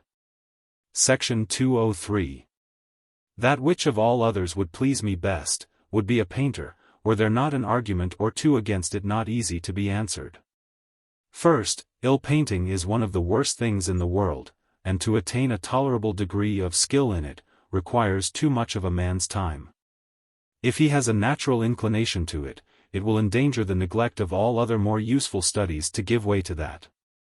And if he have no inclination to it, all the time, pains and money shall be employed in it, will be thrown away to no purpose. Another reason why I am not for painting in a gentleman, is, because it is a sedentary recreation, which more employs the mind than the body. A gentleman's more serious employment I look on to be study. And when that demands relaxation and refreshment, it should be in some exercise of the body, which unbends the thought, and confirms the health and strength. For these 2 reasons I am not for painting. Section 204. In the next place, for a country gentleman I should propose one, or rather both these, viz. Gardening or husbandry in general, and working in wood, as a carpenter, joiner, or turner, these being fit and healthy recreations for a man of study or business. For since the mind endures not to be constantly employed in the same thing or way, and sedentary or studious men should have some exercise, that at the same time might divert their minds and employ their bodies, I know none that could do it better for a country gentleman than these 2. The one of them affording him exercise when the weather or season keeps him from the other. Besides that, by being skilled in the one of them, he will be able to govern and teach his gardener. By the other, contrive and make a great many things both of delight and use, though these I propose not as the chief end of his labor, but as temptations to it. Diversion from his other more serious thoughts and employments by useful and healthy manual exercise being what I chiefly aim at in it. Section 205. The great men among the ancients understood very well how to reconcile manual labor with affairs of state, and thought it no lessening to their dignity to make the one the recreation to the other. That indeed which seems most generally to have employed and diverted their spare hours, was agriculture. Gideon among the Jews was taken from threshing, as well as Cincinnatus amongst the Romans from the plough, to command the armies of their countries against their enemies. And 'tis plain their dexterous handling of the flail or the plough, and being good workmen with these tools, did not hinder their skill in arms, nor make them less able in the arts of war or government. They were great captains and statesmen as well as husbandmen. Cato Major, who had with great reputation borne all the great offices of the Commonwealth, has left us in evidence under his own hand, how much he was versed in country affairs. And, as I remember, Cyrus thought gardening so little beneath the dignity and grandeur of a throne, that he showed Xenophon a large field of fruit trees all of his own planting. The records of antiquity, both among Jews and Gentiles, are full of instances of this kind, if it were necessary to recommend useful recreations by examples. Section 206. Nor let it be thought that I mistake, when I call these or the like exercises of manual arts diversions or recreations, for recreation is not being idle, as everyone may observe, but easing the wearied part by change of business, and he that thinks diversion may not lie in hard and painful labor. Forgets the early rising, hard riding, heat, cold and hunger of huntsmen, which is yet known to be the constant recreation of men of the greatest condition. Delving, planting, inoculating, or any the like profitable employments, would be no less a diversion than any of the idle sports in fashion, if men could but be brought to delight in them. Which custom and skill in a trade will quickly bring anyone to do. And I doubt not but there are to be found those, who being frequently called to cards or any other play by those they could not refuse, have been more tired with these recreations than with any the most serious employment of life, though the play has been such as they have naturally had no aversion to, and with which they could willingly sometimes divert themselves. Section 207. Play, wherein persons of condition, especially ladies, waste so much of their time, is a plain instance to me that men cannot be perfectly idle, they must be doing something. For how else could they sit so many hours toiling at that which generally gives more vexation than delight to people whilst they are actually engaged in it? 'Tis certain, gaming leaves no satisfaction behind it to those who reflect when it is over, and it no way profits either body or mind, as to their estates, if it strikes so deep as to concern them. It is a trade then, and not a recreation, wherein few that have anything else to live on thrive, and at best, a thriving gamester has but a poor trade on't, who fills his pockets at the price of his reputation. Recreation belongs not to people who are strangers to business, and are not wasted and wearied with the employment of their calling. The skill should be, so to order their time of recreation, that it may relax and refresh the part that has been exercised and is tired, and yet do something which besides the present delight and ease, may produce what will afterwards be profitable. It has been nothing but the vanity and pride of greatness and riches, that has brought in profitable and dangerous pastimes, as they are called, into fashion, and persuaded people into a belief that the learning or putting their hands to anything that was useful, could not be a diversion fit for a gentleman. This has been that which has given cards, dice and drinking so much credit in the world, and a great many throw away their spare hours in them, through the prevalency of custom, and want of some better employment to fill up the vacancy of leisure, more than from any real delight is to be found in them. They cannot bear the dead weight of unemployed time lying upon their hands, nor the uneasiness it is to do nothing at all, and having never learned any laudable manual art wherewith to divert themselves, they have recourse to those foolish or ill ways in use, to help off their time, which a rational man, till corrupted by custom, could find very little pleasure in. Section 208. I say not this, that I would never have a young gentleman accommodate himself to the innocent diversions in fashion amongst those of his age and condition. I am so far from having him austere and morose to that degree, that I would persuade him to more than ordinary complaisance for all the gaieties and diversions of those he converses with, and be averse or testy in nothing they should desire of him, that might become a gentleman and an honest man. Though as to cards and dice, I think the safest and best way is never to learn any play upon them, and so to be incapacitated for those dangerous temptations and encroaching wasters of useful time. But allowance being made for idle and jovial conversation and all fashionable becoming recreations, I say, a young man will have time enough from his serious and main business, to learn almost any trade.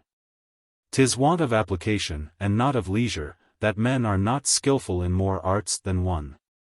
And an hour in a day, constantly employed in such a way of diversion, will carry a man in a short time a great deal farther than he can imagine, which, if it were of no other use but to drive the common, vicious, useless, and dangerous pastimes out of fashion, and to show there was no need of them, would deserve to be encouraged. If men from their youth were weaned from that sauntering humor wherein some out of custom let a good part of their lives run uselessly away, without either business or recreation, they would find time enough to acquire dexterity and skill in hundreds of things, which, though remote from their proper callings, would not at all interfere with them. And therefore, I think, for this, as well as other reasons before mentioned, a lazy, listless humor that idly dreams away the days is of all others the least to be indulged or permitted in young people. It is the proper state of one sick and out of order in his health, and is tolerable in nobody else of what age or condition soever.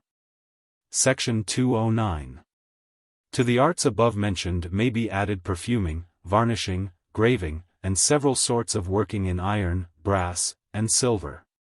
And if, as it happens to most young gentlemen, that a considerable part of his time be spent in a great town, he may learn to cut, polish, and set precious stones, or employ himself in grinding and polishing optical glasses.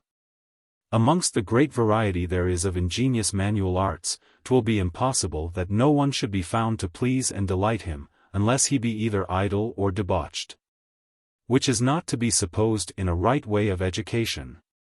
And since he cannot be always employed in study, reading, and conversation, there will be many an hour, besides what his exercises will take up, which, if not spent this way, will be spent worse. For I conclude, a young man will seldom desire to sit perfectly still and idle, or, if he does, 'tis a fault that ought to be mended. Section 210. But if his mistaken parents, fright with the disgraceful names of mechanic and trade, shall have an aversion to anything of this kind in their children, yet there is one thing relating to trade, which, when they consider, they will think absolutely necessary for their sons to learn. Merchants' accompts, though a science not likely to help a gentleman to get an estate, yet possibly there is not anything of more use and efficacy, to make him preserve the estate he has.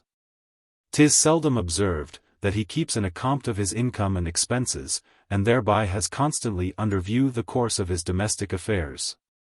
Lets them run to ruin, and I doubt not but many a man gets behindhand before he is aware, or runs farther on when he is once in, for want of this care, or the skill to do it. I would therefore advise all gentlemen to learn perfectly merchants' accompts, and not to think it is a skill that belongs not to them, because it has received its name from, and has been chiefly practiced by men of traffic. Section 211. When my young master has once got the skill of keeping accounts, which is a business of reason more than arithmetic, perhaps it will not be amiss that his father from thenceforth require him to do it in all his concernments. Not that I would have him set down every pint of wine or play that costs him money.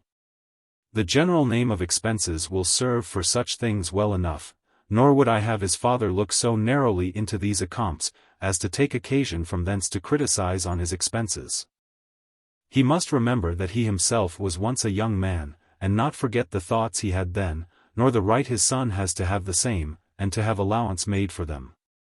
If therefore I would have the young gentleman obliged to keep an account, it is not at all to have that way a check upon his expenses, for what the father allows him, he ought to let him be fully master of, but only, that he might be brought early into the custom of doing it, and that it might be made familiar and habitual to him betimes, which will be so useful and necessary to be constantly practiced the whole course of his life. A noble Venetian, whose son wallowed in the plenty of his father's riches, finding his son's expenses grow very high and extravagant, ordered his cashier to let him have for the future no more money than what he should count when he received it. This one would think no great restraint to a young gentleman's expenses, who could freely have as much money as he would tell.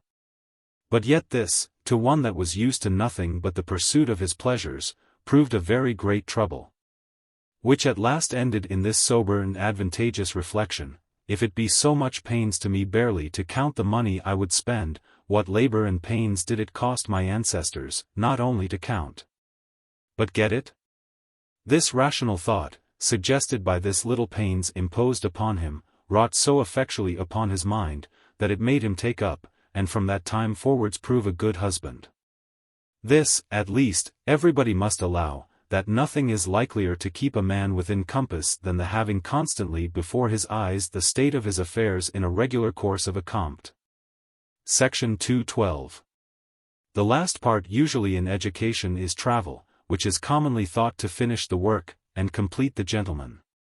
I confess travel into foreign countries has great advantages, but the time usually chosen to send young men abroad, is, I think, of all other, that which renders their least capable of reaping those advantages.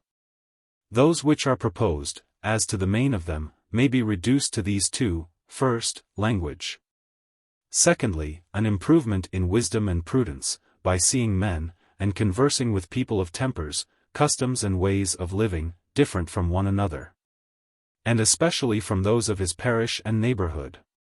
But from 16 to 21, which is the ordinary time of travel, men are, of all their lives, the least suited to these improvements. The first season to get foreign languages, and form the tongue to their true accents, I should think, should be from 7 to 14 or 16. And then too a tutor with them is useful and necessary, who may with those languages teach them other things. But to put them out of their parents' view at a great distance under a governor, when they think themselves to be too much men to be governed by others, and yet have not prudence and experience enough to govern themselves, what is it, but to expose them to all the greatest dangers of their whole life, when they have the least fence and guard against them? Till that boiling boisterous part of life comes in, it may be hoped the tutor may have some authority, neither the stubbornness of age, nor the temptation or examples of others, can take him from his tutor's conduct till 15 or 16. But then, when he begins to comfort himself with men, and thinks himself one, when he comes to relish and pride himself in manly vices, and thinks it a shame to be any longer under the control and conduct of another, what can be hoped from even the most careful and discreet governor, when neither he has power to compel, nor his pupil a disposition to be persuaded, but on the contrary, has the advice of warm blood and prevailing fashion, to hearken to the temptations of his companions, just as wise as himself, rather than to the persuasions of his tutor, who is now looked on as an enemy to his freedom? And when is a man so like to miscarry, as when at the same time he is both raw and unruly? This is the season of all his life that most requires the eye and authority of his parents and friends to govern it. The flexibleness of the former part of a man's age, not yet grown up to be headstrong, makes it more governable and safe. And in the after part, reason and foresight begin a little to take place, and mind a man of his safety and improvement. The time therefore I should think the fittest for a young gentleman to be sent abroad, would be, either when he is younger, under a tutor, whom he might be the better for, or when he is some years older, without a governor. When he is of age to govern himself, and make observations of what he finds in other countries worthy his notice, and that might be of use to him after his return. And when too, being thoroughly acquainted with the laws and fashions, the natural and moral advantages and defects of his own country, he has something to exchange with those abroad, from whose conversation he hoped to reap any knowledge. Section 213. Wanting. Section 214. The ordering of travel otherwise, is that, I imagine, which makes so many young gentlemen come back so little improved by it. And if they do bring home with them any knowledge of the places and people they have seen, it is often an admiration of the worst and vainest practices they met with abroad, retaining a relish and memory of those things wherein their liberty took its first swing, rather than of what should make them better and wiser after their return. And indeed how can it be otherwise, going abroad at the age they do under the care of another, who is to provide their necessaries, and make their observations for them? Thus under the shelter and pretence of a governor, thinking themselves excused from standing upon their own legs or being accountable for their own conduct, they very seldom trouble themselves with inquiries or making useful observations of their own. Their thoughts run after play and pleasure, wherein they take it as a lessoning to be controlled, but seldom trouble themselves to examine the designs, observe the address, and consider the arts, tempers, and inclinations of men they meet with. That so they may know how to comport themselves towards them. Here he that travels with them is to screen them, get them out when they have run themselves into the briars, and in all their miscarriages be answerable for them. Section 215. I confess, the knowledge of men is so great a skill, that it is not to be expected a young man should presently be perfect in it. But yet his going abroad is to little purpose, if travel does not sometimes open his eyes, make him cautious and wary, and accustom him to look beyond the outside, and, under the inoffensive guard of a civil and obliging carriage, keep himself free and safe in his conversation with strangers and all sorts of people without forfeiting their good opinion. He that is sent out to travel at the age, and with the thoughts of a man designing to improve himself, may get into the conversation and acquaintance of persons of condition where he comes. Which, though a thing of most advantage to a gentleman that travels, yet I ask, amongst our young men that go abroad under tutors, what one is there of 100? That ever visits any person of quality? Much less makes an acquaintance with such, from whose conversation he may learn what is good breeding in that country, and what is worth observation in it. Though from such persons it is, one may learn more in one day, than in a year's rambling from one inn to another. Nor indeed, is it to be wondered. For men of worth and parts will not easily admit the familiarity of boys who yet need the care of a tutor. Though a young gentleman and stranger, appearing like a man, and showing a desire to inform himself in the customs, manners, laws, and government of the country he is in, will find welcome assistance and entertainment amongst the best and most knowing persons everywhere, who will be ready to receive, encourage and countenance, an ingenuous and inquisitive foreigner. Section 216. This, how true soever it be, will not I fear alter the custom, which has cast the time of travel upon the worst part of a man's life, but for reasons not taken from their improvement. The young lad must not be ventured abroad at 8 or 10, for fear of what may happen to the tender child, though he then runs 10 times less risk than at 16 or 18. Nor must he stay at home till that dangerous, heady age be over, because he must be back again by 21, to marry and propagate. The father cannot stay any longer for the portion, nor the mother for a new set of babies to play with. And so my young master, whatever comes on it, must have a wife looked out for him by that time he is of age.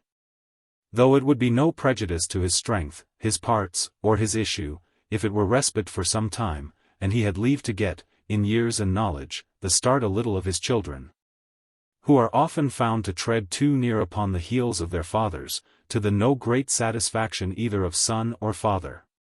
But the young gentleman being got within view of matrimony, 'tis time to leave him to his mistress.